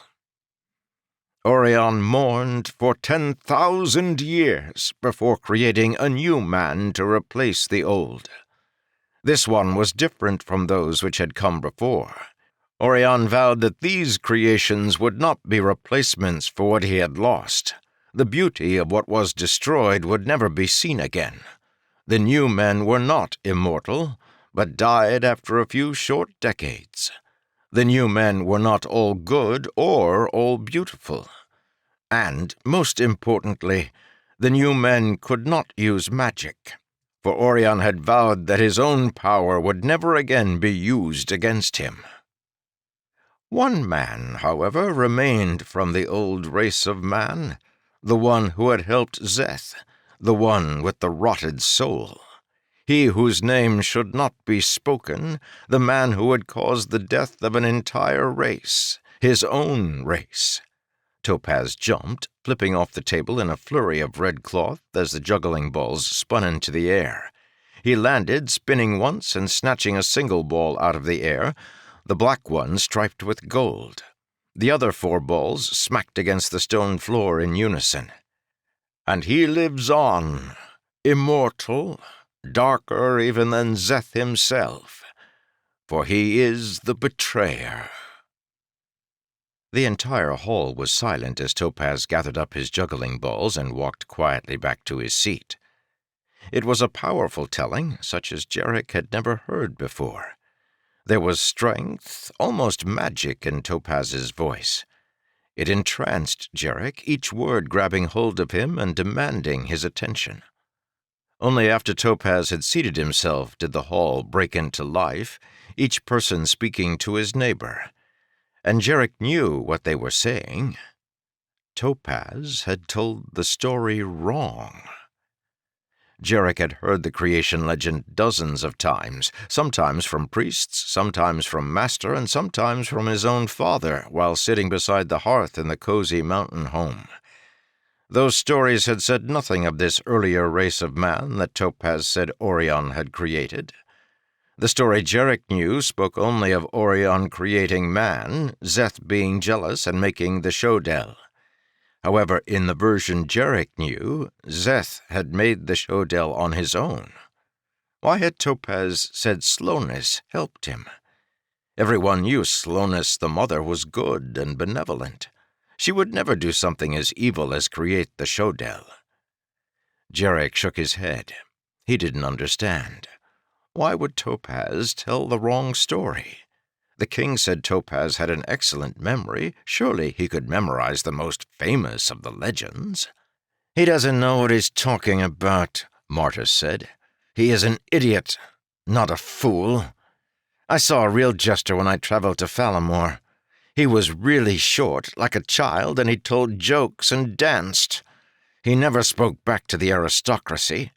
He just did silly things, like tumble around and throw food in the air and let it land on his head." "They say he's a jesk," another boy said quietly. "They're different than jesters."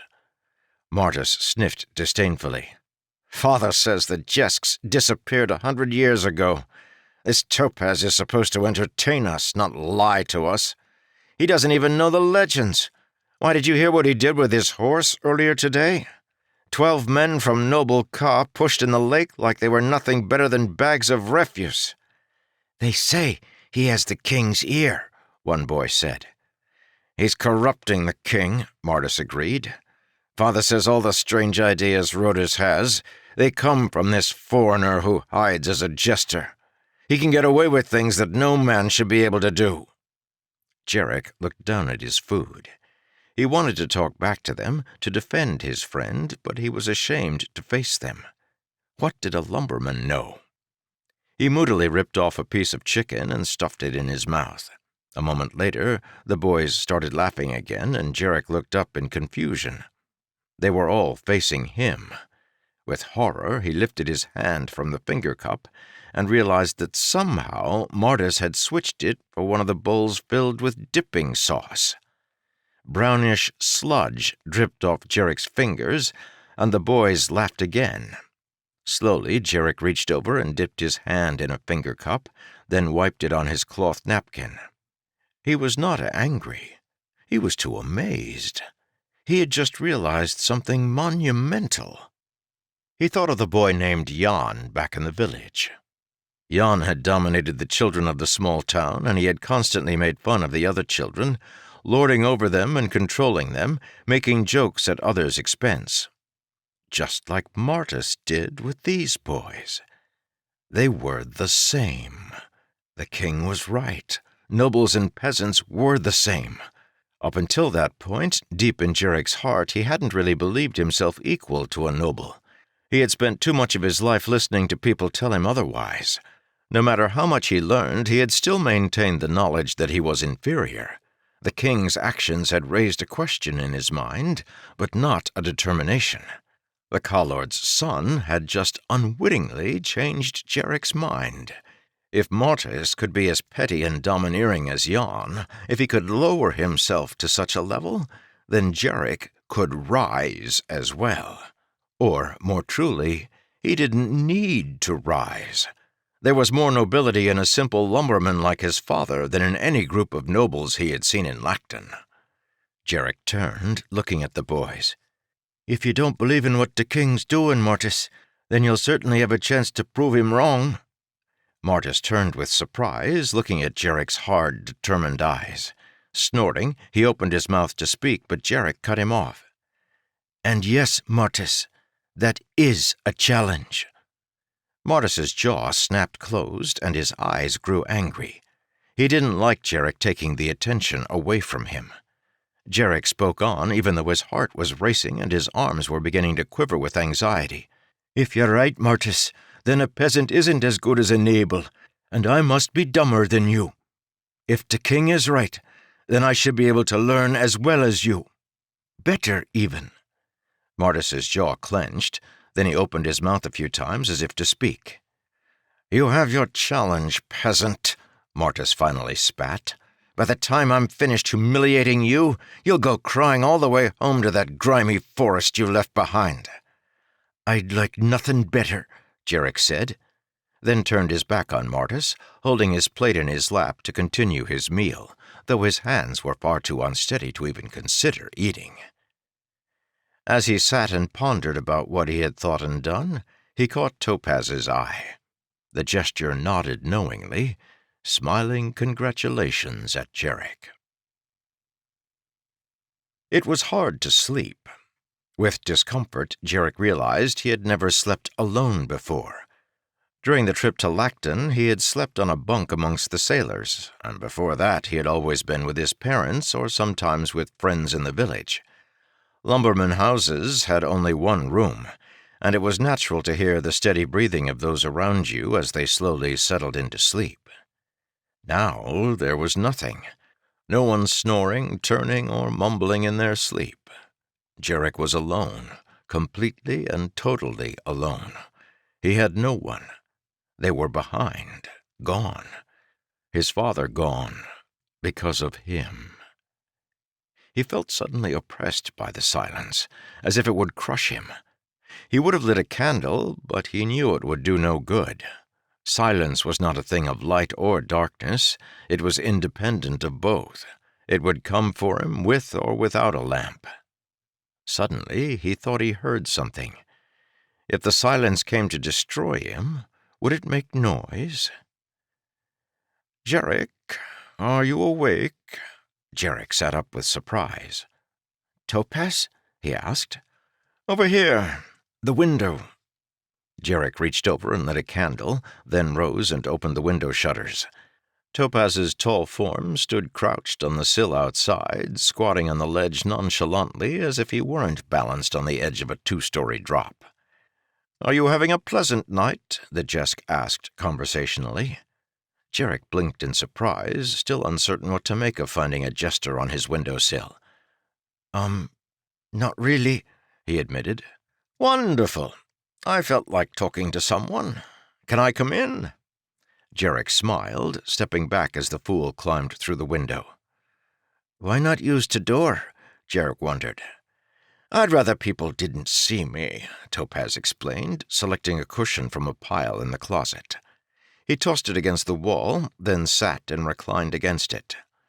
"One nice thing about Melorand, you people definitely make the best cushions on the continent.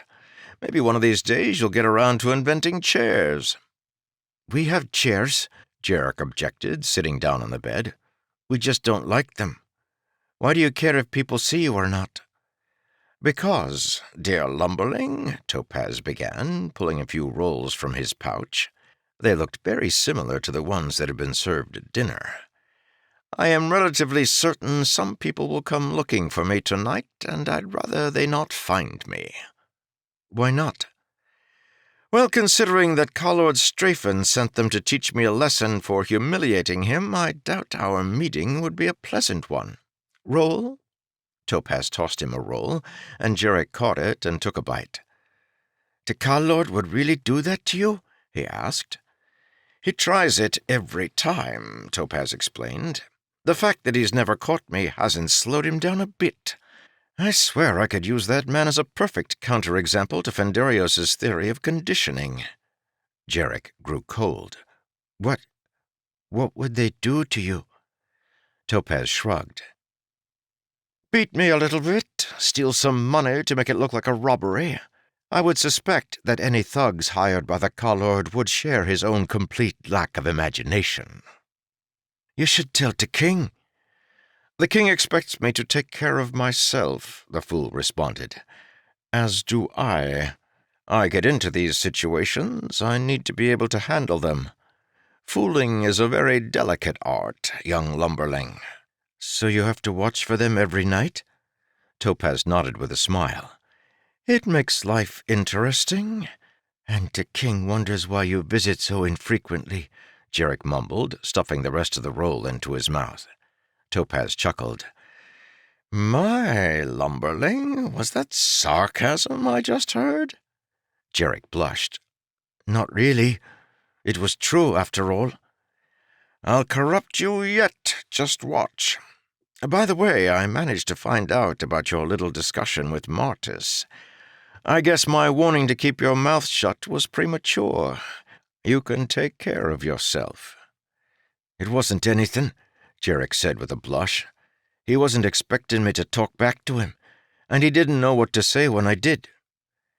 "Be careful with him," Topaz warned. "Strafen is a fool, but Martis is not. The son already shows much more potential than the father. People actually like Martis, and he doesn't lose his temper as easily. Unfortunately, he's also rather intelligent." "He is?" Jarek asked, growing disappointed. Perhaps he had spoken too hastily. "Don't worry, lumberling. I've managed to talk the king into giving you an edge." "What?" Jarek asked. "You'll see tomorrow." "I wouldn't want to cheat," Jarek warned. Topaz laughed. "Ah, Jarek, so honest and so determined. There is no cheating in this game. Strafen, however, agreed to what we're going to do." "What is it?" Jarek demanded. "Wait until tomorrow. I think you'll like it, however." Jarek sighed, reclining against his pillows. "All right. Tell me this, then. Why did you tell the story wrong tonight?" "I didn't," Topaz replied. "Yes, you did," Jarek argued. "Everyone knows that story. It's one of the legends." "Everyone knows it as it is now, but not as it used to be," Topaz said, raising his finger. "The legends have always been the same. They're truth." "Truth," Topaz said, trailing off and looking up at the ceiling. "I don't think truth is so easy to find, little lumberling. The legends do change, whether people want to believe it or not." Oh, they've been fairly stable since Tynal wrote his Legends of the Nine Lords and codified the Yolish pantheon, but that didn't happen until the beginning of the fifth span, about 200 years ago. Before that, the legends were more like a plant, growing and shooting off new branches as new nations arose and old peoples were conquered. I think the version I read tonight was written down sometime during the third span, almost 1,000 years ago, during the days of Gamrion the God-Sent. "You think the Nine Lords don't exist?" Jarek said with horror. I don't know, Topaz admitted. Most Trexandians don't believe in them, but Trexandians tend to be so literal and factual that they'll disbelieve in their own mother if she doesn't happen to be standing before them. All I know is that the legends have changed over time. Some of the lords, like Lamrin the Bringer of Fire, seem to be recent additions. Others appear to have split off of other deities. For instance, I think Aldvin and Orion used to be the same person. Others, like the Betrayer and Zeth, seem to go on as far back as I search. Jarek sat back, trying to decide how to deal with this new attack on his understanding of the universe. He shouldn't believe it. It was blasphemous. I don't mean to confuse you, boy, Topaz said, his voice reassuring. I just want you to understand that things might not always be what you think they are. "Then why did you tell it to Taholt Court?" Jarek asked. "Why confuse all of them?" "Because I'm worried," Topaz said bluntly. "Worried about what?" "Worried that we don't know what we should. I want the people to think. I want to prepare them. I don't mean to destroy religion, Jarek. I just want to know the truth behind the legends, the thing that gave rise to them all. There are too many similar themes coming from too many different cultures for them to be coincidence. I think there's a common story, a father truth, behind every one." "And is that answer gods or men?" Jarek asked, not quite knowing what either answer would mean. "I don't know," Topaz confessed with a shake of his head. "But don't misunderstand me, Jarek. Something is out there, something strong. Whether it be Zeth the Black, the Betrayer, or something we haven't heard of, it is watching and preparing. I've felt it. I've teased it out of hints of myths, histories, and stories told by men too old to count their own age. There is power in this world, and I feel anxious. I feel desperate to know the truth behind these tales we tell one another, for they hold the only clues as to what we may someday have to face." Jarek shivered at the comment, feeling the cold autumn breeze come in the still open window. Topaz sat near the wall, still looking up at the ceiling. Gone from his face was the usual carefree joviality. It was replaced by something much more telling and strong, the look of a man who felt an incredible burden and was doing the best he knew how to carry it with him.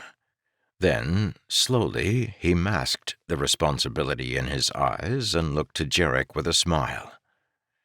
"I warned you I was in a mood to talk," he noted. Jarek nodded slowly. Even the smile was not enough to lift the feeling of oppression in the room. "Well, do you mind if I sleep here tonight?" Topaz asked. "I'd rather not wake up hanging outside my window while men hit me with sticks." Jarek nodded eagerly, more anxious than ever to have someone else in the room this night. Topaz nodded thankfully and arranged himself a bed of pillows on the floor. Jarek slept fitfully and woke several times during the night. Each time when he looked over, he could see by the moonlight that Topaz was lying in the exact same position, his eyes open, his dark irises staring up at the ceiling. Chapter 8. "Good morning, young master." Jarek blinked awake. Morning had come and Topaz was gone, presumably the same way he had come in. The dawn's light shone through the open shutters, though it hadn't been bright enough to wake Jarek. The voice had done that. "Who are you?" Jarek asked with confusion as he sat up. The man smiled. He was old, his hair white with age and his eyes wrinkled with wisdom. He wore a beard, but not the stiff-ribbed antulli of a noble. Yet neither was it bushy and full like that of Jarek's father. It was long and thin, and it blew slightly in the morning breeze. His eyes were a silvery gray. "I am your tutor, young master," the aged man explained.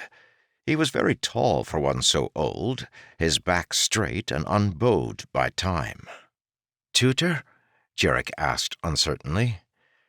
"Yes, Sephandrius promised he would tell you of me. Surely he did not forget. That man has a memory like the rocks themselves."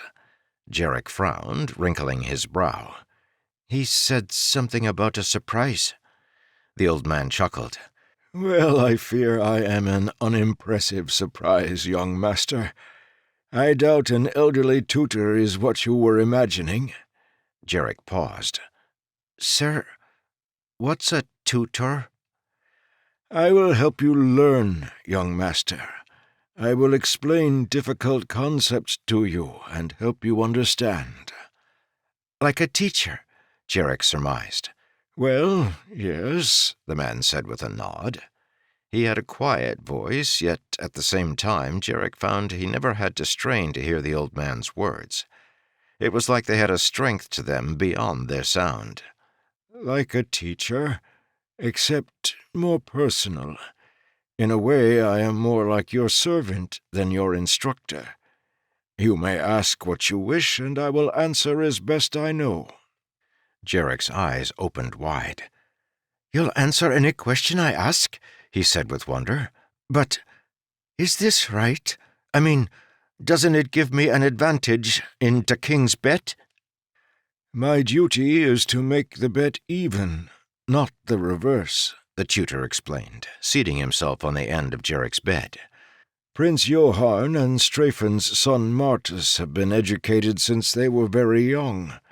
Beyond that, they have grown up in Lacton, and their proximity to the aristocracy has provided an education of its own. The advantage of my tutelage is to offset the disadvantage of your upbringing." Jarek felt himself smile as the kindly old man spoke. He was like Master in a way. Many of the words he used were unfamiliar, and he spoke them with confidence and understanding. Yet in other ways he was as different from Master as a man could get. Where Master had used his knowledge like an axe, chopping at you mercilessly, this man's tone seemed to invite. "You may not understand all that I say," his words coaxed, "but soon you will." "My first duty, however, has been ordered by the king himself," the man said. "I am to correct your speech." "What's wrong with my speaking?" Jarek demanded, knowing that the question was a silly one. His speech set him apart from the nobles. In a way, that was why he wanted it to remain the same. It was one final link to what he used to be. "Nothing is wrong with it, young Jarek," the tutor said. "Nothing at all. In fact, in a way, it is more pure than the dialect spoken here in Lacton." "What do you mean?" Jarek asked with confusion. "Languages change over time, young master," the man explained. "A society's lower classes tend to be more conservative than its nobility, who are always seeking to distance themselves from their peers, their lessers, and the world in general. 200 years ago, the nobility of Melorand spoke just as you do now." "Languages change?" Jarek asked, frowning. Last night Topaz had claimed that the legends themselves had grown different over time. Now this man claimed language did the same. Was nothing stable in this world? "There are few things that do not, young master." "Mountains and rivers stay the same," Jarek argued. At least the land itself was stable. The tutor raised his eyebrows. "Do they really?"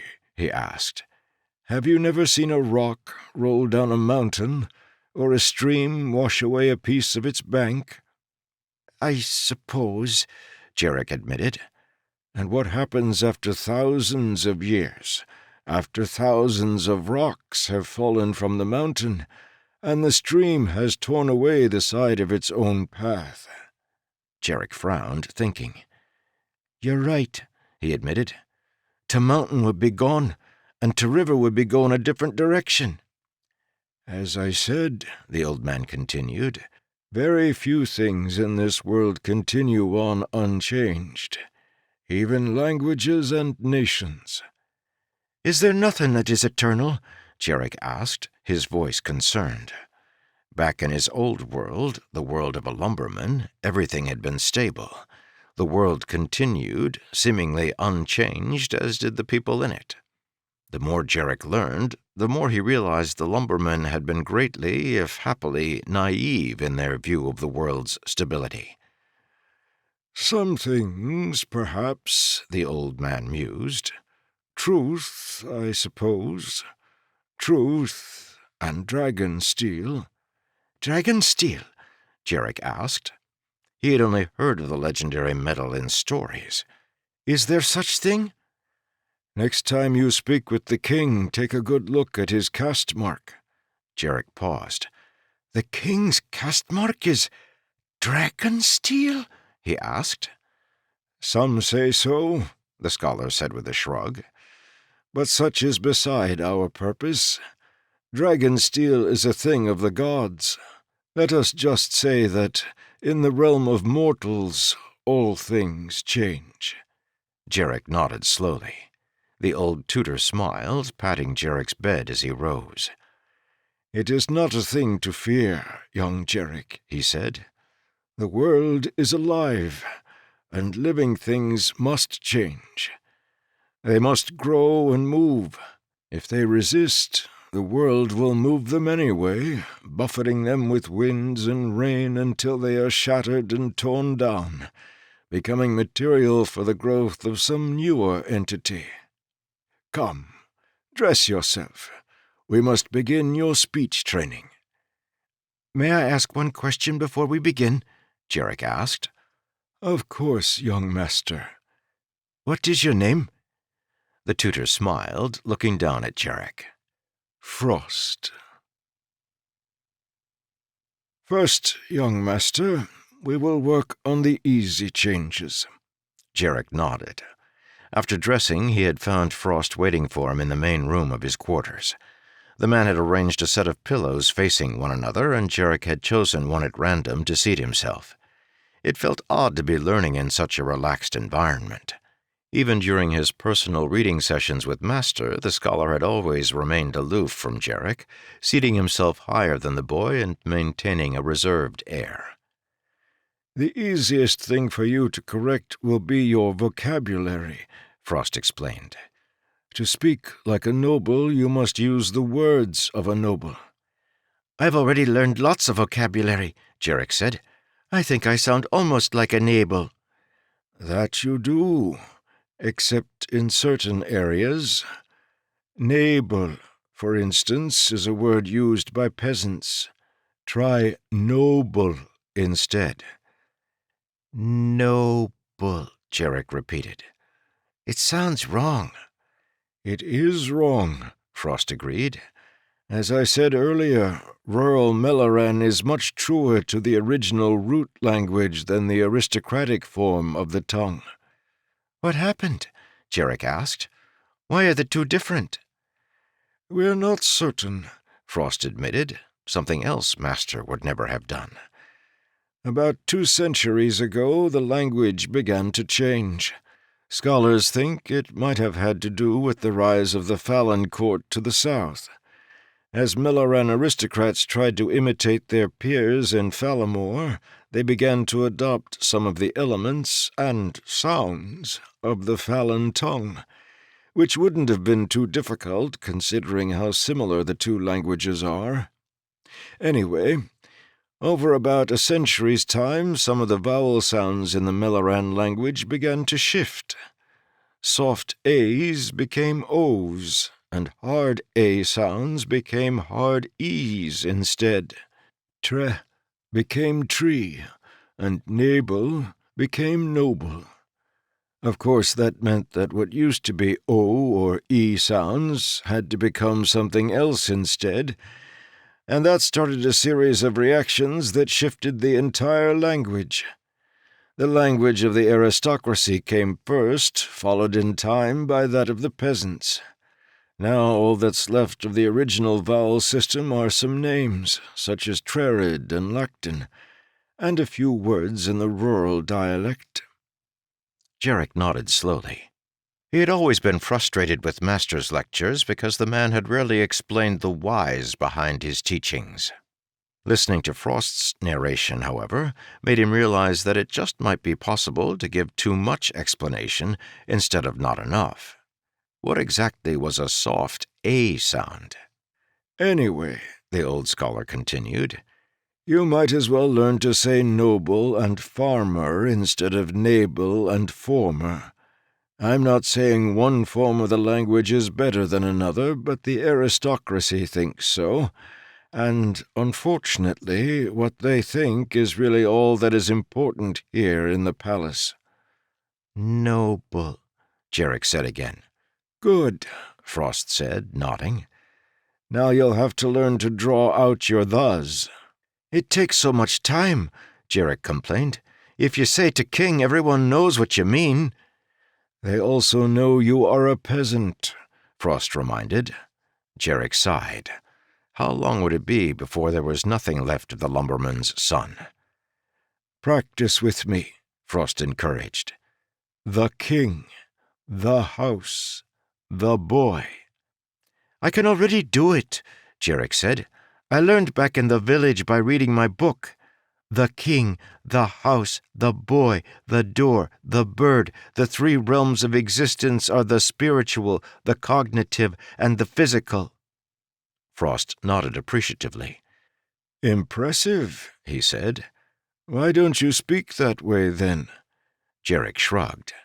Could he explain how the boys in the village had grown uncomfortable around him? Could he explain his powerful, if unreasonable, desire to keep from changing, to keep the people from setting him apart? I just didn't want to sound like a noble. Frost smiled. A fine reason, if I have ever heard one. Jarek nodded. I don't want to disappoint you, Master Frost, but I don't think I have as much to learn as you might have thought. Don't be hasty, Master Jarek, the old man said. Now that vocabulary is out of the way, let us begin on your accent. This, I'm afraid, will probably take several weeks at best. Regular classes began after lunch. Jarek spent the hours up until the appointed time practicing his dialect. Frost claimed to be impressed with Jarek's improvement, but he could tell from the man's eyes that he still had far to go. Despite Jarek's confident words, he still found himself slipping back into familiar speech patterns when distracted, and even after Frost taught him to listen to his own accent, he had trouble deciding just when his pronunciation and stresses sounded like those of the nobility. The best way for you to learn, young master, Frost had said at the end of the lesson, is to find aristocratic people with whom to have conversations. The longer you spend conversing with those who speak like nobles, the more you will imitate them, both consciously and unconsciously. After that, Frost left him, passing Gwellen, one of the castle maids, carrying a plate of bread and steaming soup. "What's that?" Jarek asked. "Lunch," the maid said, setting the tray on his desk. "I'm to eat here? In my room?" he asked with surprise. "Of course. Where else would you eat lunch, Master Jarek?" she asked. Jarek scratched his head, uncertain how to answer the question. He finally remembered to dismiss the maid and sat down to his meal, though he didn't enjoy it much. Not because of the taste, but because he felt uncomfortable eating alone. A few minutes later, a boy, the same one that had led him to the feast hall, knocked on his door, indicating that he was to lead Jarek to the classroom. Jarek looked down at his half-finished meal, realizing with surprise that he wasn't hungry enough to finish it. That had never happened before unless he was sick. Rising, he left the tray where it was, telling himself that he would eat the rest later. He walked behind the smaller boy in silence. The king and Topaz expected great things of him. It was an uncomfortable feeling, knowing that such important people were depending on him. Back in the village, his father and mother had depended on him, but that had been different. They had simply expected him to obey them, to make them proud. Their expectations had been tempered by years of rearing and love. The king's expectations were different. They were like weights on Jarek's shoulders, pressing him toward the ground. Not that he felt bitter. King Rhodus had shown him an undeserved amount of kindness. Still, Jarek felt uncomfortable beneath the weight. What right did a king have to expect so much from a simple lumberman? "I don't like it, Your Majesty." A wary voice drifted through the hallway. Jarek turned at the sound, looking as the squat Rhodus turned a corner, accompanied by a tall, lean man with a short black beard. He wore leggings and a tight sleeveless shirt, and he wore a sword at his waist. His face was blunt and flat, like it had been smashed into a wall when he was a child. The king nodded to Jarek as he walked into the hallway, and belatedly Jarek remembered to bow, mimicking the action of the small boy beside him. "Ah, Jarek," the king said. Then to Jarek's young guide he continued, "You may go, boy. I'm going to the classroom myself. Jarek may accompany me." The guide bowed, then scampered away, immediately leaving the main hallway in favor of a smaller servants' corridor. "I understand your reservations, Dorum," the king said, turning back to his companion as he waved Jarek over to walk next to him. "I just don't see what we can do about them." "Your Majesty," the warrior said, his voice terse, "they tried to kill you once and failed. They will try again." The king waved his hand dismissively. "The Shodel have no reason to want me dead. That attack was a diversion and nothing else. They want to scare us into withdrawing our support from the Eternal War." "Perhaps we should," Dorum said simply. "Falamore has been very good to us, Dorum," the king said with a shake of his head. "Of all Yolen, only the Fallen share a border with Uponi Shodel, and they have borne the burden of the Eternal War for centuries. We can spare them wood enough for their bridges and arrows. Be glad they demand nothing more. Most of the other kingdoms pay a levy of troops as well as supplies." Dorum sighed, nodding with a resigned gesture. "At least allow my guards to accompany you around the palace, Your Majesty." Rhodus frowned. "I was afraid you were going to suggest that." "It is a common practice in most kingdoms, Your Majesty." "I know," Rhodus said.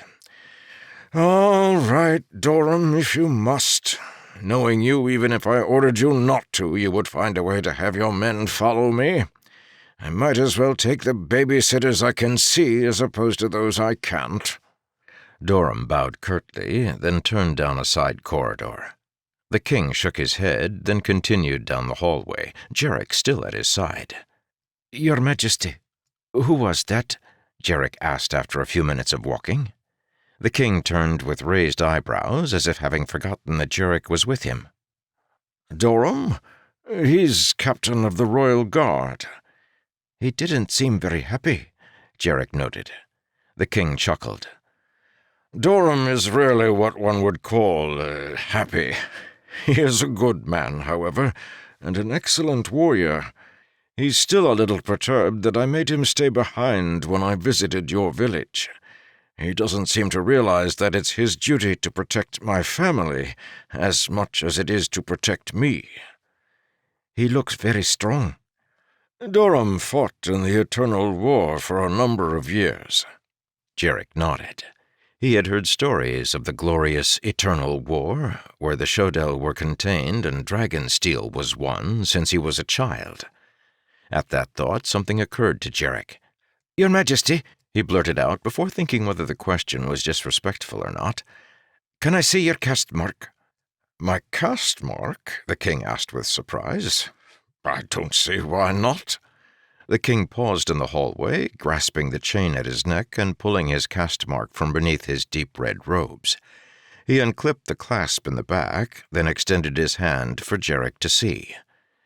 Jarek leaned in close, craning his neck and studying the circular caste mark in the king's pudgy hand. It was constructed of thin, silvery wires that formed a circle with an intricate design in the center. It appeared to be constructed of a single piece of metal, one that had been wound and twisted in a complex pattern.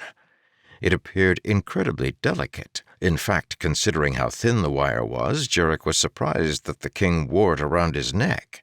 The slightest amount of pressure would be enough to completely destroy the elegant piece of art. Even hanging from the chain as it did should have bent it out of shape. "You may touch it, if you wish," the king said, noting Jarek's hesitant finger hovering above the caste mark. Jarek pulled his finger back. "I'd bend it," he said, shaking his head. "I doubt that," the king said. He reached up with his other hand and grabbed the caste mark on either side. Then, to Jarek's horror, Rhodus proceeded to twist his hands, moving as if to bend the caste mark in half. The delicate circle, however, did not bend. Rhodus's forearms strained, his fingers turning white, but still the caste mark remained immobile, completely unbent. Finally, Rhodus released the pressure, then held the caste mark up and dropped it into Jarek's surprised palm. "It's Dragonsteel, Jarek," the king explained as Jarek tried to bend the fist-sized caste mark himself, first tentatively, then with all the force he could muster. The rigid metal didn't give even slightly. It was incredible. The wire that made up the caste mark was as thin as a man's hair, yet no matter how hard he tried, he couldn't even get one length of it to give. He felt the thin wire digging into his flesh from the pressure, however, and stopped before he cut himself. "It's true, then?" Jarek asked, holding the caste mark before his eyes and following the complex wire design. "They say Dragonsteel is completely indestructible," the king agreed with a nod. "As far as I can tell, the sayings are true. That caste mark is said to have saved my grandfather's life. A soldier tried to stab him in the chest, but hit the caste mark instead. The force of the blow drove the caste mark into grandfather's skin, leaving a very curious scar on his chest, but the blade didn't even scratch the caste mark itself."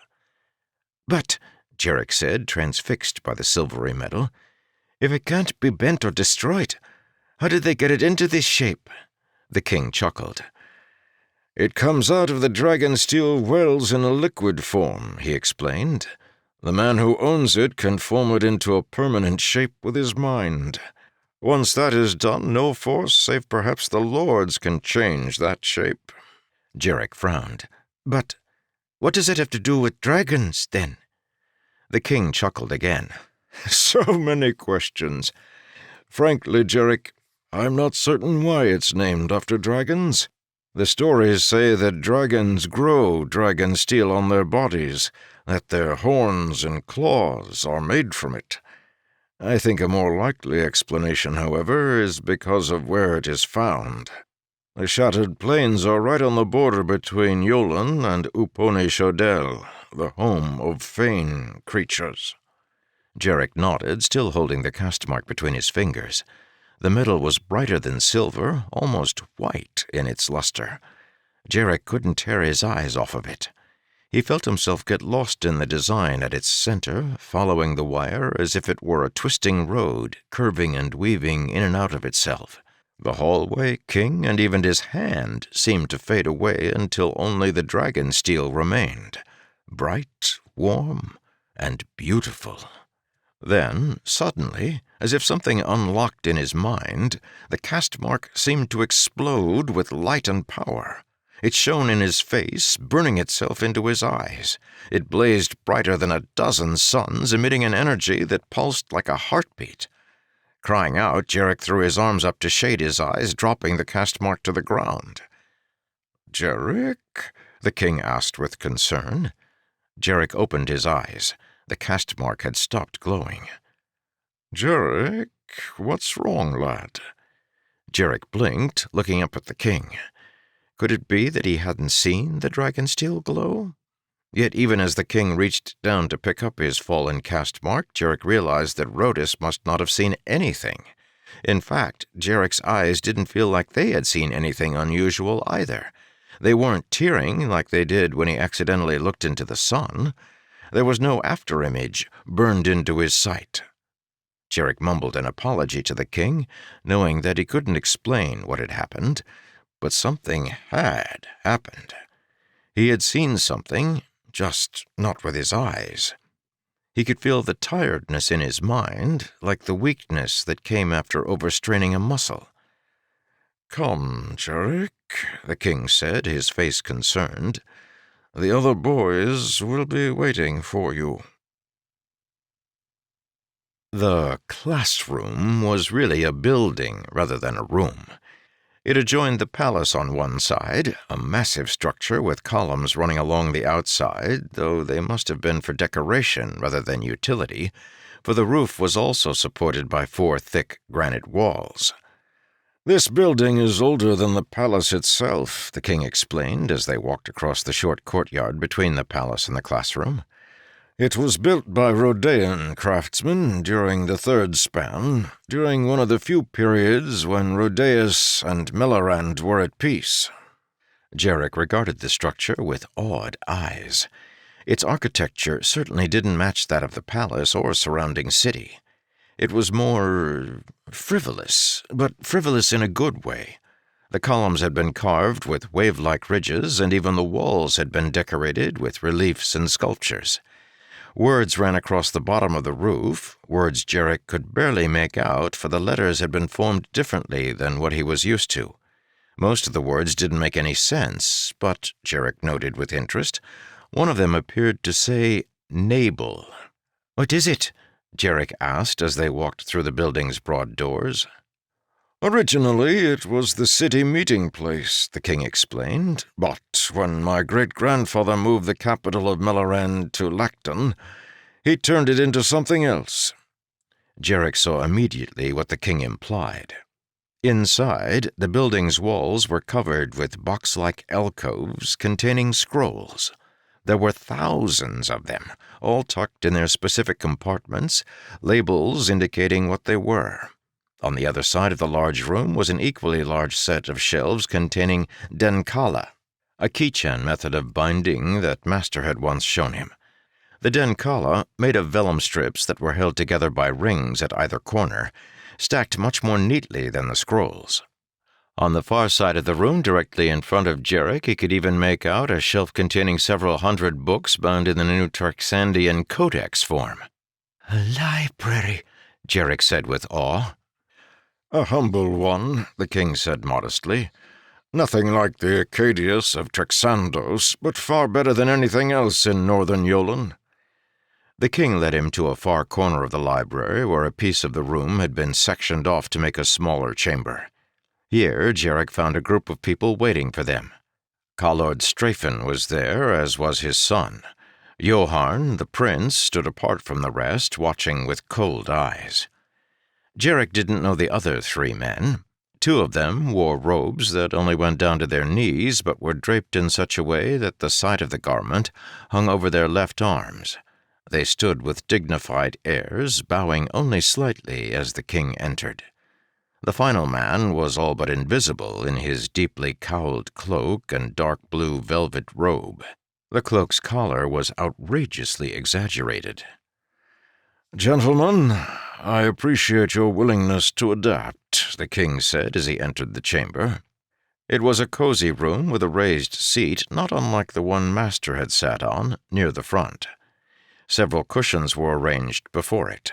Candles burned in the corners, but most of the light came through an open window set in the eastern wall. Other than the cushions, the room bore little decoration or furniture. The oldest of the 3 men nodded to the king respectfully. "Nonsense, Your Majesty," he said in a stately tone. "The soul of scholarship is the ability to accept new ideas and situations. We can teach 3 boys just as easily as we could teach 1. "Excellent," the king replied. "I assume you have met Martus and my son. Well then, this is your final student, Jarek. The man nodded slightly to Jarek, as did his companion. The man in the blue cloak made no move. Jarek, these are to be your instructors, scholars Vendavius and Tenecles of Trexandos, and Scathe of the Whore Watchers. Whore Watchers? Jarek asked with both alarm and interest. We'll be taught to be wizards? You will be taught by a wizard, boy, Scathe said, moving for the first time. He reached up, lowering his dark cowl. He was a surprisingly young man with dark black hair and a long face. He didn't wear a beard, at least not a beard like any Jarek had ever seen. His face was clean-shaven except for 2 triangular areas on his lower cheeks.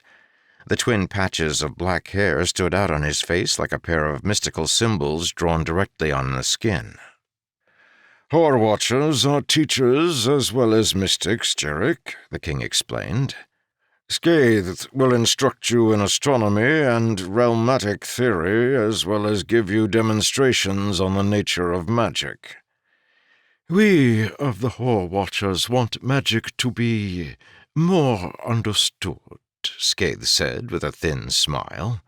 His face, though uncowled, was crouched in the shadow of his cloak's enormous stiff collar. The 2 Trexandian scholars were regarding Scathe with undisguised looks of disgust. The sorcerer paid little heed to their contempt, continuing to smile. Scholar Vendavius, the king said, nodding to the older of the Trexandian men, you have charge of these boys' education. I leave them in your hands. Schedule their classes as you wish. I warn you, however, to give Whore Watcher Scathe equal time for instruction. Of course, Your Majesty, the scholar promised. The king nodded, looking over at Collord Strafen, who stood with his hand on his son's shoulder. Our bet begins here, Collord, Rhodus said. Strafen nodded. 3 years from this day they will take the tests, he agreed. Then we will see who has learned the most. Agreed, Rhodus said. He patted Jarek on the shoulder. Learn well, boy, and may the lords bless you. Jarek nodded solemnly as the king walked over to his son and began to speak quietly. Despite all of the king's affection and encouragement, he couldn't help feeling as though he were nothing more than a tool. He was important because he was useful. What would happen to him in 4 years when, one way or another, his usefulness ended? Chapter 9. Riala was very good at hiding. Not that she would ever intentionally hide from Cortez, for such wouldn't be proper. She did, however, sometimes allow her mind to drift, to dream of places that weren't Mellorand, places where she was not a slave, places where no princesses were to be found. At times like this, her mind fluttering through dreams like a handkerchief on the wind, people sometimes found it difficult to locate Riala. She convinced herself that she wasn't really hiding from Cortez. She pretended not to hear the princess's outraged callings, or she told herself that the princess was looking for someone else, not Riala. Riala rationalized that she hadn't sequestered herself away to make it difficult for others to find her. She just wanted to be out of everyone's way. She had done so since she was a little child, and during all the intervening years, not a single person had ever found her. This day she had chosen to hide on Corteth's balcony. It wasn't a very good hiding place, but then again she told herself she wasn't really hiding. She sat on the stone balcony floor, her arms wrapped around her knees, thinking and dreaming. The princess had strode past the open balcony doors at least a half-dozen times and never seen her. If she really wanted to find me, Riala thought to herself, she would be able to. Today, she wasn't daydreaming about the usual things. She wasn't imagining herself as a noblewoman or a beautiful heiress that the young men were courting. Instead, she was thinking about what it would be like to be a peasant, a lumberman, like the boy Jarek. She could imagine it perfectly. They would live in the forest, away from everyone else.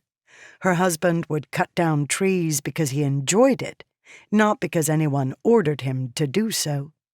He would be tall and have powerful arms, like Dorum, the king's captain. His hair would be dark and unkempt, wild like the animals around them, but his eyes would be kind, and he would never yell. He would have a long beard, not an Antoli like the nobleman, but a real beard. He would carry an axe with him, and every day she would go with him into the forest and watch him cut down trees. She would wear her hair long, like a noblewoman, because there would be no one around to see them. She wouldn't wear fancy dresses that she had to worry about getting dirty. She would never have to deal with nobles or listen to shrill voices calling for her. Shrill voices like the one that was definitely not calling for Riala at that very moment. She immersed herself in the daydream, feeling the breeze whisper through the trees, hearing the animals shuffle around her, smelling the pine scents. The fantasy was perfect, as desirable as the ones where she imagined herself rescued by some incredibly handsome man with a sword. But, as usually happened, reality began to worm itself into her perfect world. She began to think of what she and her husband would smell like, living off in the forest, away from the city. In Lacton, it was common practice to bathe regularly, the nobility in their own chambers, the less rich in the public bathhouses. She knew this was not true for peasants. She needed only think back to what the boy Jarek smelled like when he arrived to confirm her suspicions. She also began to wonder what they would eat and what her husband would do with all the lumber he chopped. If he sold it, then that would necessitate communication with other people who would probably call him their servant or peasant. Suddenly the daydream wasn't quite as fun anymore, as she thought of the necessities of life, of how silly it would be for a wife to follow her husband into the forest when there would be work to do back at the house. "I've only seen a look that disappointed on a woman's face 3 times, a voice noted. And every time it was because I was telling her no. Riala looked up with surprise. "Topaz?" she asked. He sat a short distance away, squatting on a thin ledge that ran along the outside of the palace, his shoeless toes hanging over the edge. He had changed from his red performance outfit of the night before, and was now dressed in a loose-fitting concoction of greens and yellows. One of his trademark poofy, oversized hats hung limply to one side of his head. He smiled. "Of course it's me. Who else would be hanging from a ledge 2 stories above the ground?" "I'm just surprised that you found me," Riala said, trailing off. She had never been interrupted during one of her daydreaming sessions before. "Why is that, little one?" Topaz asked, sitting down on the ledge, letting his legs hang freely over the side. A single wrong move would send him tumbling 50 feet to the ground below, but his face was completely unconcerned. Riala frowned weakly. "I was hiding," she admitted with a chagrined face. "Hiding?" Topaz asked with a raised eyebrow. "On the balcony? You could have at least closed the doors, you know." "Riala!" Corteth's shrill voice called from inside. "She's a lot more vocal when you 2 are alone, isn't she?" Topaz noticed. Riala nodded. Well, I suppose you have a good reason to hide, then. Corteth's voice sounded from inside again, closer this time. You know, Topaz said helpfully, if you want to get away from her, you could come out here with me. Riala regarded the thin ledge, her stomach growing sick. No, she said. I'm sorry. Topaz chuckled as he hopped up onto his feet. No need to be sorry, little one. The life of a fool isn't the life for everyone. It requires a careful disregard for everything sensible and a completely underdeveloped sense of propriety. She watched as he approached, walking carefully along the ledge as it passed over the balcony doors. Was there anything you needed? She asked. No, Topaz said, shaking his head. Just passing through. You know, Riala said hesitantly, regular people use the hallways? Topaz turned back, then smiled. Yes, they do. Then he turned a corner and passed out of sight. There you are, Corteth's voice sounded behind her. Riala turned to find the fuming princess standing by the balcony doors, her red face burning against her blonde hair. Riala immediately turned her eyes to the ground. I was right here all along, my lady. You couldn't have been, Corteth argued. I walked by here 6 times. I was on the far side, my lady. You wouldn't have seen me. Didn't you hear me calling your name? Corteth demanded. I'm sorry, my lady. I wasn't paying attention. Corteth swore, using words Riala didn't know how a princess would learn. Your dizzy-headedness is unacceptable, she said, pointing for Riala to walk back into the room. A lady's handmaid needs to be ready to serve her at any time. We'll see how well you daydream after kneeling in the corner for an hour, holding a book over your head. Riala sighed, shuffling over toward the corner. The punishment was one of Corteth's favorites lately. The princess had heard of it in a story somewhere. Not now, foolish girl, Corteth spat, sitting angrily in the chair before her mirrors. You must comb my hair first. Yes, my lady, Riala replied, picking up a brush from the counter and beginning to pull it through the long golden hair. Hair Riala could never have. As the brushing began, Corteth calmed herself, her face growing from red to a girlish white in a matter of seconds. She was preparing for something.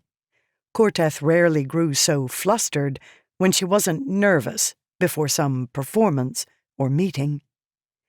When you are finished, Corteth eventually declared, confirming Riala's suspicions, you shall accompany me to the library. The library, my lady? Riala asked carefully. Isn't that where the king plans to hold the lessons? For your brother and the other boys? Exactly. They shall not proceed, however, without me. The brush went limp in Riala's hand. Corteth was as temerarious as she was spoiled. But this? My lady, she began. Do not seek to counsel me, Corteth warned, snapping her fingers for the brushing to continue. Yes, my lady, Riala replied, continuing to brush. As she did, however, unspoken objections ran through her mind. Surely Corteth wouldn't succeed this time. School instruction was only for boys. Corteth was busy enough learning the duties and skills of a properly bred lady. Where would she find time to learn the lessons of a boy as well? It just wasn't done. Except, such things never seemed to bother Corteth. She considered herself above traditions and laws. Both would bend before Corteth, because the king represented both law and tradition, and he always bent before his daughter. Still, Schooling? Would Rhodus bend that far? "You're done," Corteth informed her impatiently, nodding for Riala to put down the brush. "Let's go." Riala followed obediently behind, walking quickly to keep up with the princess. As soon as they reached the main hallway, however, Corteth slowed, her hurried gait becoming more ladylike instead. Riala slowed as well, watching her mistress try to imitate the graceful flowing steps of the court's older women. Corteth didn't quite succeed. She was, after all, still a girl, barely past her first decade. She was getting better, however. At such a slow rate, it took them a great deal of time to pass through the main hallway and out into the courtyard behind the palace. The library rose in front of them. In Riala's opinion, the library was a much more appealing building than the rest of the palace. It was tall and powerful, yet at the same time delicate and beautiful. If possible, she knew she would come here often. Unfortunately, the library was forbidden to servants. Today, however, she could enter, for she accompanied her mistress. Corteth led her through the main doors, giving Riala little time to study the carved stone. They continued past the scrolls and stacks of parchment until Corteth stopped before a section of the room that had been separated from the rest by tall, movable wooden walls. "You will wait here for me," Corteth said. "Find a book and a corner and kneel until I'm done. Understood?" "Yes, my lady," Riala replied. Corteth composed herself again, then drifted into the classroom. Obediently, Riala selected a book from the shelf, one that didn't look too heavy, and knelt on the ground, holding the volume high above her head. She positioned herself in such a way, however, that she could just barely see what was happening in the classroom. After all, Corteth had told her to kneel in the corner, but she hadn't specified which way Riala had to face. The room was full of people. The king was still there, speaking with Yoharn on one side of the room. Near the front of the small chamber, she could see the 3 scholars who had arrived last month to teach the crown prince. Or, rather, the 2 scholars and 1 whore-watcher. Riala shivered as her eyes fell on the blue-robed man. His head seemed to crouch like a spider in the center of his enormous collar, his eyes waiting for some foolish insect to stray too close. He bothered Riala. She could feel something about him, some sort of power that made her believe all of the tales the old washwomen said about wizards and whore-watchers. "Corteth, dear, what is it?" She could barely make out the king's voice. Riala had to strain to hear, but she was glad for the distraction. Her arms were already beginning to complain from the awkward position and the book's weight. "I wish to join the classes, Father," Corteth said, her voice betraying none of the harsh edge it had held just a few moments before when speaking with Riala. Caelord Strafen's face grew horrified at the statement, but the king just laughed. "Corteth, you know these classes are meant for the boys. You needn't feel left out. You have your own lessons to attend." "Father," Corteth said demurely, "it's not that I feel left out. I simply want to learn." Riala frowned. She hadn't quite been able to decide what Corteth hoped to gain from this ploy. Perhaps she was simply jealous of the attention the boys, especially Jarek, were receiving. "You don't need to learn, dear," the king said. "These lessons will do you no good." "They will do me no good? But they will be beneficial to a peasant?" Corteth responded. She was reserved as she spoke, as usual, but she did place a slight emphasis on the word peasant. The king frowned. "I see," he said simply. Finally, one of the Trexandian scholars spoke up. "It is not unheard of, Your Majesty," the man noted. "Women often receive schooling in Falamore." Then, after a slight pause, he added, "If, that is, you can call what goes on in that country schooling." "Father, should I not have an equal chance as this stray boy you've taken in?" Corteth asked innocently. The king rubbed his chin, and Riala could see immediately that he was going to give in. There were few things he would refuse a determined Corteth. "All right," Rhodus said. "You may attend until you grow tired of it, dear." Corteth smiled, curtsying slightly, and again Riala was confused.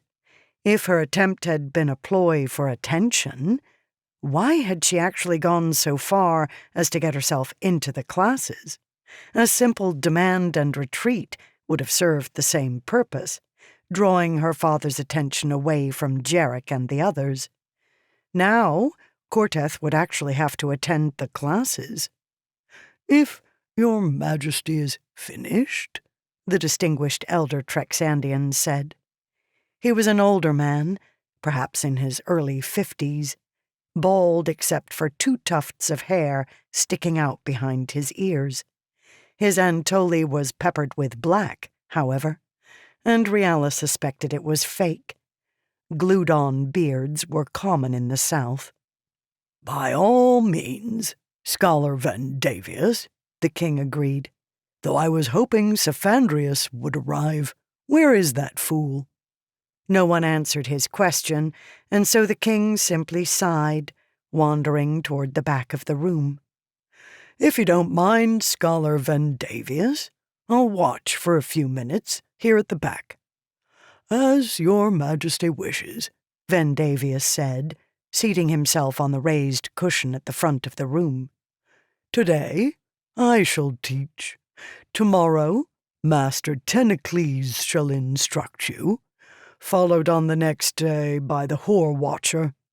Boys and Princess Corteth, seat yourselves before me."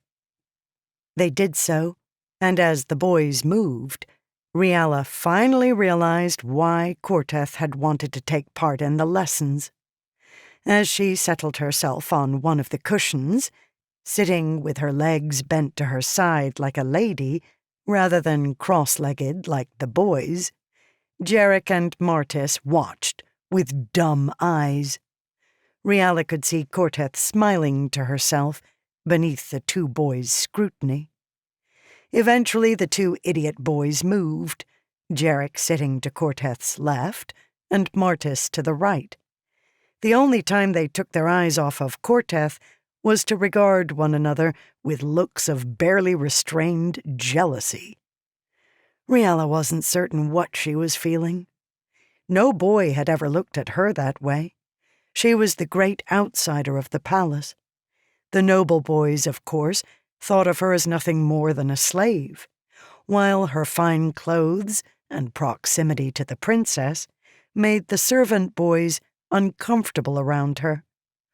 All she knew was if a boy ever did look at her that way, she wouldn't immediately search for another boy to make his rival. She knew what Corteth was doing, and it disgusted her. More than the princess's manipulations of the guards, magistrates, or even the king, Riala found this game Corteth had begun revolting. Can't they see? Riala wondered to herself. Don't they realize what she's doing to them? Why are boys such idiots? She felt the bottom of the book brush against her hair. Her arms had grown slack, as she thought. Pushing it back up in a vengeful motion, her eyes fell on the boy Jarek. He, at least, should know better. Lumbermen were supposed to be stout and practical, the type who didn't put up with silly games and useless flirting. Jarek, however, seemed as enraptured with Corteth as Martis. Perhaps his simple life as a peasant had made him unable to recognize falsehood. Maybe he was naive. Maybe he was just a boy. "A classroom is a place of dignity," the scholar Vandavius was saying. The 4 students sat on cushions a few feet away from him, looking up at their teacher. "You will call me Master Vandavius, and I will call you students Jarek, Corteth, Martis, and Joharn. Those are the only titles we will use while in this room, for they imply our proper relationship, a relationship of mutual respect. I am here to teach, and it is a privilege to do so. You are here to learn, and that is also a privilege. None of us should abuse these privileges." Master Vandavius reached over, picking up a long reed that leaned against the wall next to him. "I will use this to punish those of you who disobey the rules of the classroom. The first rule is that of respect. Respect for me and respect for your fellow students. The second rule is that there shall be no questions.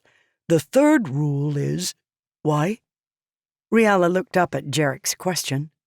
Her mind had begun to drift away from the scholar's monologue, images of lands far away sparking in her imagination. She had been paying enough attention, however, to realize that Jarek had asked his question just after the scholar said there was a rule against questions.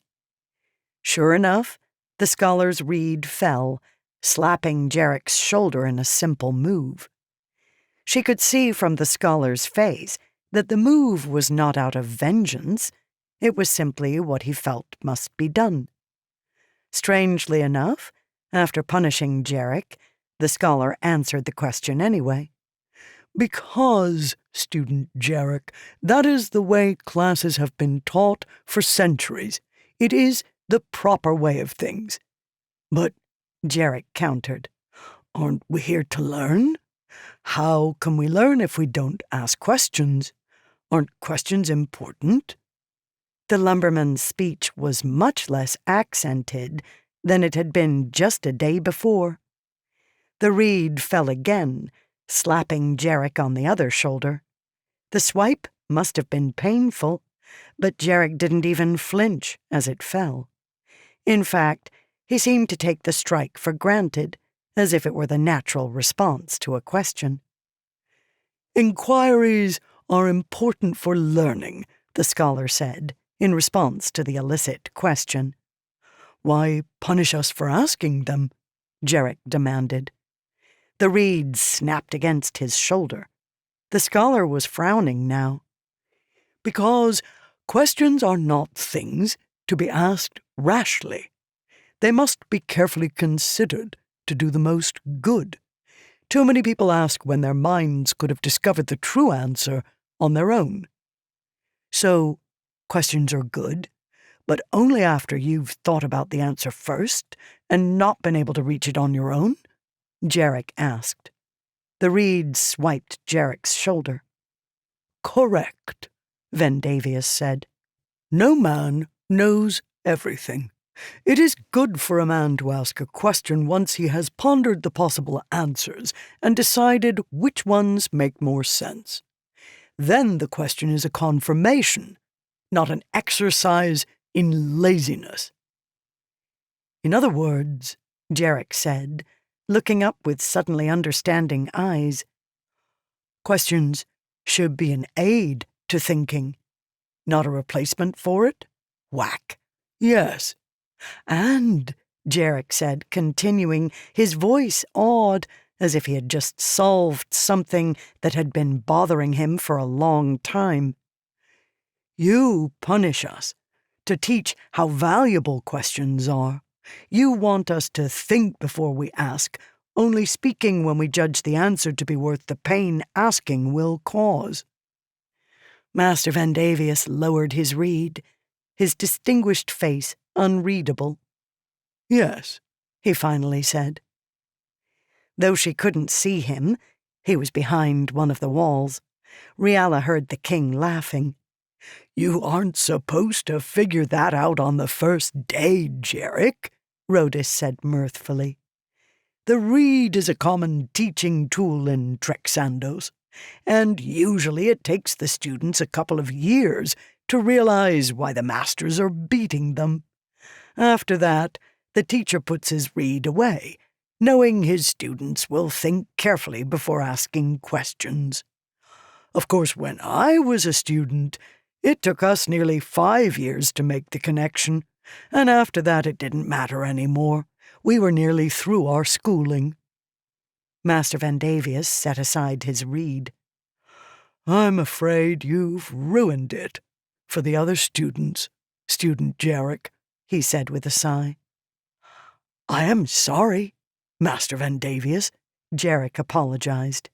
He didn't look very sorry, however. His face was bright, and he was smiling. "No matter.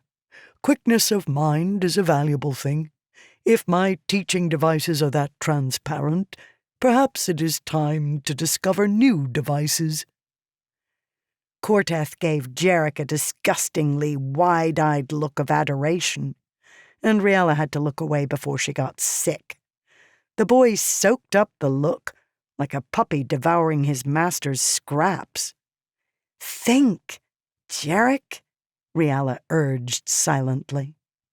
The lumberman shot Martis a look of victory, then settled back on his cushion, looking up at Vandavius with satisfied eyes.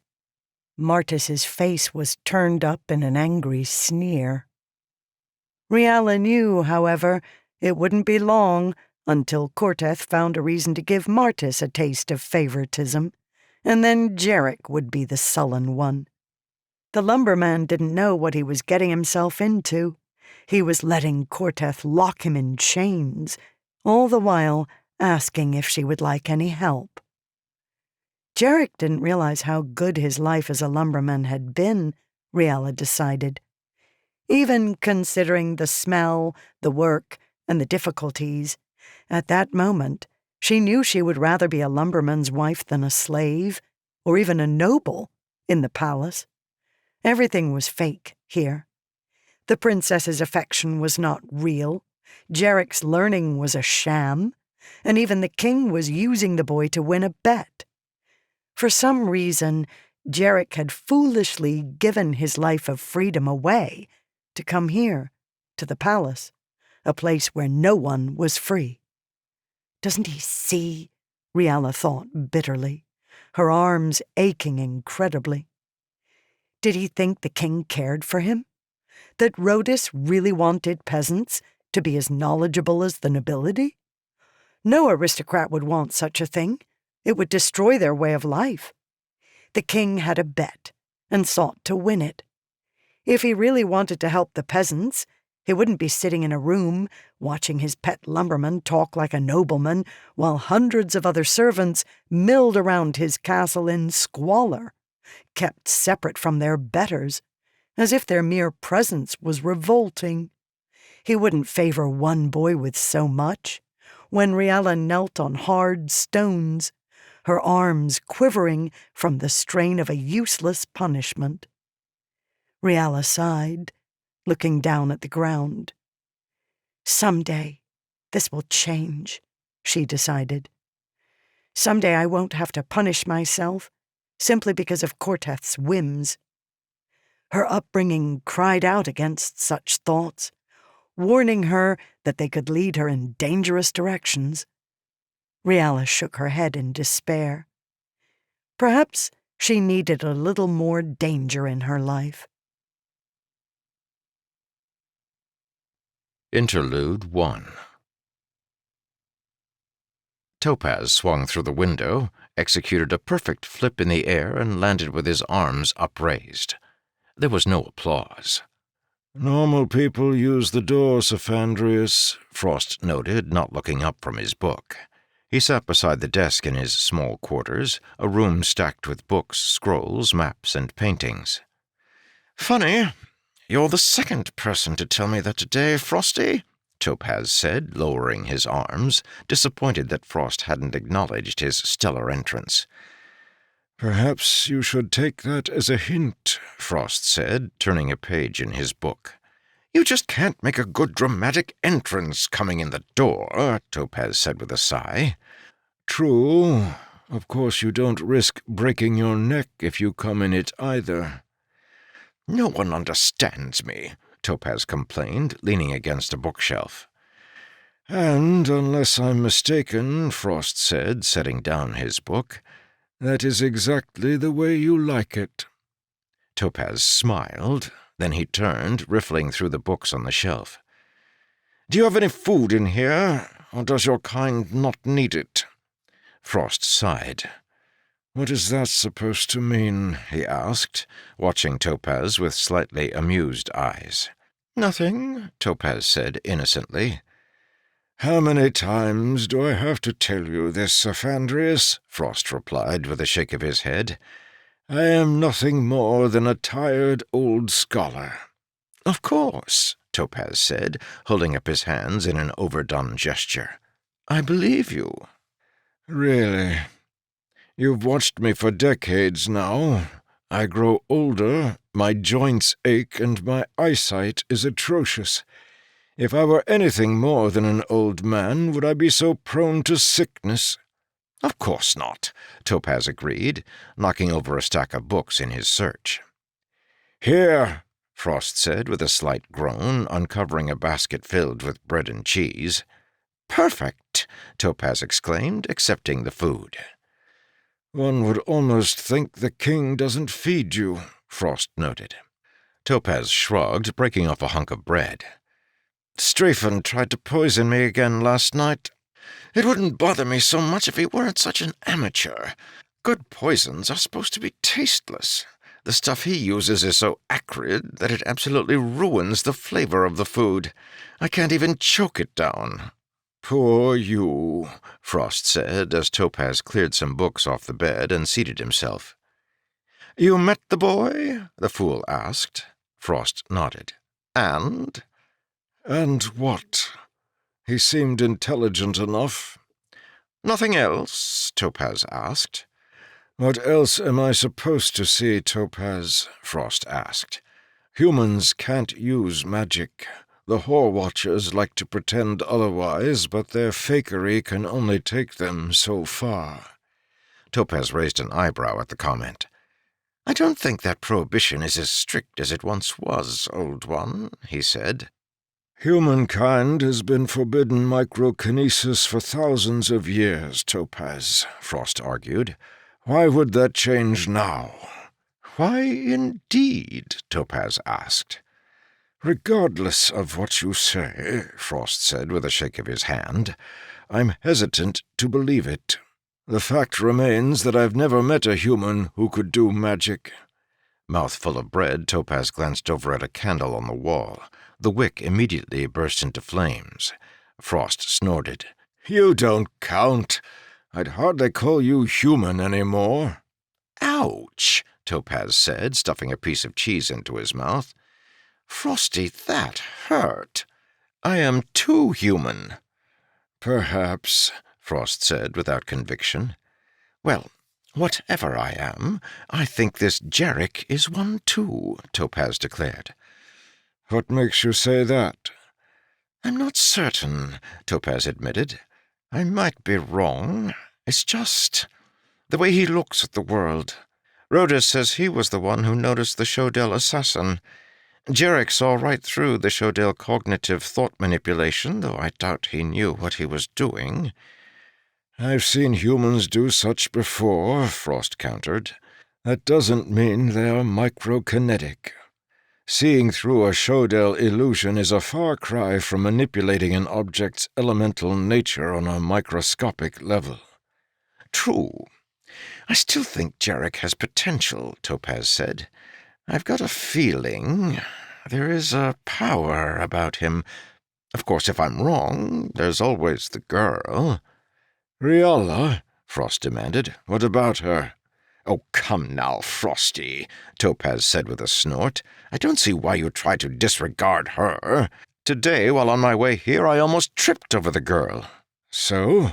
"So," Topaz continued, "she had bent light around herself so skillfully that even I almost didn't notice her. A regular person wouldn't have seen anything more than a slight ripple in the air." Frost's thin-bearded face grew troubled. "That shouldn't be possible, Safandrius."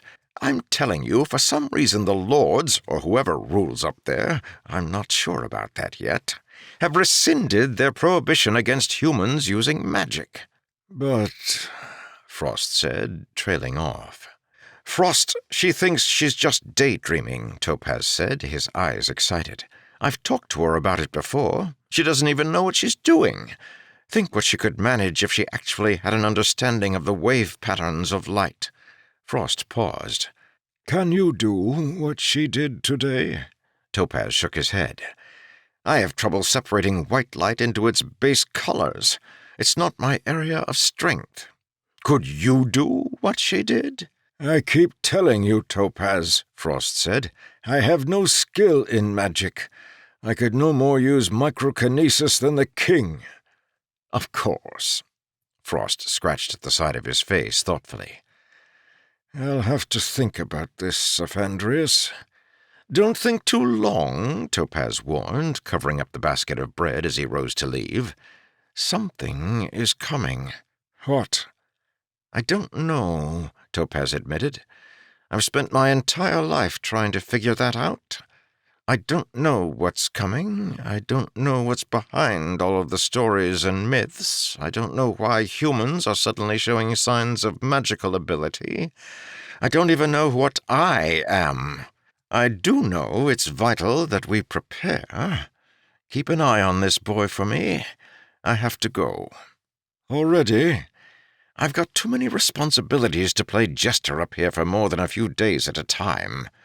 "Besides," Frost added with a smile, "you wouldn't want those scholars from Trexandos to recognize you." Topaz snorted, climbing out the window. "They wouldn't recognize their own father if he were dressed like a Jesk. Trexandian scholars focus so much on their books that the real world tends to elude their understanding." Frost nodded. "Farewell, my friend." "You too. I'm counting on you, Frost. Batchor is coming with me, and you're the only other person north of Falamore I trust." Frost nodded humbly, and with that the fool was gone, slipping along the outside of the building to the stables, where an enormous Kichan waited for him with a pair of horses. They rode away at a full gallop, sensing an urgency that no one else on the continent seemed to understand. With Safandrius gone, the castle plants seemed to wilt slightly, the air seemed to turn a little colder, and two youths awoke the next morning to find that their best and perhaps only friend in the palace had disappeared without a word of farewell. The end of Part 1. Part 2. Chapter 10. "If you tell anyone about this, I will kill you." "Stop whining, Batchor," Topaz said with a chuckle. "You look perfect. Beautiful, even." Batchor turned a displeased eye down at his raiment. Instead of his Akarang and Chellerbeth, he wore the simple one-piece woolen dress favored by Tsendish women of lower classes.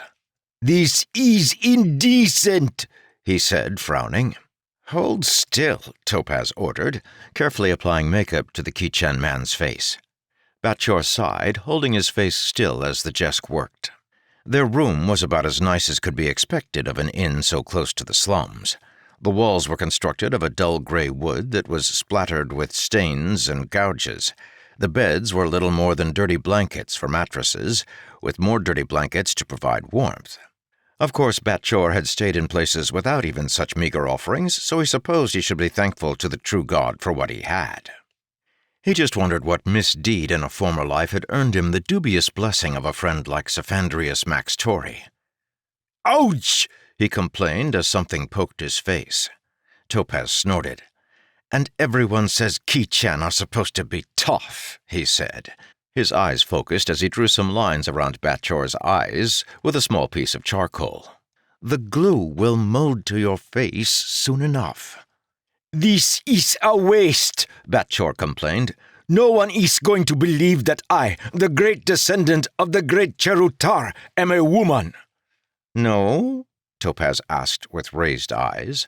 The Jesk leaned back, giving Batchor a view of the small mirror sitting against the wall. Batchor blinked in surprise at the transformation. He, the great descendant of the great Cherutar, did indeed look like a woman. His powerful, round Ki-chan face was now lined and creased, and his olive skin had been lightened by Topaz's makeup. Folds of skin hung from his neck and cheeks, and the area around his eyes was so wrinkled it was impossible to tell that he was a Ki-chan. The face, coupled with carefully placed padding beneath the dress, made Batchor look like nothing so much as an old, if plump, Tsendish woman. Batchor regarded himself for a few moments in shocked silence before finally finding his voice. This is still unnatural, he grumbled. Topaz chuckled, turning toward the mirror to begin work on his own face. One would think you'd be used to wearing dresses, Batchor. An Akern is not a dress, Batchor huffed. He is a warrior's clothing. Even if it does look an awful lot like a skirt, Topaz agreed, beginning to apply glue to his face. He is not a skirt, Batchor argued. He simply provides free movement in battle. And when's the last time the Ki-chan people went to war? Topaz asked pointedly, a smile on his lips. Batchor sighed. This was one of his friend's favorite topics. The Jesk found it incredibly ironic that the Ki-chan, the greatest warriors the world had ever known, were now a group of merchants and traders. Our exile will not last forever, Batchor said simply. Someday Cherutar will return, and we will go back to our lands beyond the mountains. To live in the desert once again, Topaz noted. Your people certainly have a twisted concept of paradise, Batchor. That is what we want, nonetheless, he said back. Good enough. Topaz applied a few finishing marks to his face, then regarded himself with a critical eye. The Jesk, Batchor noted, had used a great deal less makeup on his own face. At the same time, however, his aging looked even more realistic, especially after Topaz flexed his face muscles, wrinkling the skin in what must have been an incredibly uncomfortable but at the same time effective maneuver. He looked like an old Tsendish man, husband to Batchor. All right, Topaz said with a nod. Ready? Batchor sighed. I suppose. Topaz stood. I realize your discomfort, Batchor, he said, a hint of sympathy creeping into his voice. If you can think of any reason a Ki-chan follower of Cherutar would let himself be seen entering a Tsendish temple, I'm willing to listen. Until then, you'll have to keep the disguise. Batchor nodded, standing as well. Realistically, he understood the need for stealth. Topaz had required Batchor's trading contacts to get him into Tsendor, and, frankly, the Ki-chan had been happy to come along. Topaz could be infuriating at times, most of the time, but he was also the most interesting man Batchor knew. But it was more than that. There was something about the work Topaz was doing, something that told Batchor he wanted to be part of it. He had heard the Jesk speculate on what was coming, heard him warn that they needed to prepare, even if they had no idea what that preparation should entail. Topaz searched for the most vital substance in the world, knowledge. Batchor owed it to his people and the world to do what he could to help. Topaz stood at the door, looking back with unreadable eyes. You could stay behind, Batchor, he offered. Batchor paused. It was taboo for a Ki-chan to enter a temple to a pagan god, hence the disguise. Centuries of tradition screamed at him that what he was about to do was blasphemous.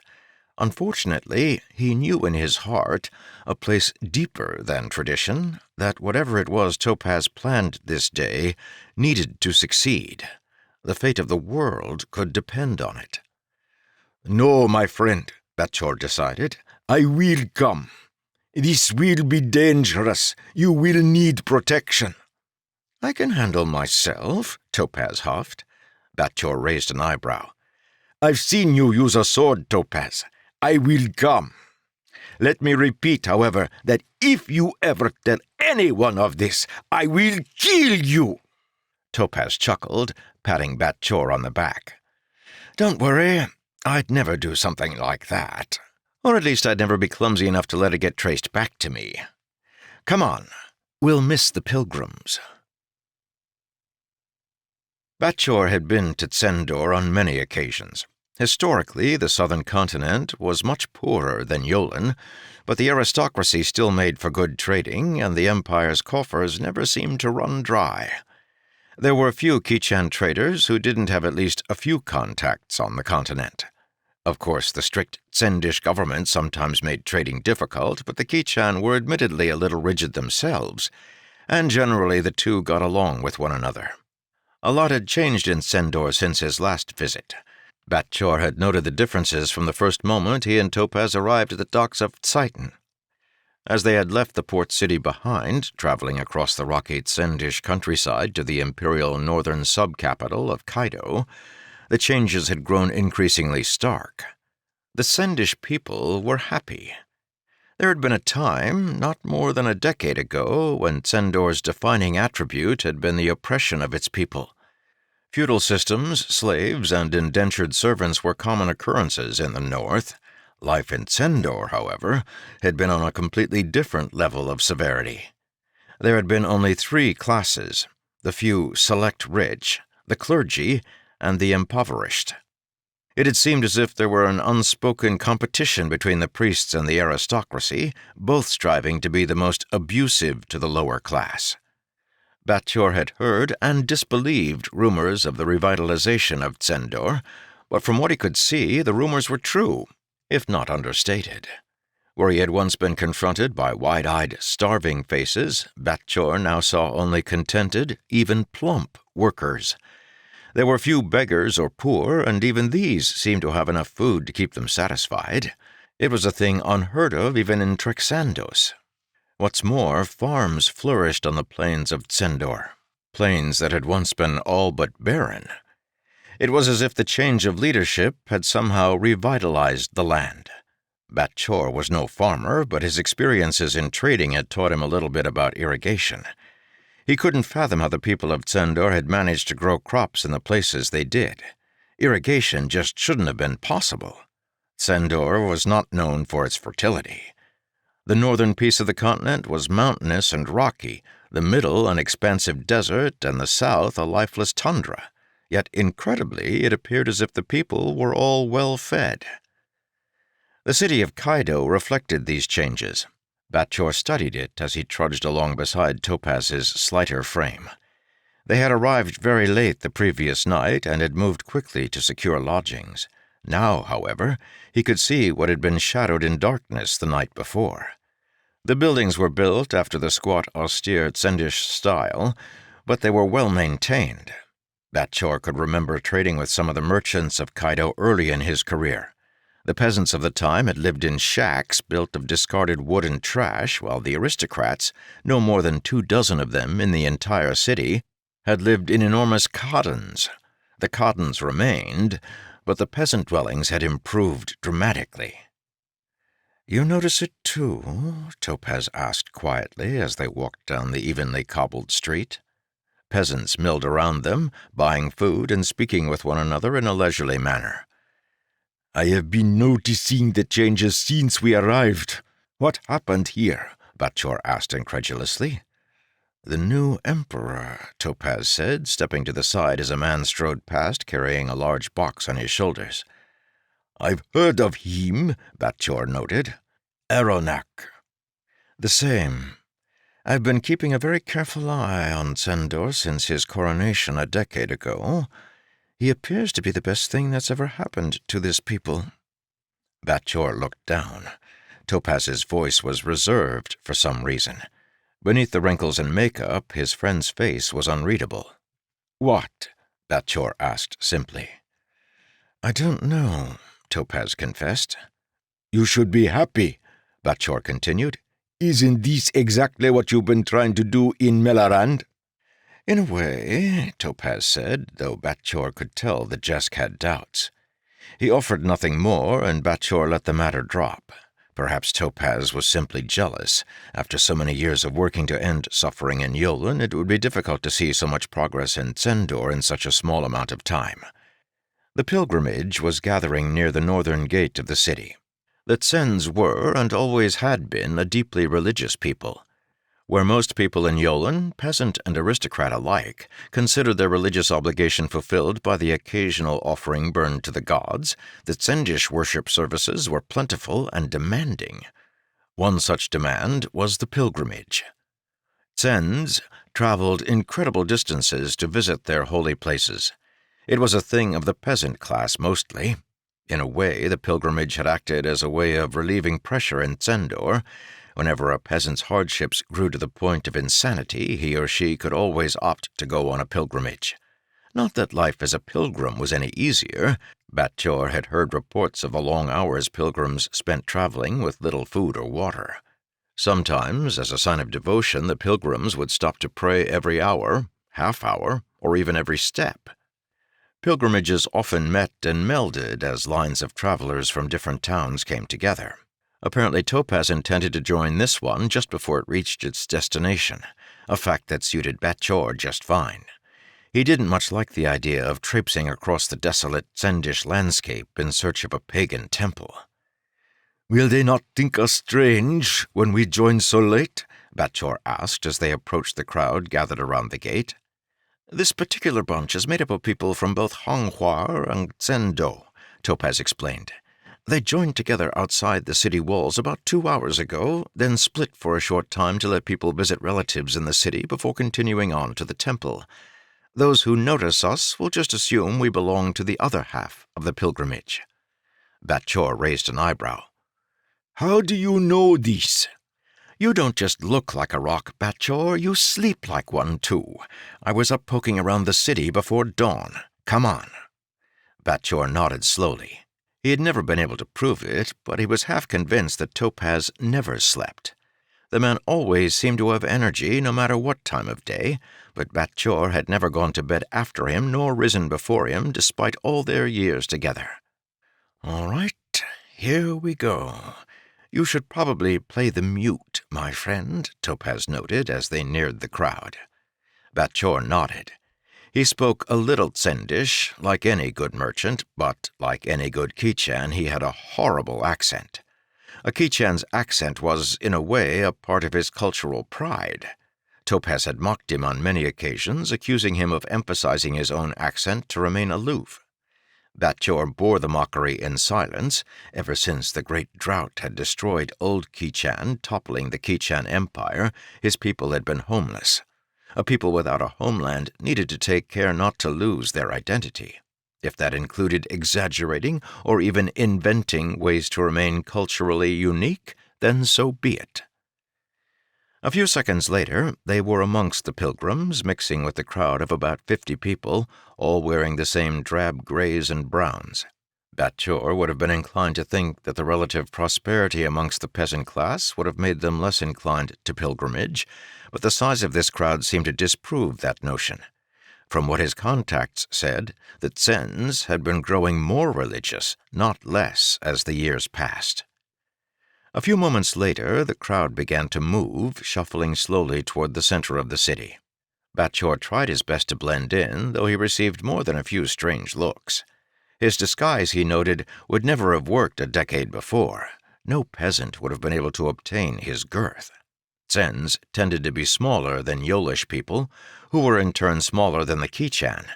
However, Batchor noted a couple of people who were just as hefty as he was supposed to be. He could only hope that the people looked at him and saw an overly fat Tsendish woman, not an unnaturally fat Tsendish woman. It did not take them long to reach their destination. When Topaz had mentioned the Temple of Sa, Batchor had sent his mind back to his last visit to Kaido a decade before, vaguely recalling a small open-aired amphitheater near the center of the city. Having done so, he was nowhere near prepared for the enormous structure that rose up before them. Forgetting himself, he whispered, "Where in the name of Cherutar did that come from?" "It's just newly finished," Topaz mumbled, walking beside Batchor with an old man's bent-backed stoop. "That's why there's so many pilgrims. Now kindly keep your big Kichan tongue quiet until we're alone." Batchor pulled his jaw closed, though he couldn't take his eyes off the temple. Fortunately, in this respect he did not appear suspicious. The other pilgrims were equally awed. The closer they got to the gargantuan building, the more detail Batchor could make out, and the more amazed he was. It was basically rectangular, following Tsendish architecture, but beside that single trait, it was completely different than anything Batchor had ever seen in the southern continent. It was extremely ornate, covered with hanging sculptures, and what looked like enormous colored windows. As they approached, Batchor could see that the windows were really pictures, 1,000 fragments of colored glass combined in each one. Spreading out from the building's sides were long leg-like protrusions, like thin arches that didn't seem to serve any purpose. The ceiling looked square, but as they slowly entered through the temple's broad gates, Batchor could see that it was actually curved at the top. And there were no pillars. Batchor stood, stunned, looking around the temple's cavernous insides.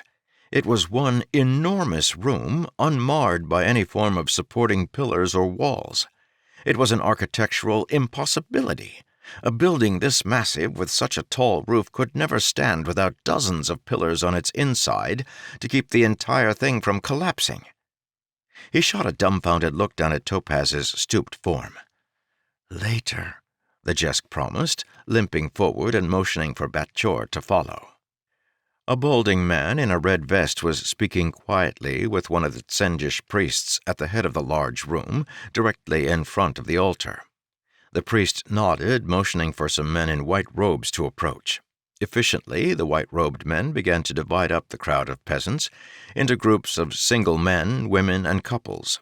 That done, each group was led separately through several sets of wide doors at the sides of the building, doors that led to long series of small chambers. Each chamber held nothing more than a thin mattress and one blanket. Topaz quietly shut the door to their chamber. The room was cramped, especially considering Batchor's size. His shoulders nearly touched both sides of the room at the same time, and though it was longer than it was wide, he knew he would never have been able to stretch out all the way.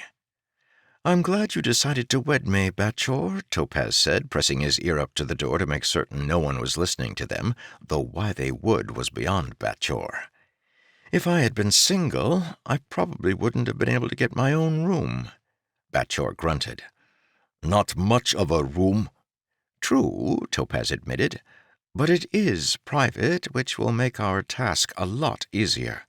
"And are you going to tell me what this task is?" "It'll be easier to show you." Batchor sighed.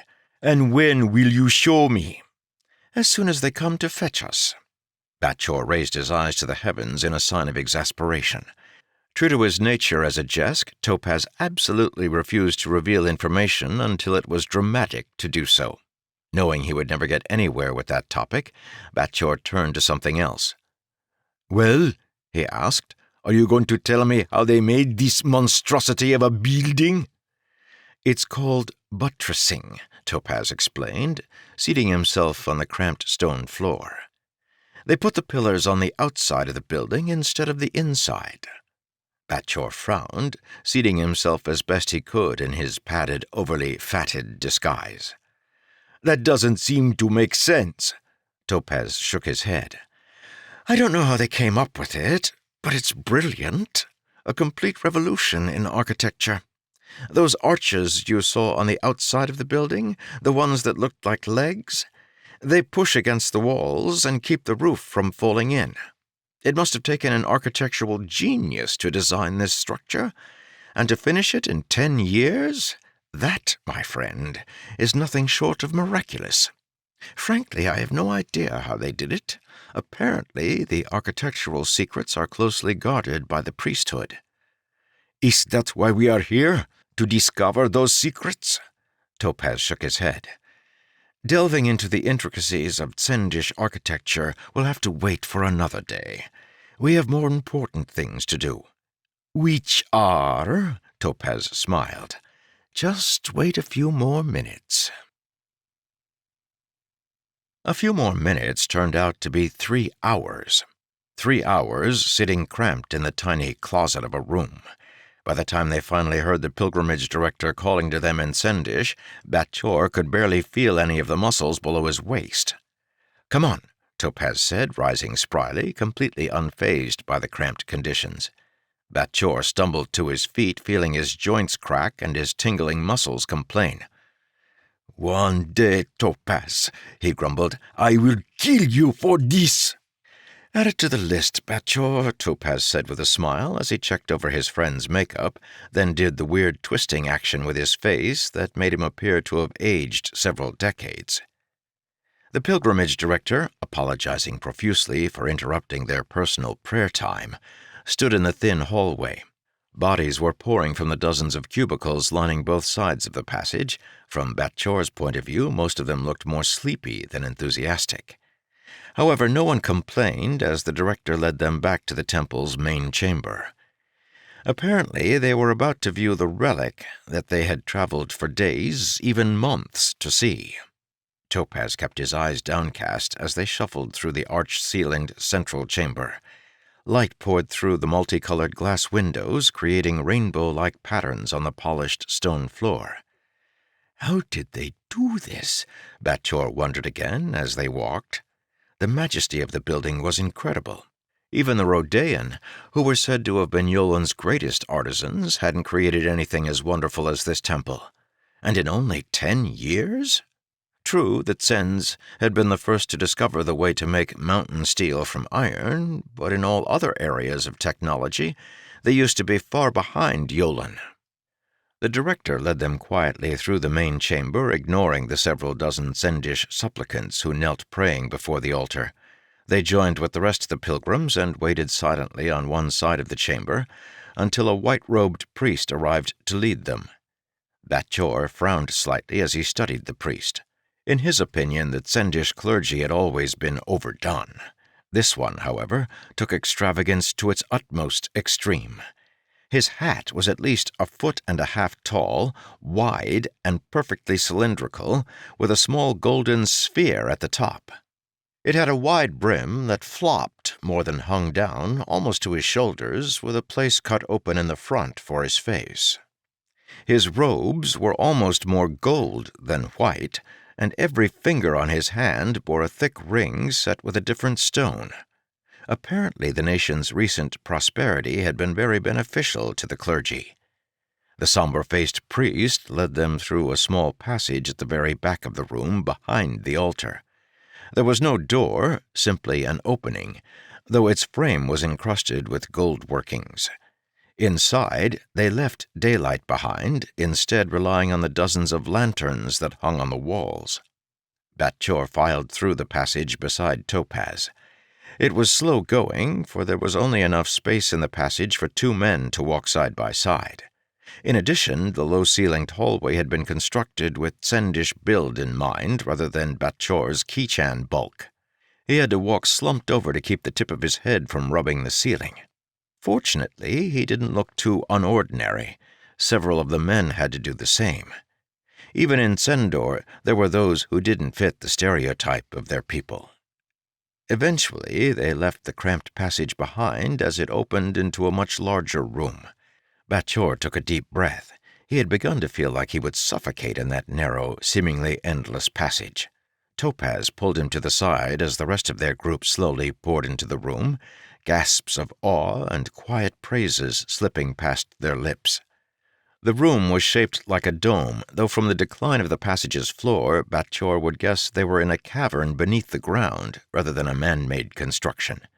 The ceiling was gilded with golden brass, and the lantern light made the entire room shine like paradise itself.